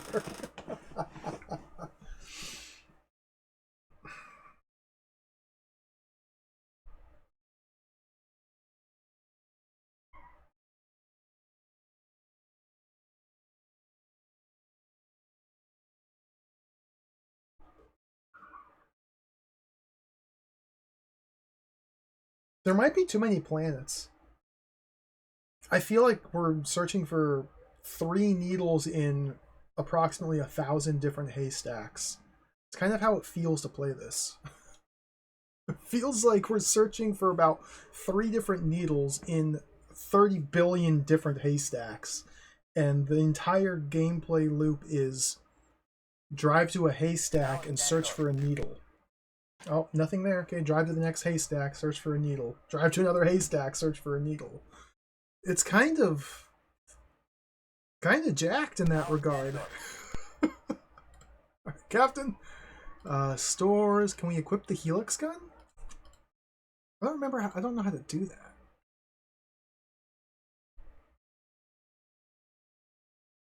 Here, Helix gun. Did I? How do I?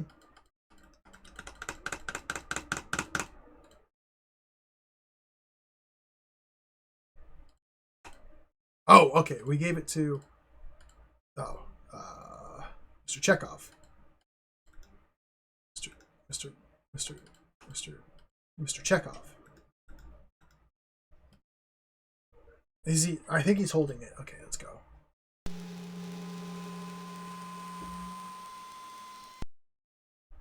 Force field generator, sir. Bones, walk towards it. It overloads and injures person. Okay, Mr. Spock, decode it. Mr. Sulu, fire your phaser. It is deactivated, sir. Move ahead. Force field generator. Mr. Sulu, fire your phaser. There is no reaction, sir. Bones. Is Bones dead? I can't click him anymore. Scotty, dismantle it.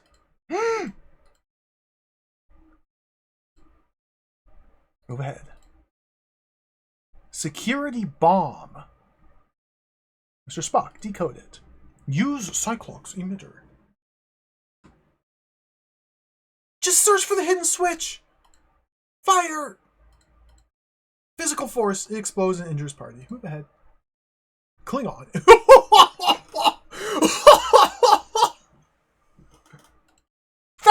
That's not a Klingon. That's a Klingon. Shoot him.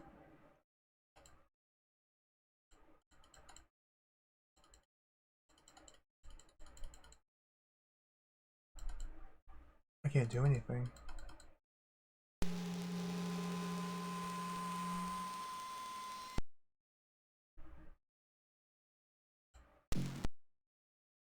Oh yeah, we got real messed up. Get Mr. Scott. We got all jacked up there.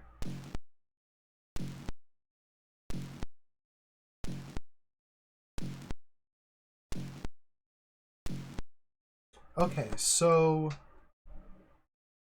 this seems to be a very important discovery we came across. Where am I? Romok 2. So Romok 2 has Klingon Imperial Guards. This might be where like the king of the Klingons is. So let's make note of that. This seems very, very, very important. Romok is a Klingon system. What are our coordinates here? 53, 10, 38.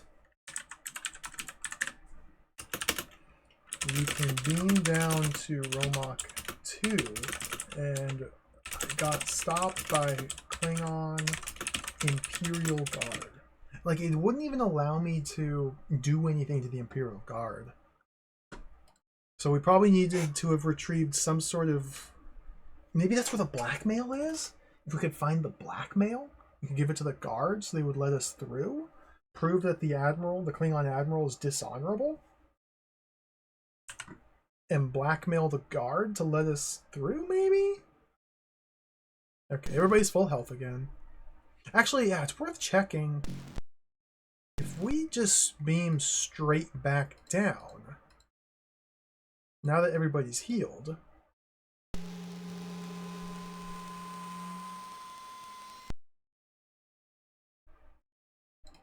Oh, interesting. Everything's back.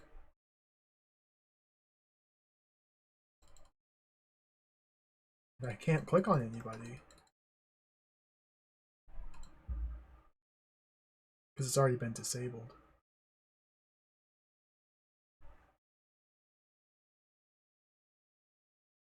Beam him up? Let's talk to him. He does not react. Threaten him. He attacks and injures person. Stun him with phaser. He attacks and injures party.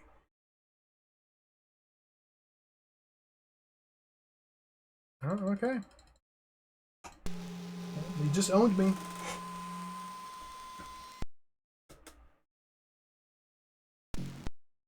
Captain Kirk almost died!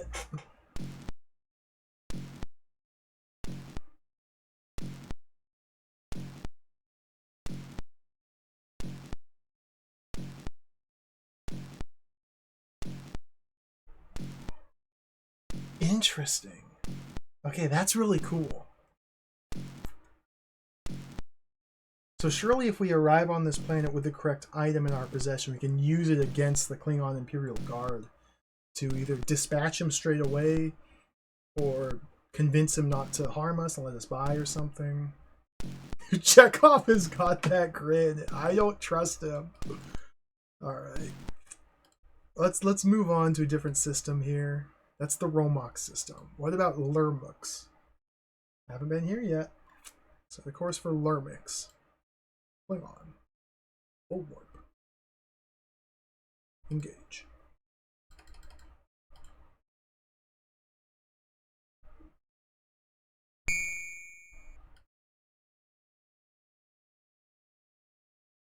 Can't do anything there. Can't do anything there. Okay, there's nothing we can do at Lermix. Lermux. It's K. Garbage. Okay, another system. Moniacs. Have I been there? No. Of course. Klingon. Full warp.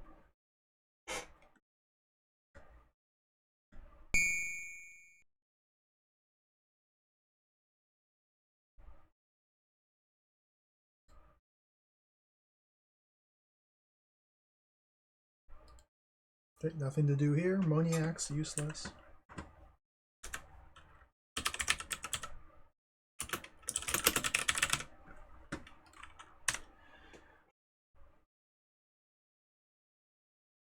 Monarch? Have I been to Manic? I've been to Moxium and Moniac, and Moniacs, Taziok and Lursum and Sokium and Beamiok and Romok and Rokiak, but I haven't been to Manic. Set the course. Klingon. Full warp. Aye, Captain.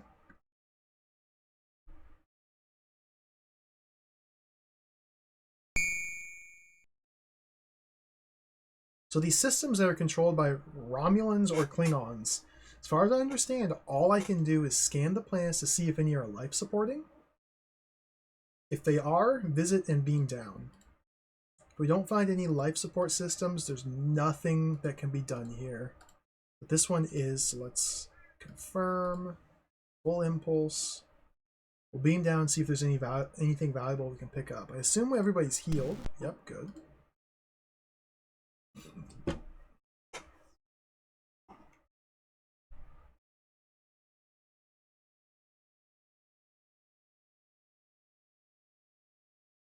I wonder if the I bet the wormhole destinations are stable. That would be my guess. Now in standard orbit, sir. Let's beam down.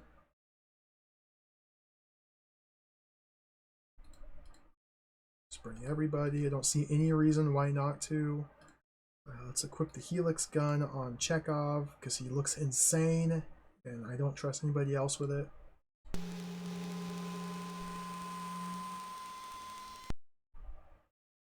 Force field generator, physical force. Walk towards it. Door. It opens. Janitor up. Oh, I need the Helix gun! Shoot it. Door. Mr. Scott. Use Fluox canister. Everybody's injured. Oh my god. So these people.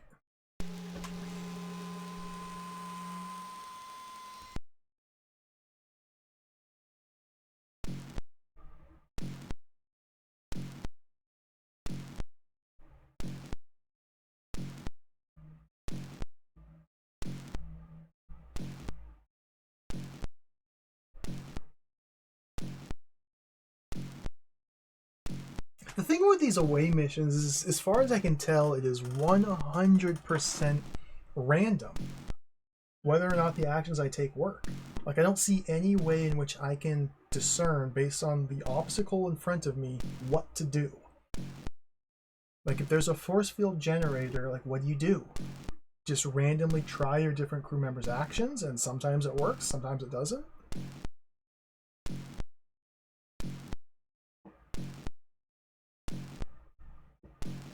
So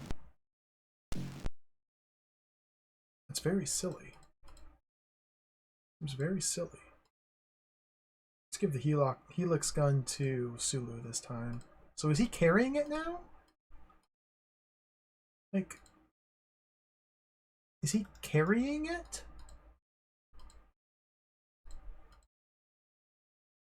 Which of these states means that Sulu is carrying the gun? Does this mean Sulu is carrying the gun? Does this mean Sulu is carrying the gun? Does this mean Sulu is carrying the gun? I don't think this means Sulu is carrying the gun. This might. Because, okay, if I had different items in the store, I could cycle through them here. And I think this has now given the gun to Sulu.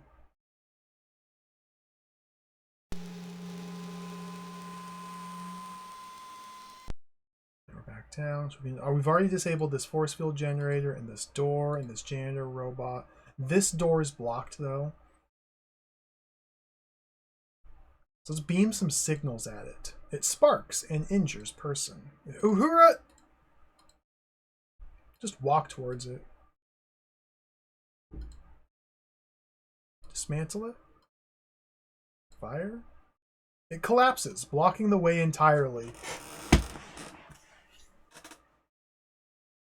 Because I didn't have the Fluox container, I guess. Well, we're soft locked.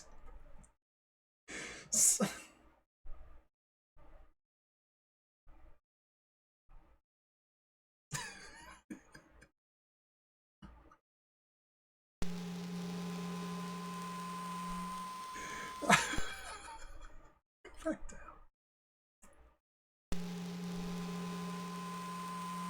I mean, there's multiple ways to finish the game, so we're not soft locked.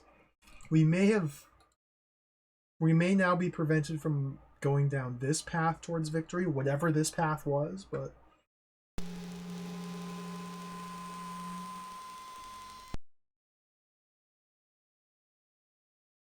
okay, where are we? Manic 1. Let's make a note. Manic 1 and beam down. There's a door blocking the way to something. Spock says we need a Fluox canister to open. Otherwise, I was only able to destroy it and block the way forward. Okay.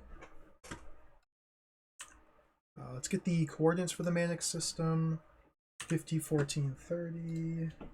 This is Klingon controlled. 50, 14, 30. 1. Okay. Next planet. Menem. Have I been to Menem? No. Set a course. Federation.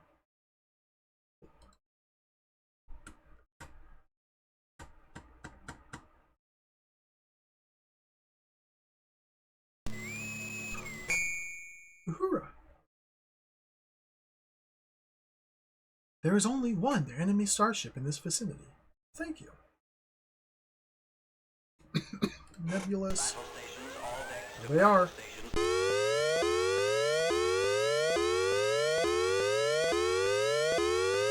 Okay, so they're above us, so let's go orient vertically. Let's spin. Impulse. Charge phaser banks.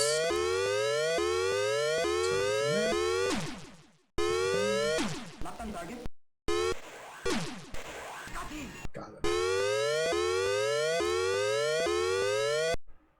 Easy game.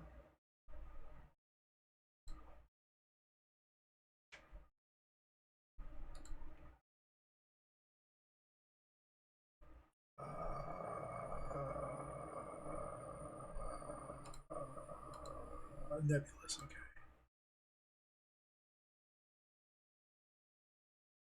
Robot Fortress tracking. So this place sucks, man. There's nothing worth this.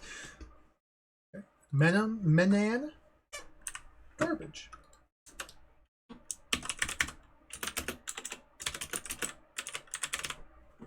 Good. Hannum. Klingon. How long is it going to take via random searching to come across anything of interest or value? Like, this is a little jacked.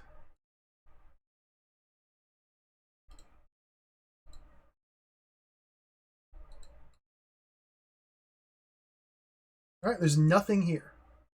There's no reason to ever visit Hannum. Okay, so let's write that one off. Some of them are really quick. Like, that was a very quick scan of the Hannum system.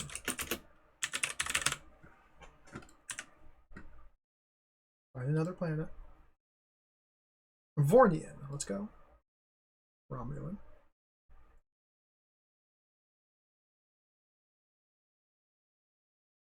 I'm losing warp speed because we're running out of dilithium. We haven't come across any Federation-controlled dilithium mining centers, so there's just nothing I can do about that. Let's begin scanning. Nebulous. Energy. Because this is a Romulan system, I can't make use of anything here. Dilithium mining complex. If I travel there, I'm not getting anything. Yeah, none of these are worth visiting. Let's just confirm that that is indeed true. Dilithium mining complex. Full impulse. Confirm. We're going to the dilithium mining complex. If we go back to the bridge, Mr. Scott, we can see our warp is getting used up. So when we arrive, will we have any more warp? Probably not, because it's Romulan. But let's just find out. Let's double check.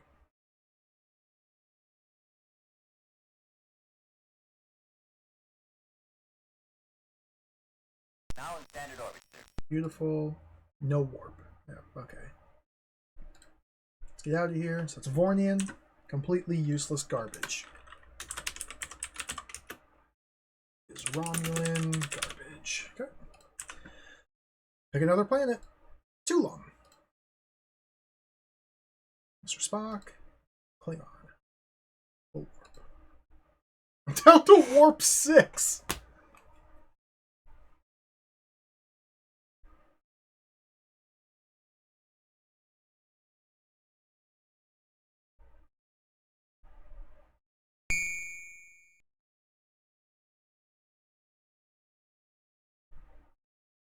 Oh, Mr. Sulu's thing got disappeared.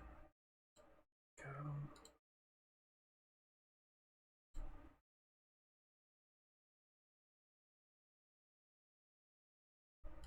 There's an archive complex here.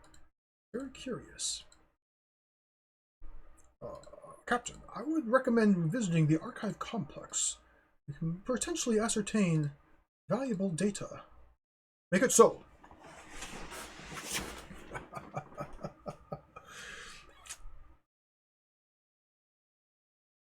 I wonder if this will do anything. I don't know if the archive complexes are based on who controls the system or not. We're about to find out.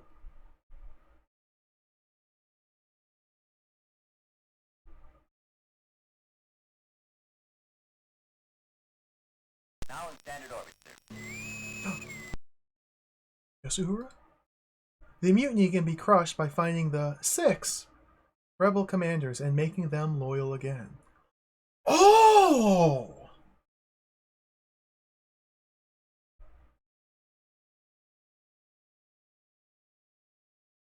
Oh!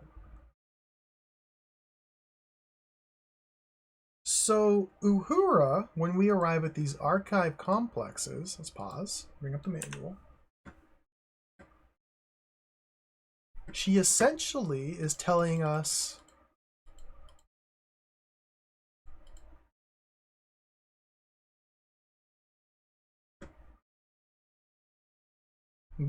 what the manual tells us.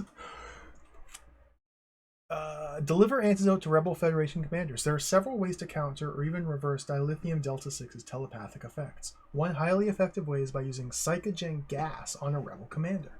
Psychogen is a heavy isotope of oxygen, which has the unusual property of clearing the mind.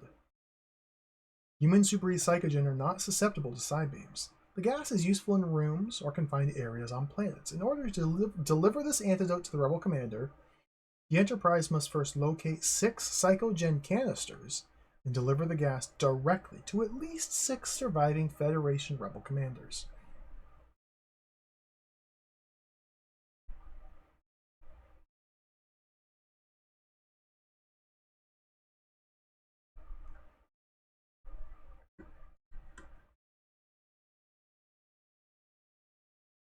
Oh my god.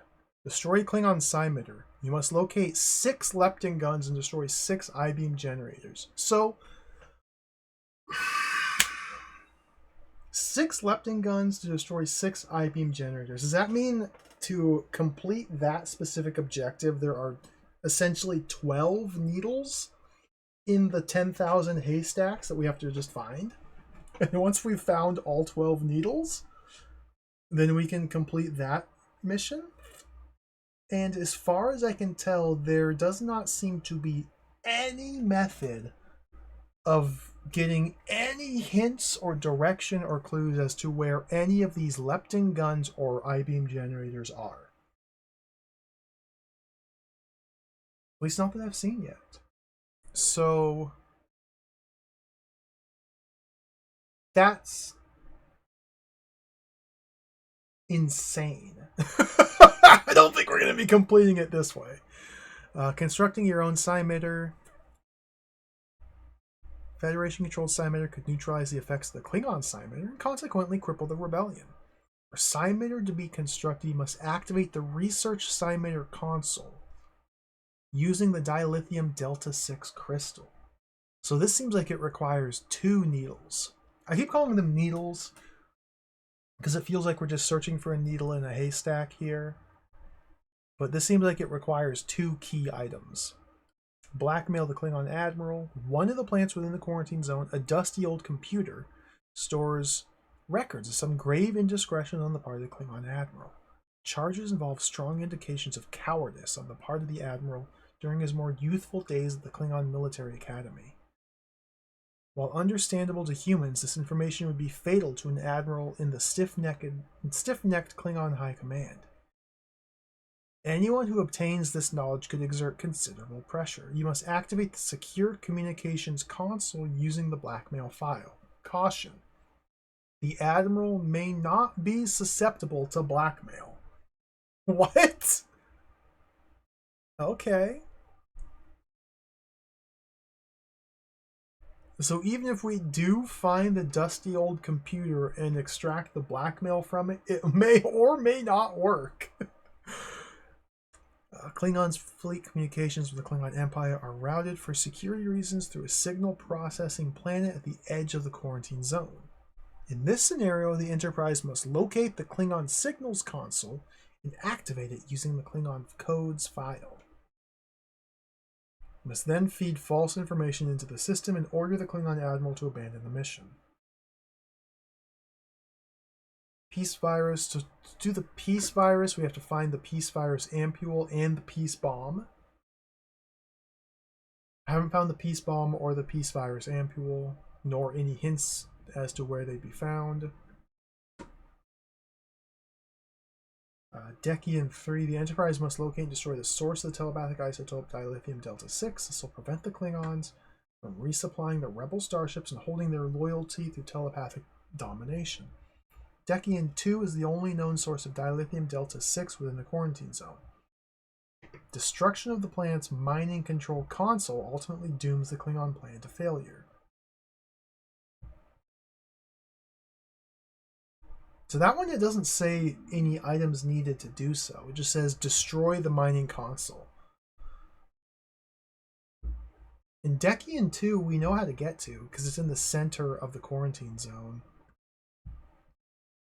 Capture the Admiral. As the prime instigator of the conspiracy, the Admiral's reputation and future depend on the success of this mission.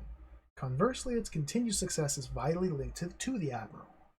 Klingon admirals removed from command, the Klingons will abandon the project. Klingon Admiral directs the hunter squadrons of Klingon starships that track the Enterprise throughout the quarantine zone.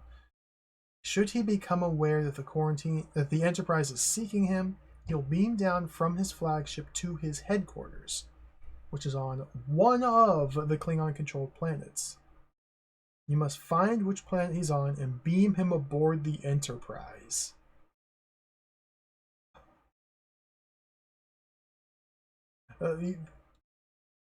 I wouldn't say this is a guide to beating the game, because these are all very vague, and even reading these little paragraphs, these directions, I don't feel as if I'm in a position to pursue any one of these. Like, it really does seem like the real winning strategy is to wander aimlessly for multiple hours until we happen to stumble across randomly an item or two that will help me then pursue one of these different ways to win.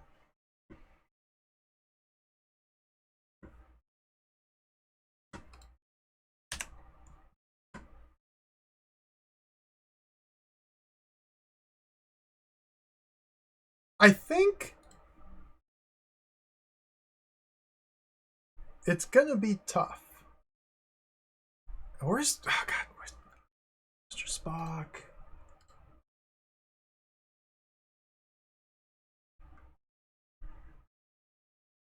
Well, taking notes about stars and planets, I wouldn't say it's useless, because if we are just randomly searching planets in hopes of stumbling on the right thing, it is important to note which planets I've already searched and which ones I haven't. So, at the bare minimum, noting that the planet I'm currently on has nothing of value seems important. Where am I? Talum. I guess we'll note that this planet has a... Talum is Romulan, I think? I don't remember. Archive complex. Okay, good enough. Garum, let's go there. Klingon. Full warp.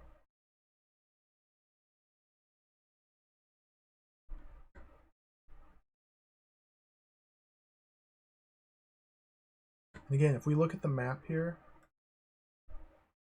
we are currently in full zoom. We can zoom out and get more planets to pick from. We can zoom out again. This is the entire quarantine zone. So we have just been exploring one small section of the quarantine zone right up here. Like, I've only explored like a little bit up here and a little bit down here, I think.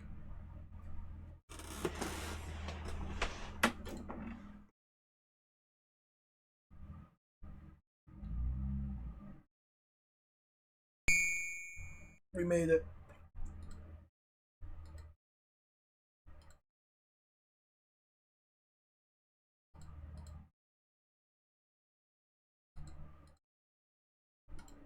Nothing here. All right, good.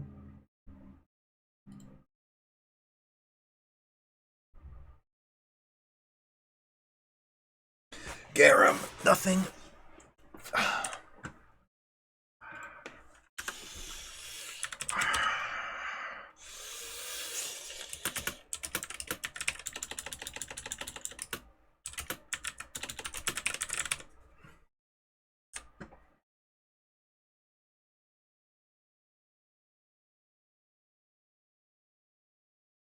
Can we find a Federation planet?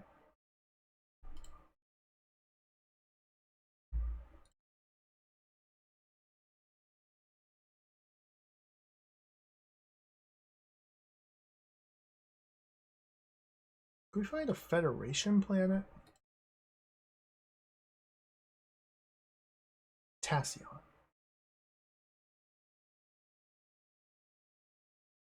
Let's go there. So, of course, for Tassion. Full warp. Like, I think this is a interesting game. It's very ambitious. The systems here are all interesting. I think it's a little jacked though.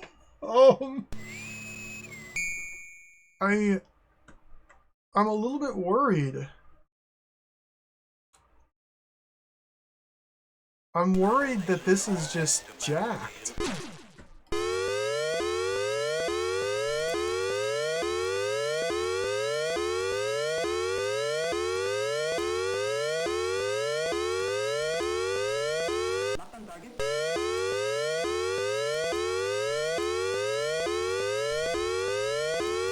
Am I going towards him or away from him?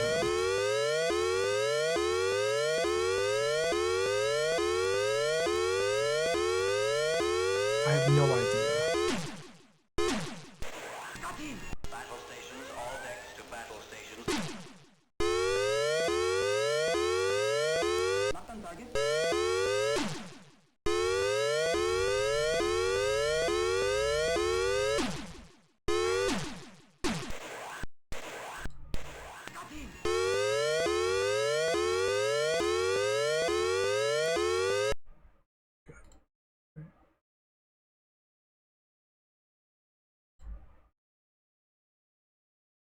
Tracking station. Oh, repairs! Full impulse. I'm not even injured. I don't care about repairs. That's good. We'll still go there. Okay, wait, if I click over here while I'm in course to Tassion 3...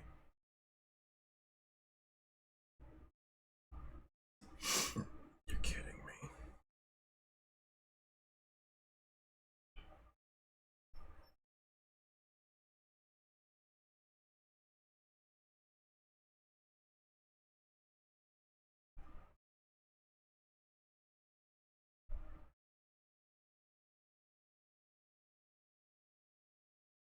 Just have to wait. Got him!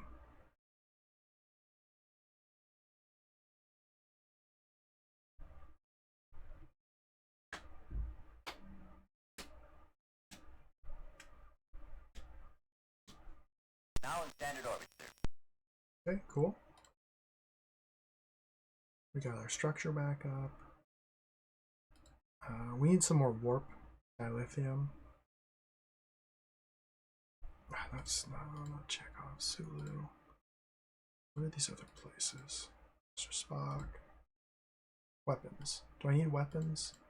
We need weapons. Let's make a set a course. Full impulse.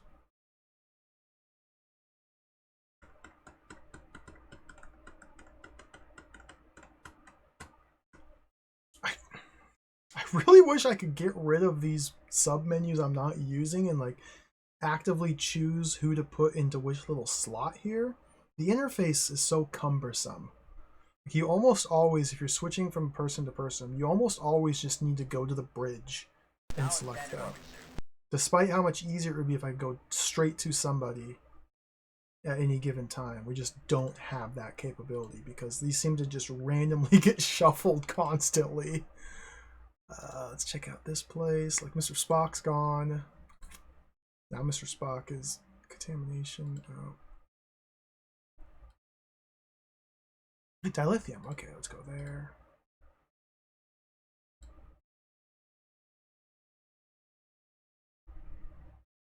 Okay, so the Tassion system.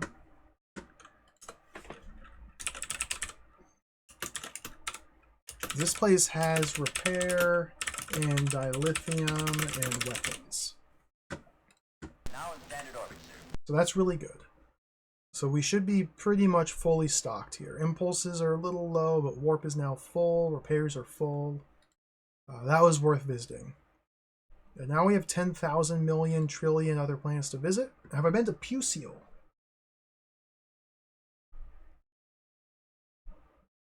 Nope, let's go. Klingon. Full warp. Battle stations, all decks to battle stations.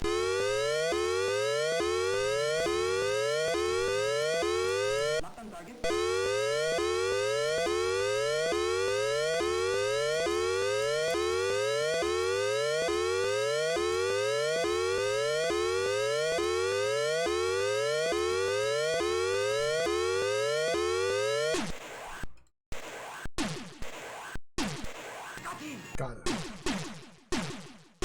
Not on target.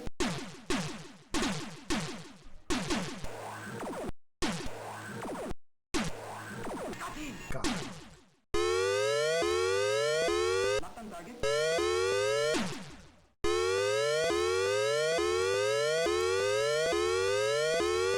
Stop! Oh my god, stop!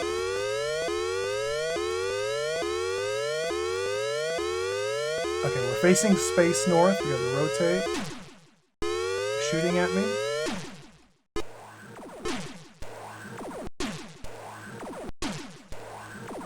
How is that missing? Battle stations, all decks to battle stations. Not on target.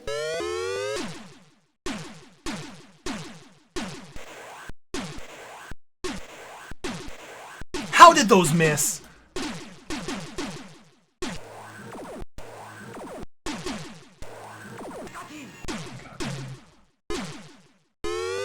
Not on target. My phasers are all jacked. Phasers are jacked. Am I...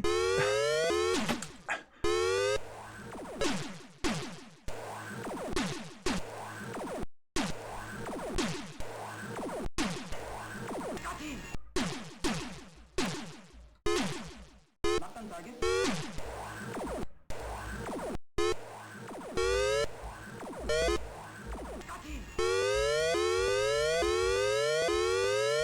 Okay.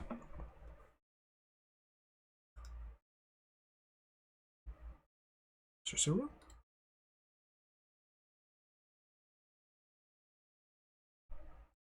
Stomp. Stomp. Alright, it's garbage. It was a waste of time. Fusiol.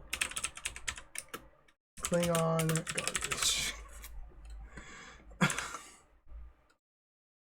Don't confirm. Don't go. Don't go. Don't go. Stop. Stop. Stop. Stop. Stop. Stop. Stop. Stop. Stop. Stop. Vusion. Have I been there? Been to Vusiok.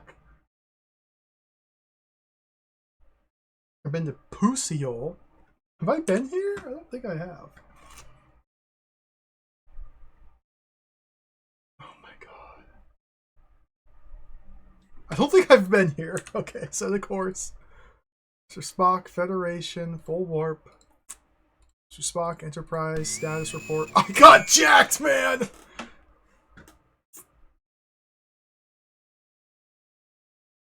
There are no enemy starships in this vicinity.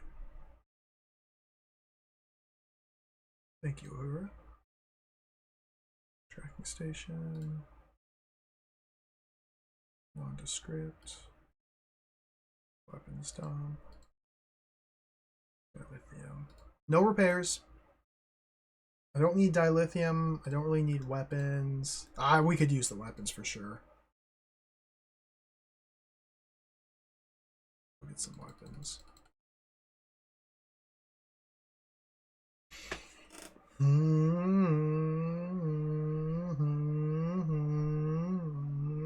Oh, it is correct. Chekhov's on the right.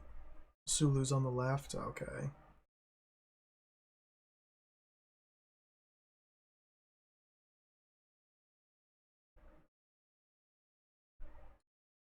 So I've been watching the movies, and I want to say it's different in the movies. I guess it'd be based on which specific Enterprise model they're flying or what ship they're using.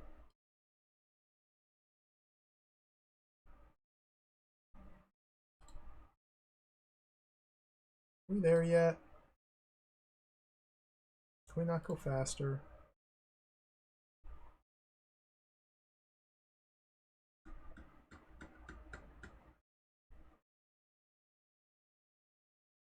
Now in standard orbit, sir. Yeah, it does repair phaser banks and fully stock up the torpedoes.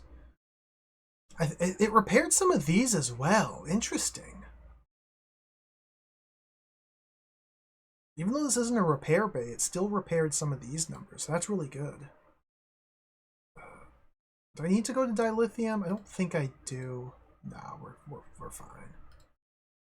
So Vusium, this goes into the moderately good class of planet of system. Vusian is Federation, has weapons.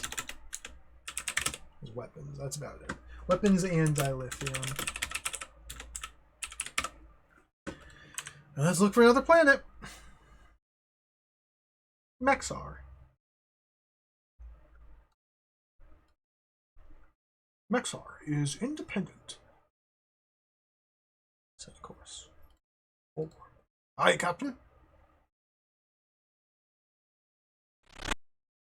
Viscous suck! That's a bad noise. You don't want to hear that noise. That means the catastrophe pods have attached themselves to the Enterprise. That's the viscous suck noise. Oh, where's the bridge? Sulu. Where'd Mr. Spock go? Like, I don't need...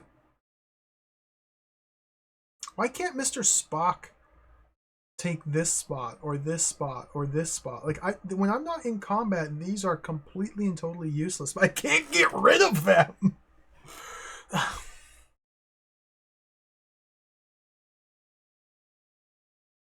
Catastrophe pods, yeah.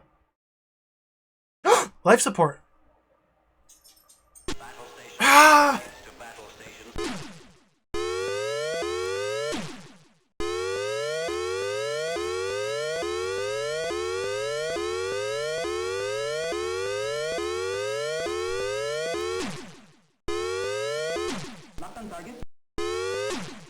I already lost a phaser bank?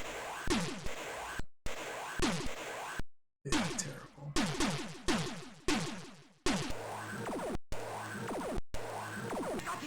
Got him!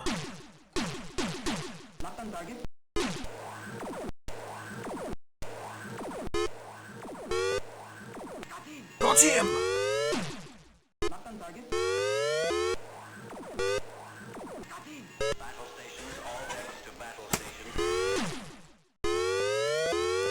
Sometimes you just get screwed. Like this is so bad.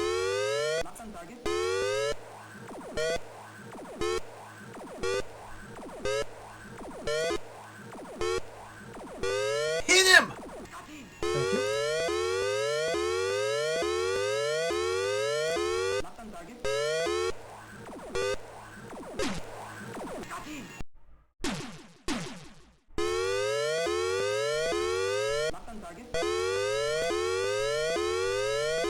A. I wonder what the A button's supposed to do.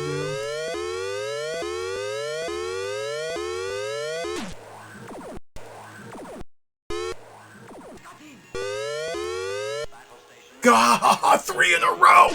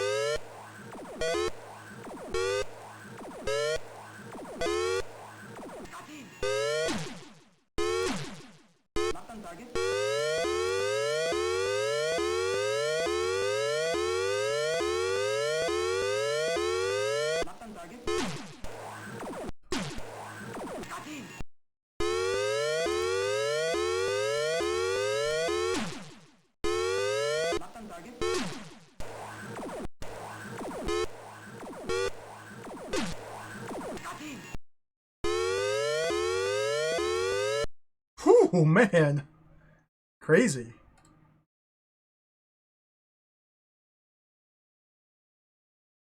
Four fights in a row. 9%. Well, we're probably dead. Probably dead. We got 9% structural integrity. I just want to get to this planet and beam down. The Enterprise?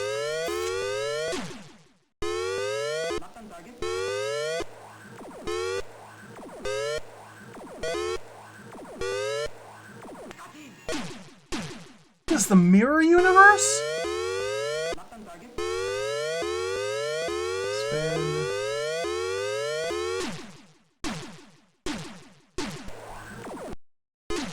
I'm out!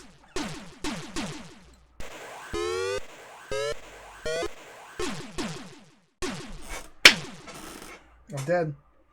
I never will understand humans.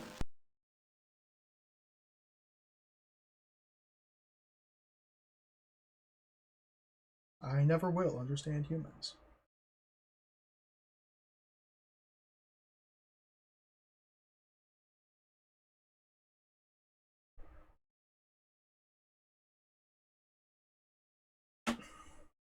So the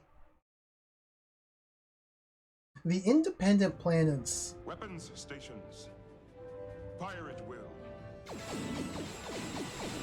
The independent planets seem to be heavily defended. But they also seem to always have things they can beam down to, life supporting places.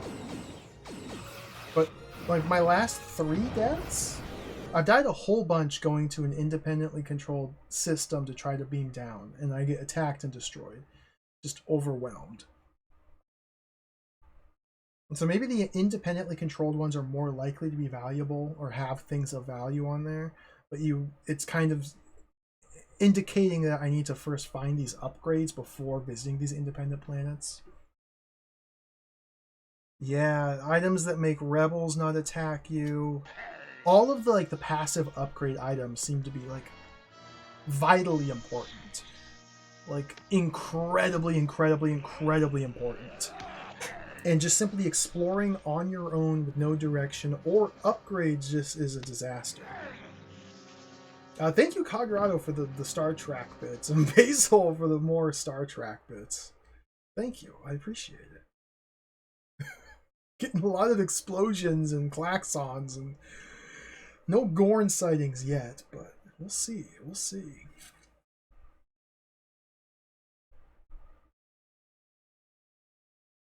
The logic emitter. Where was the logic emitter? Does anybody remember where the logic emitter was? I didn't write it down. I found it before I was tracking. We got the chaff emitter and the Chernikov crystal.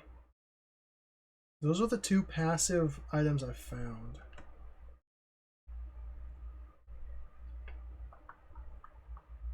I'm tempted to pull up my VOD and just see where I found the logic emitter. I'm very tempted to. Let's go again.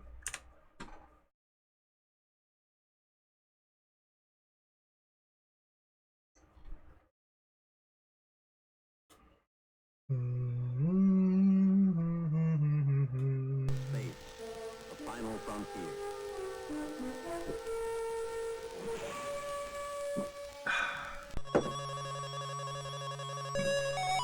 So I had 3 games in mind I wanted to play this week. 3 separate Star Trek games.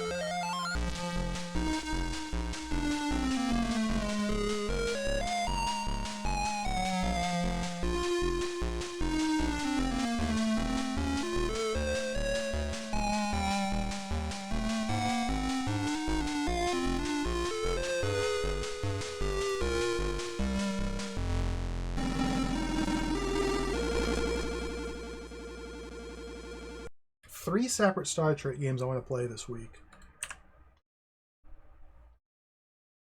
And we're not going to move on from this until we beat it, though. I do want to finish this in any one of the 8 ways. I don't think it's going to happen today, though. This may be a 2-stream game. This may be a 30-stream game. I guess it literally completely seems to hinge upon our luck. How lucky I get searching. Which, to me, personally, seems like kind of a bad game design.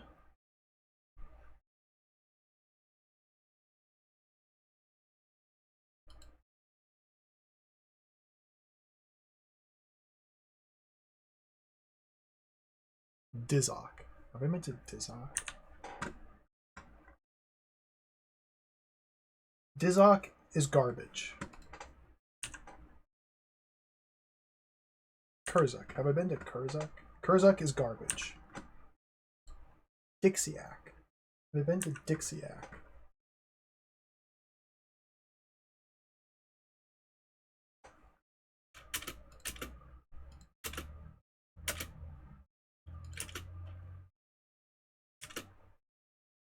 Dixiac is not in my notes. Alright, let's go. Set the course. Mr. Spock. Romulan controlled. Dixiac. Full warp.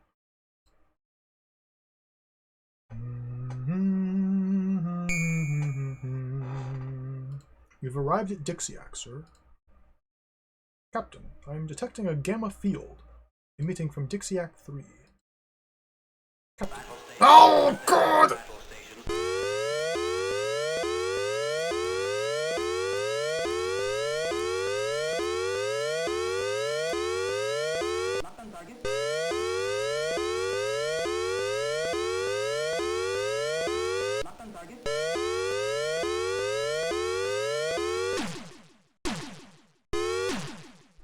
Prime the phaser banks. Got him.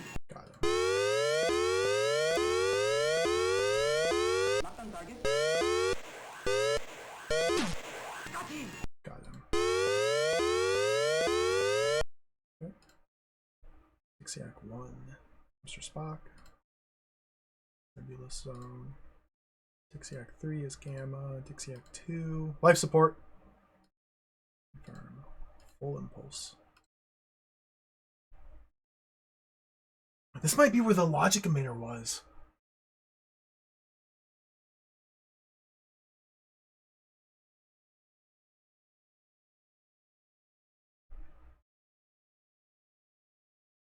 Now in standard orbit, sir. Now in standard orbit, sir. I wonder if it's worth trying to, like, save scum here. You know?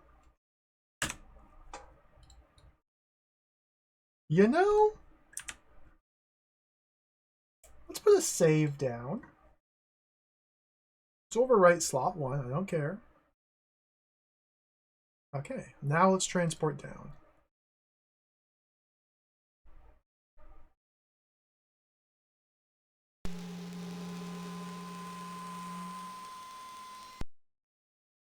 Door. Okay. Let's think this through rationally using brain logic. There is a door blocking the way forward.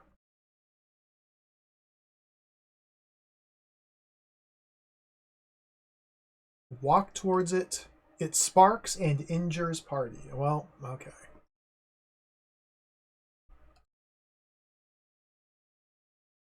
We have to leave.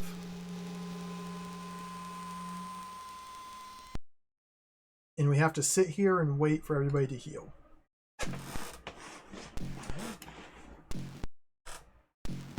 So I thought using brain logic that seeing a door in front of us meant we could approach the door. I just thought that brain logic was door, walk towards it. But I was silly. It was silly of me to think that. We have 7 different people who could beam down, and one of those 7 people's actions was the correct one to take. And it wasn't walk towards.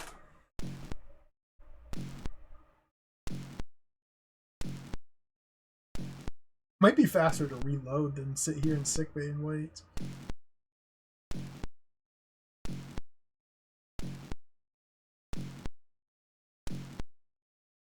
Is everybody full? There we go. Okay, let's go back down. I don't have the Helix gun, yeah, because this is a new game. Bring Uhura.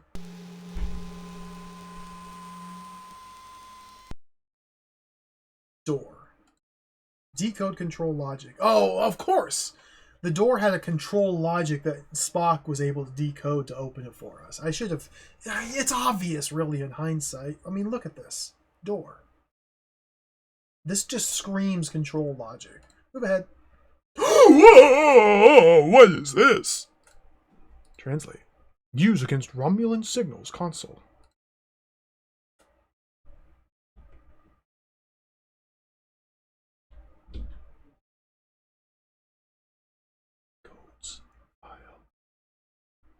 Romulan?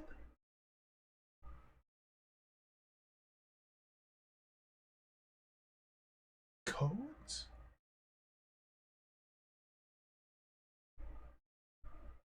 How does... What does he translate? I guess there's text here in Romulan that says use against Romulan signals console. And Mr. Spock is translating the text that's on the codes here, I guess. Or Mr. Spock is translating the file, not telling us the contents of the file, only giving us like an overview as to what it's meant to be used for. Thank you, Mr. Spock. Take it.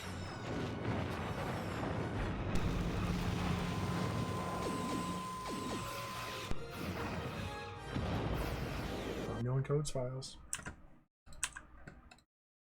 Basil, thank you for the 500 George Lucas bits. Thank you. Where am I? Dixie Act 2. Okay, this goes in the important. But that's not a passive upgrade for the ship. Dixie Act 2. Beam down, find Romulan controls code. Use against Romulan... I've already forgot what Spock said. Use against the Romulan something or another. The coordinates of Dixiac are 514004. Right next to the star. Cool. New planet. Dizok. Have I been to Dizok? Dizok is garbage. Kurzuk. Have I been to Kurzuk? I have. Garbage, garbage, garbage, garbage, garbage. I feel like... Cirxium? I've been here, haven't I? Yeah, garbage. Let's zoom out a little bit. Taziok?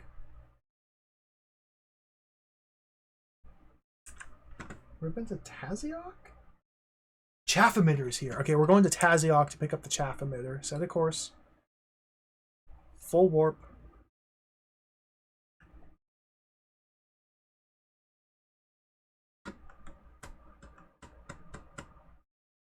The chaff emitter makes every... Uhura. Oh, thank you. Taziok 1. Life support. This is where the chaff emitter is. The chaff emitter makes every combat encounter be more advantageous for us. Enemies are less likely to hit us during combat. So this is just a super, super, super awesome good upgrade to find.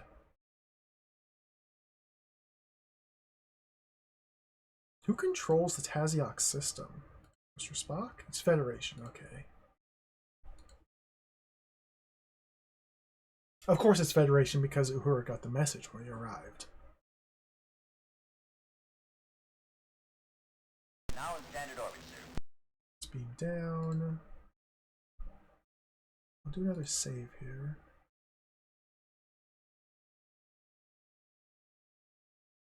Transporter. I guess I should not only be writing down which planets have what items, but also like what steps to take to get past the traps consistently. Just shoot it. Ah, injured the whole party. All right, let's go back.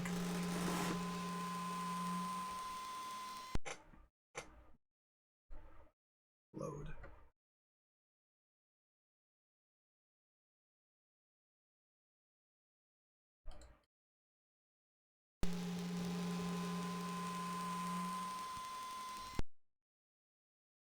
Walk towards it.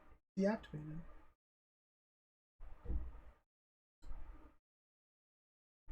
Battle damage less likely when on board. Give it up.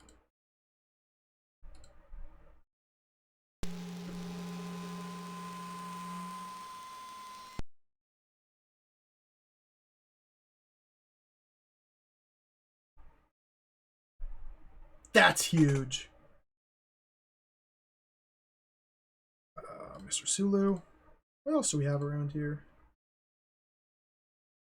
Dilithium!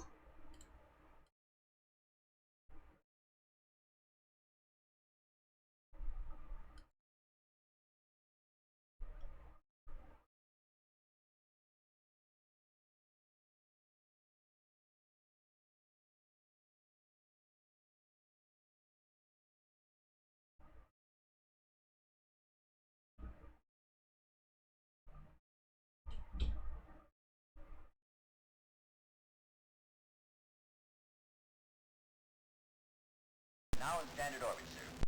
Okay, dilithium has been recharged. Oh, delicious. What else is here? Mr. Sulu? Now in standard orbit. Repairs! Make it so. Okay, the Taziok system owns Taziok has dilithium and repair drone. This is a very good system. Very good system. If they have a weapons dump. If they have a weapons dump. Nice, nice, nice, nice. Do we have any dump here? Oh, no, Mr. No.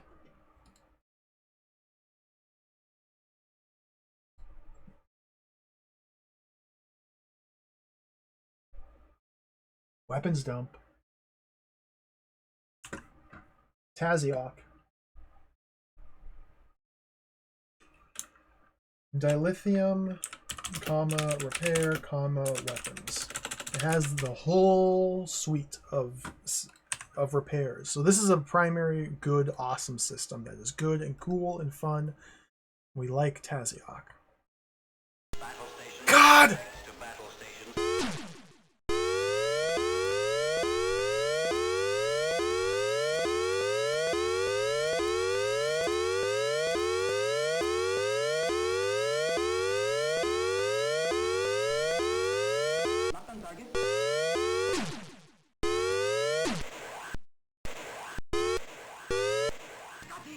Got him!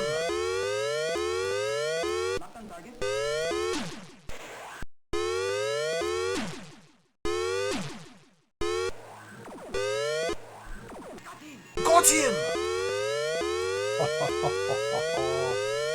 Well done. We're still in Taziok, though.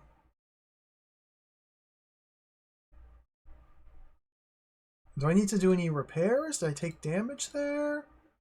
That's fine, that's fine, that's fine, that's fine. How do I...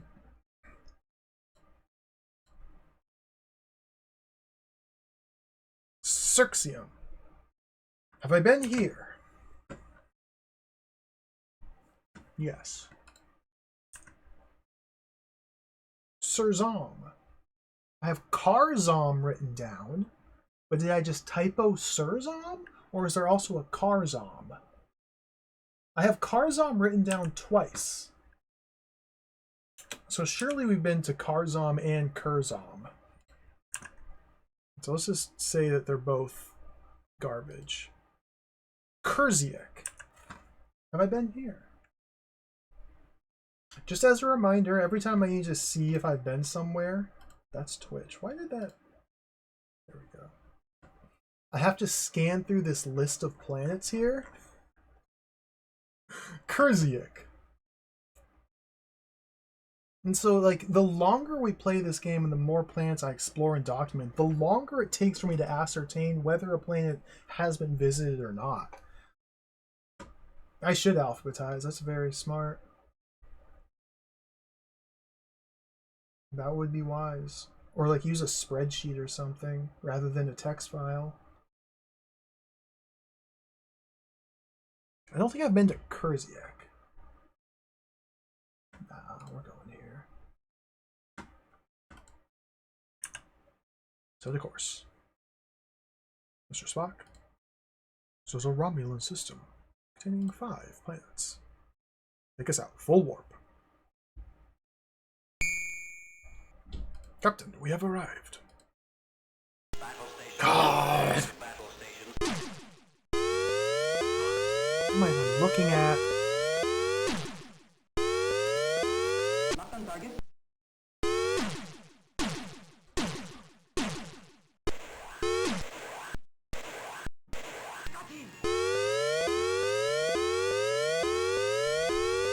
Not on target.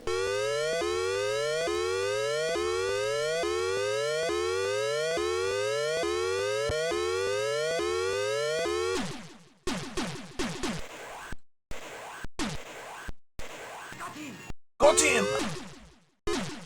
Not on target.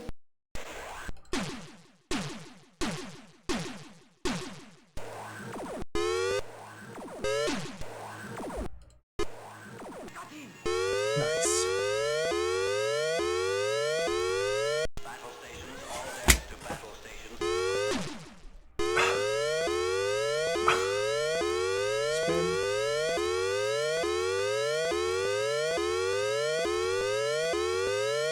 Not on target.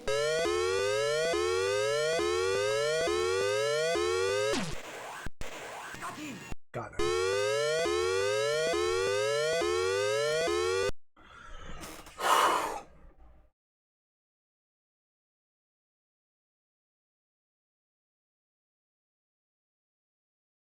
Kurziak.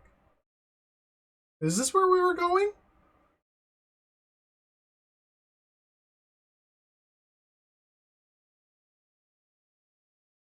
Oh, Mr. Spock's gone.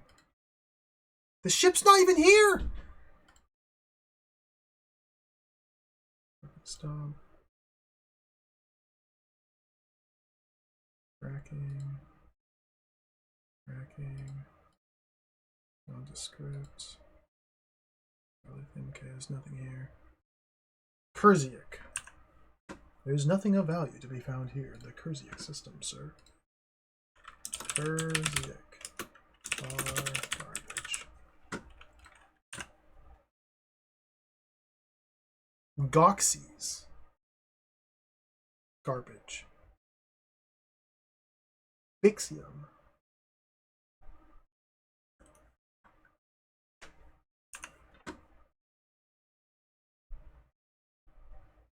Let's go.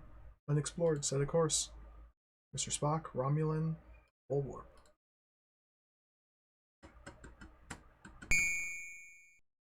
We have arrived at the Bixium system, sir. Readings indicate energy refinery of Bixium 3. Readings indicate gamma field of Bixium 1. I'm reading life supporting system. What? Bixium 2. Supports life. Captain. Laying a course. Full impulse. God! All decks to battle stations.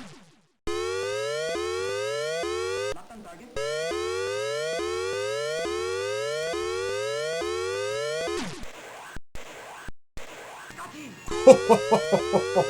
Got him. Beautiful. Those quick kills are so satisfying. I still don't really understand this screen or how I'm supposed to use this screen to help me fight better. Like, I get that we are orienting the Enterprise, and the Enterprise is traveling due north in space. I don't get that, but we're traveling north, and so we have to like turn and angle our heading even though we're moving north to intercept and like get closer to and get better angles at the enemies, but we also need to like modulate that, and then the A button doesn't do anything. Now in standard orbit, sir. Okay, go back here. Captain. Do a save.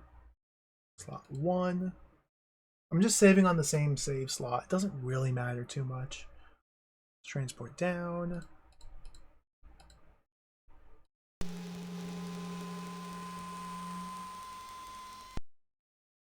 Door!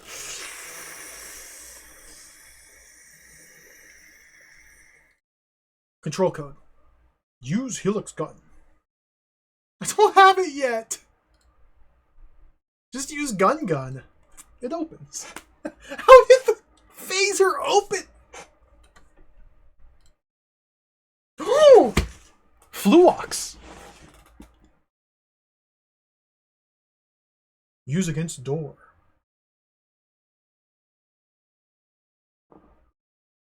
Okay. Take it. It's picked up by person.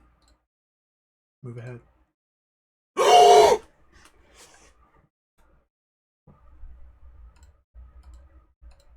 Use against databank console. Everything's coming up Millhouse. Beam it up. Move ahead. Oh! Beam it up. Move ahead. Quazon!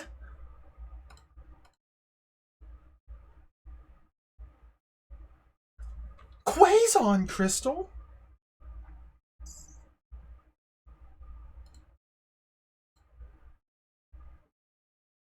What's a security Quazon? Take it.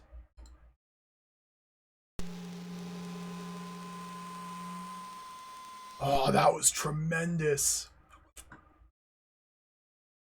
So we got a Helix gun, a ZMX device, a Quazon crystal, and a Fluox canister here. 4 different things. Okay, where am I? Where am I? Oh, Chekhov, get out of here! Mr. Sulu, where am I? We're at Bixium 2. Bixium 2, okay. Where'd my mouse go? I lost my mouse. I found my mouse. Okay, so the planet of Bixium 2.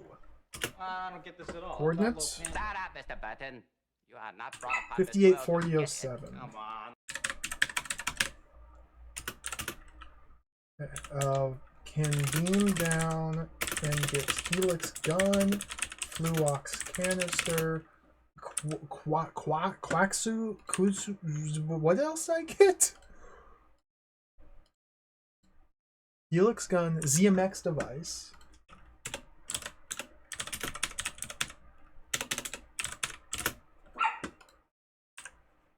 Bark Bark, Quazon.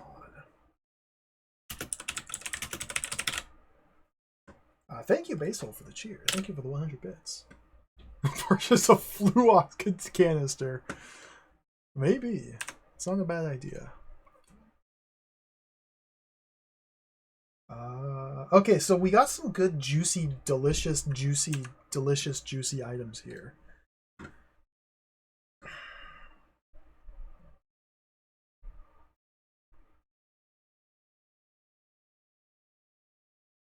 We need to visit Manak to use the Fluox canister to open the door that previously I destroyed. And we need to go to Puxum to use the ZMX device on the databank. I didn't write down the coordinates for Puxum. I'm a fool.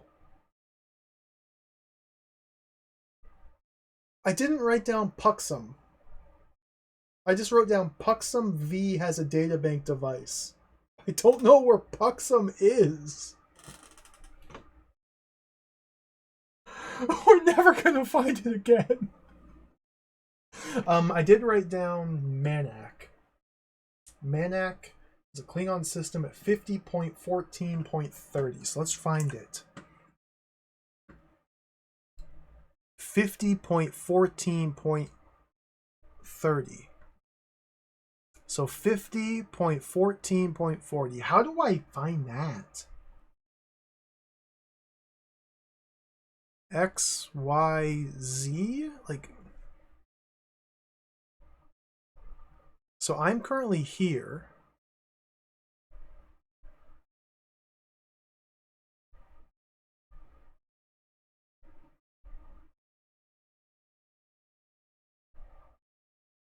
Where?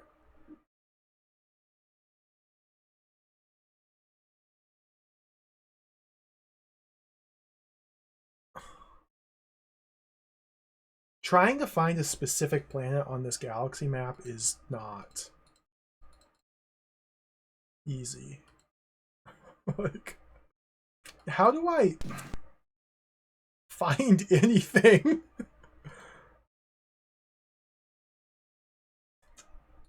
$50.14.30. Like, which direction do I have to travel in to get closer to 50.14.30? Well, if I'm at 58, I need to go left on the x-axis. I need to go... I am correct? No, I need to go south on the y-axis. And I need to go in on the z-axis? How...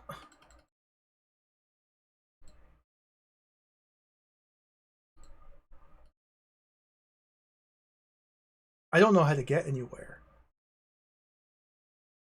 51. Okay, so that gets my x-axis closer. So I guess we'll jump this way. Full warp.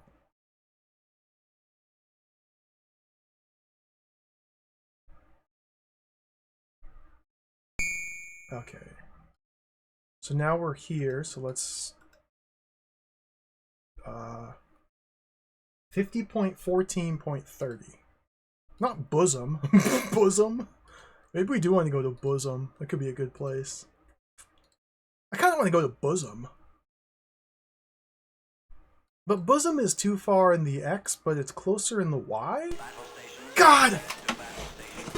I'm trying to get to bosom!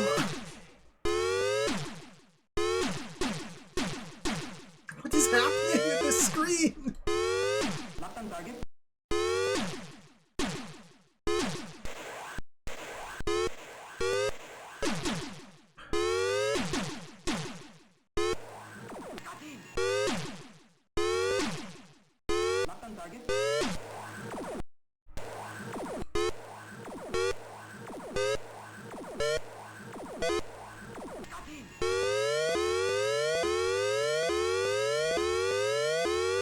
Turn it off.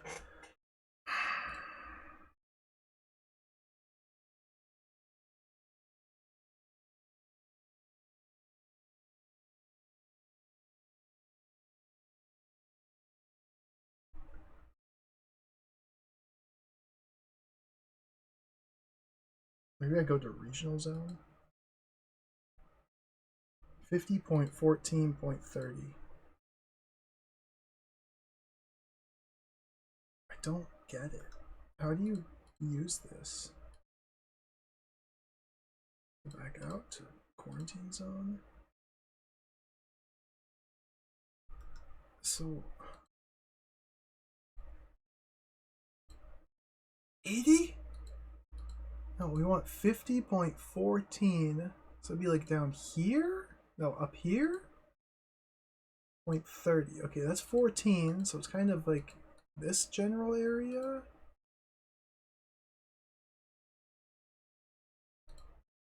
I don't get how you're supposed to do.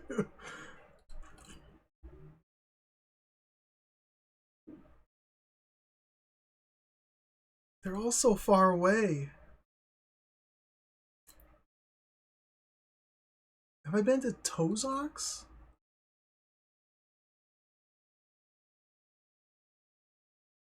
Do I go here? What's Helio? Klingon planet. Can I go to Tozox? So I'm low on warp. We need to go to a nearby Federation planet. I want to go to a nearby Federation planet. I want to go to a nearby Federation planet. A nearby Federation planet. Okay, Dizok. Have I been to Dizok? Is Dizok hot, wet, garbage? I just laying a course. Set course to Dizok. Warp. Check my notes. Dizok. Dizok is noted as being garbage. It's garbage. Maybe my notes were wrong. Oh, viscous suck! It was definitely garbage. We just got sucked. That's really bad. Mr. Spock. Catastrophe pods, yeah. There is dilithium here. An archive. And a nondescript. Communications.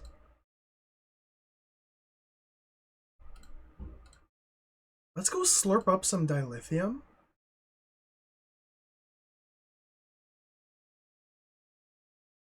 And we're at Dizok. So I should note Dizok. Oh my god!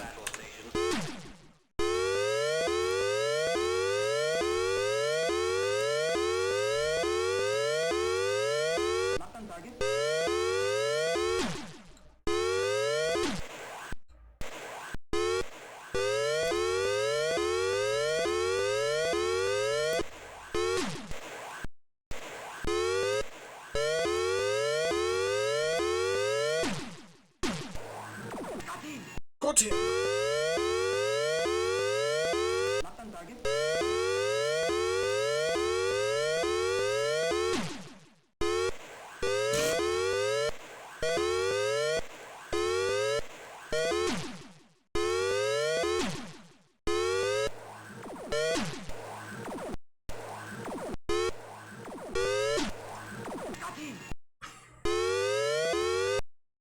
Okay.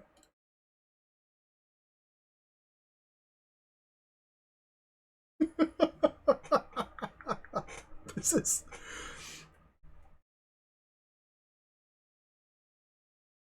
We have to find a warp. An orbital discontinuum. There's an orbital discontinuum at Bimiok. I didn't write down the coordinates for Bimiok. Is Bimiok nearby? Bimiok? Bimiok? Bimiok? Bimiok? Are you Bimiok? Bimiok? None of these are Bimiok. I didn't write down the coordinates for Bimiok.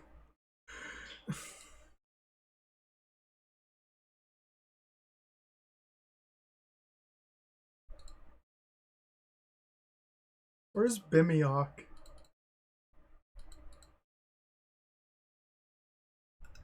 The coordinates wouldn't help, you know? They wouldn't help. It is so hard to navigate. I'm gonna restore.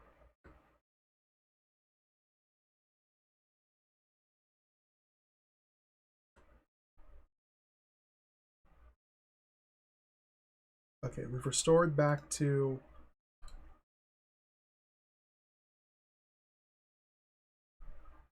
I believe this save was done immediately after looting the treasure planet. Let's confirm that by checking the stores. Yeah, we have our Quasar, our Fluox, and all this fun stuff. And this is when I was trying to figure out how to get to wherever. Puxum? Bixium? Mromok? Tassion? Rokiak? Lursum? Romok? Manak? Dixiac?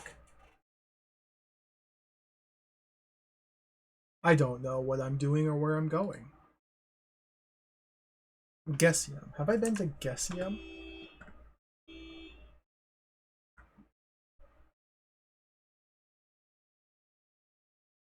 Maybe I should just go to Bosom. I don't think I've been here yet, so let's lay in a course. Mr. Spock, Romulan. Full warp.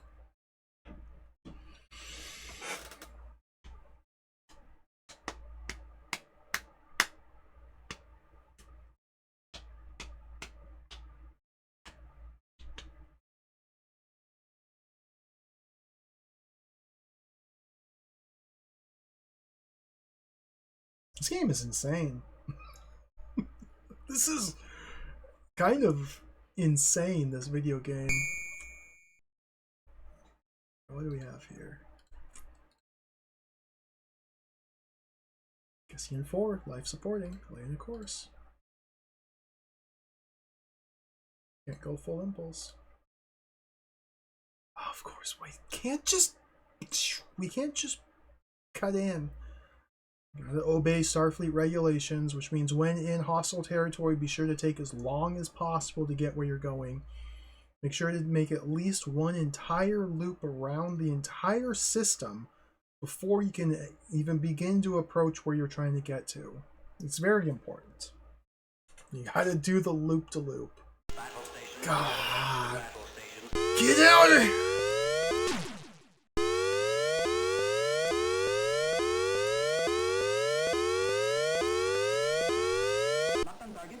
Locked on target.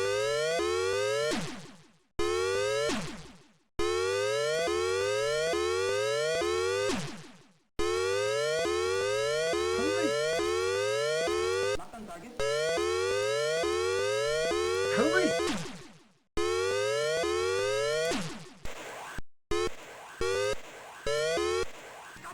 Oh, nice.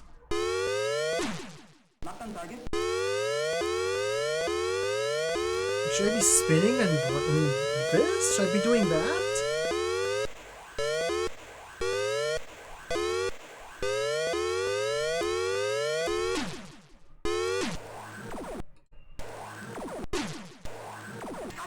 Battle stations, all decks to battle stations.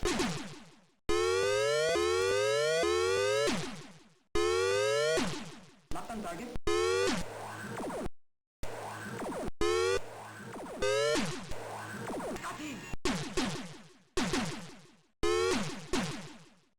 Locked on target.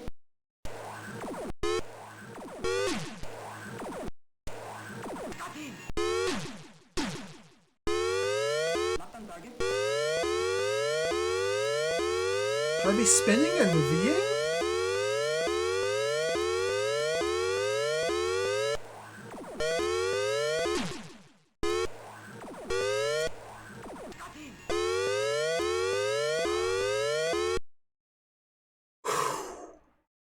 Mr. Sulu?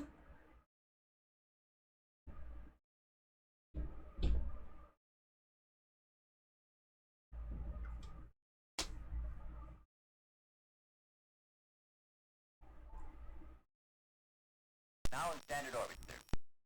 Thank you. Captain's log.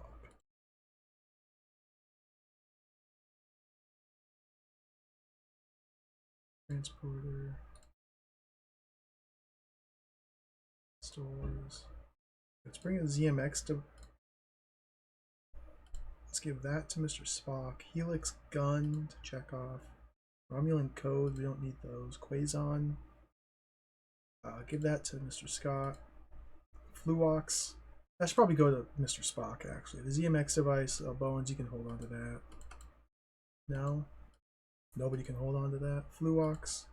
You can hold on to the Fluox, yeah. Where'd the ZMX device go? It's gone. I lost it. I can't. Okay.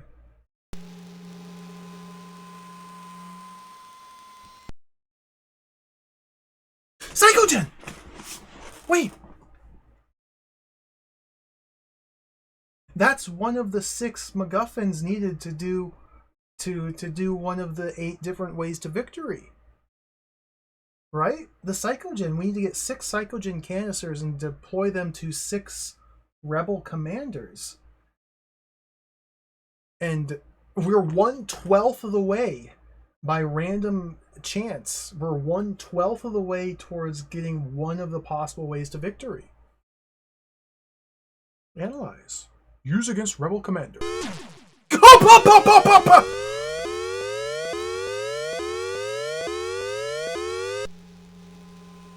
I'm not on the ship!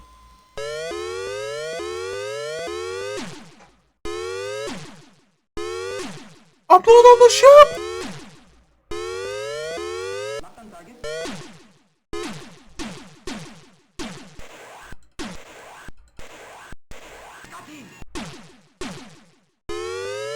Locked on target.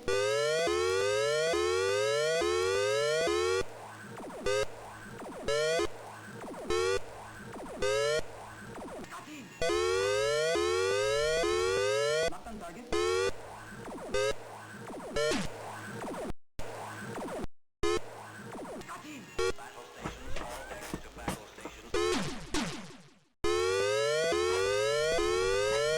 fly away? Mr. Sula! Listen! Set the course! Full warp!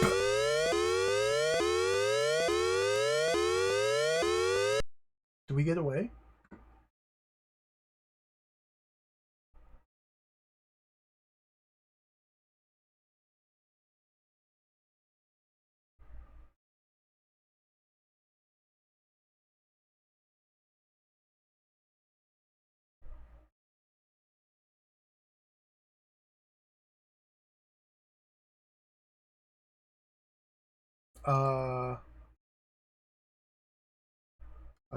I got bad news.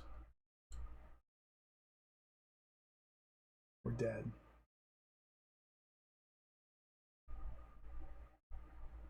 I got bad news.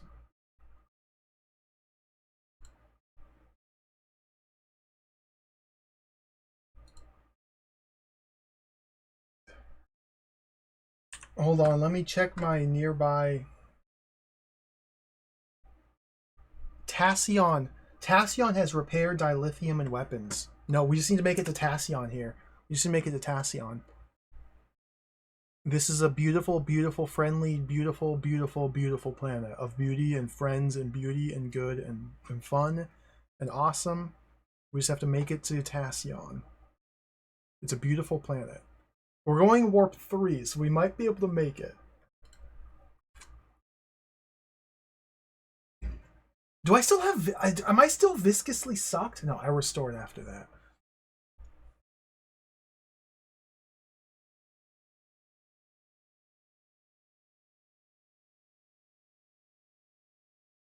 I didn't write down the name of the planet or the coordinates where we got the one of 6 things. By the way, just noting. Stating for the record, I did not write down where we got the Psychogen. The thing with the Psychogen is there's literally 6 of these we have to find and 6 rebel commanders we have to find. We have 1 of the 12 things we have to find. It took almost 5 hours to find 1 of the 12.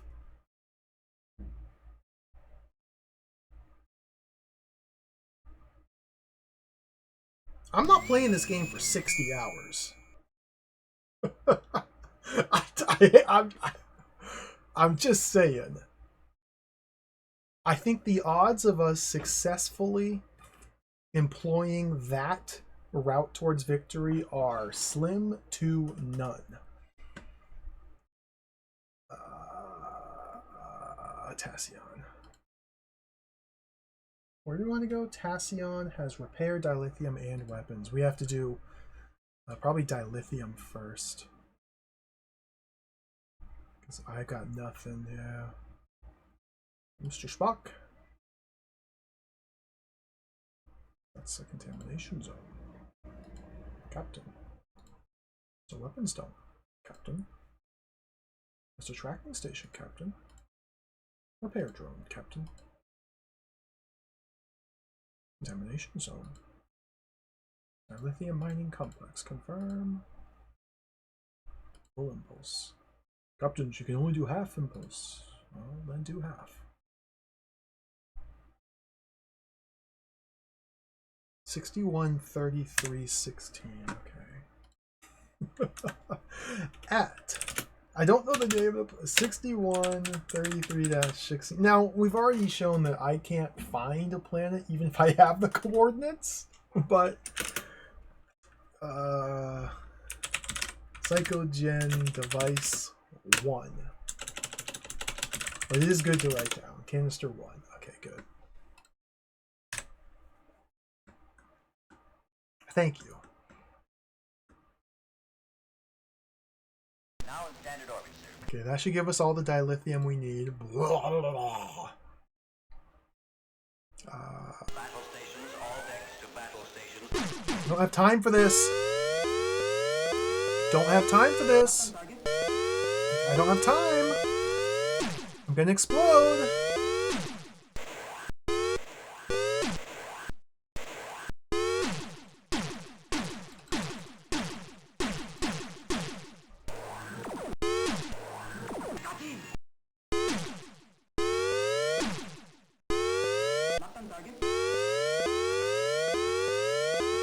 Fire!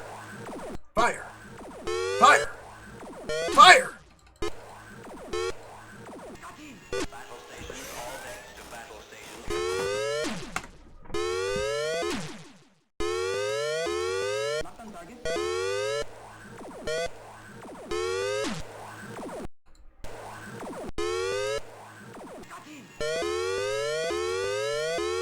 There's a...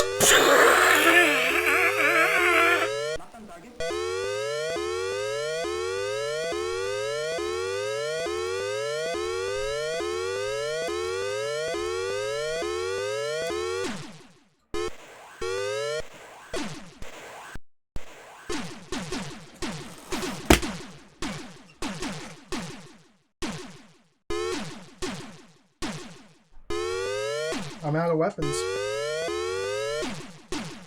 I'm all out of weapons. Can't do anything. I literally can't do anything.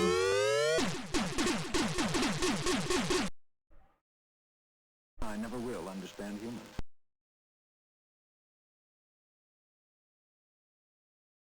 I died. This is tough.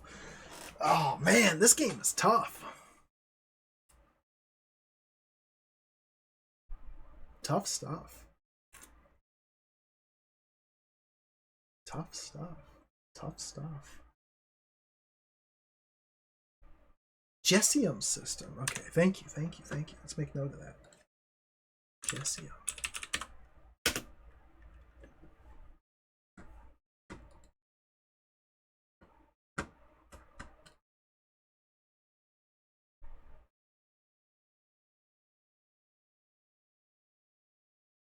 He died.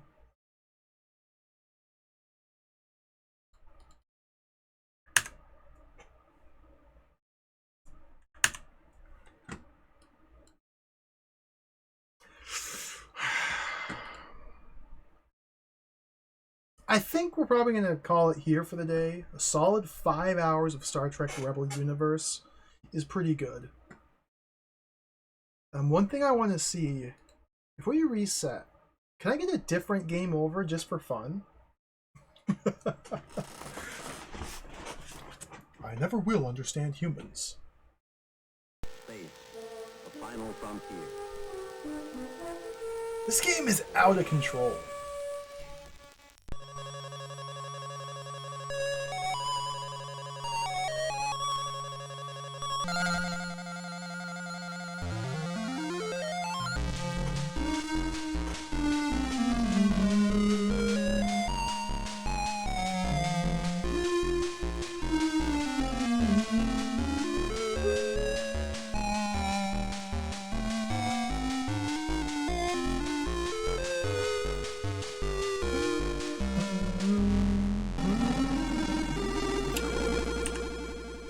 Just out of curiosity, I want to see what happens if we go 80 light years away at warp 10. Let's just have some fun.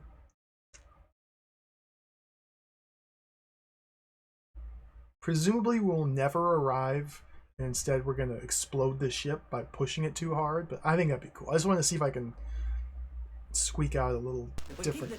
We'll blow up any minute now. Yes, Mr. Scott? Keep it up.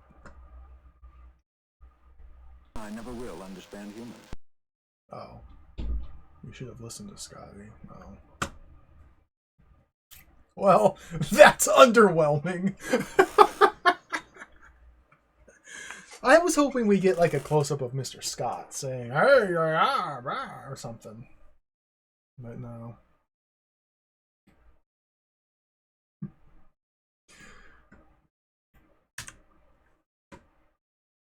Let's pause it there. This game is pretty dang cool. So to review, here's my notes. We have like almost 2 full pages of notes here. We have determined this many planets are completely useless and never need to be visited. So I'm trying to think of like some efficient way to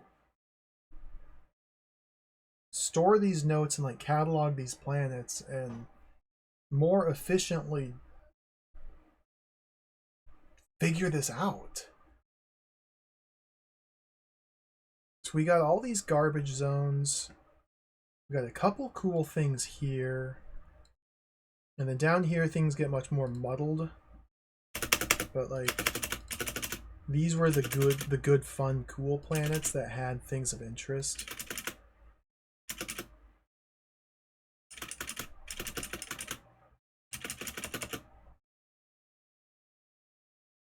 Again, even having these coordinates though, it's not a given that I'll ever be able to find and navigate back to these planets. Like, I wish there was some way to just type in the coordinates for a specific planet to go there or something. I guess the idea is you just kind of jump to a planet that's nearby one of these, and then using the zooming on the map, zoom in or out to try and like dial in using multiple small hops to get a bit closer to where you're trying to go. But even that's tough to do. Simply because the way the galaxy map is like spinning can be oriented different ways. Much to think about. I do want to keep playing this. We're going to plan on playing this again tomorrow. And we'll see how tomorrow's stream goes. We're going to play this again tomorrow, and if I make more progress, great. If we end up just kind of stalling out and petering out and losing enthusiasm, maybe we will just say, hey, this game is sick, but I want to play something else. I don't know. But we will play this again tomorrow. Thank you for watching. That's the stream. Star Trek: The Rebel Universe. I want to like this game. I appreciate it. I don't yet know if I like it. Thanks for watching, everybody. This is cool. This is fun stuff. I think I'm going to do that. Yeah, look up where the logic emitter was. That's a good plan, because it was right at the start of the gameplay. We should be able to find it pretty quick. Anyway.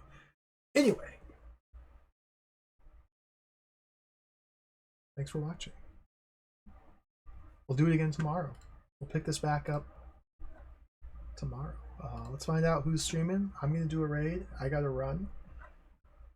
Thank you for watching. Again, this game is super cool. We have 3 Star Trek games I want to play this week. And you know, maybe we'll just perchance, extend Star Trek week out. There's no reason to limit myself to only playing Star Trek games during this week. Maybe we just go deep and play more Star Trek. Yeah, there's like 20 or 30 Star Trek games I want to play. I've already streamed 10 Star Trek games. And there's like another 20 or 30 more that look like they're incredible. We'll see how it goes. We'll play it by ear. Who's on? We'll do a raid. Star Trek. Oh, perfect. Author Blues is just starting his stream. We'll send you over there. Author Blues is doing Dashing Through Trash, an annual event where he plays bad video games. He's doing a real treat. Catchaman today. If you don't know what Catchaman is, you're in for a treat. I think it's like a Christian-themed first-person shooter. I think.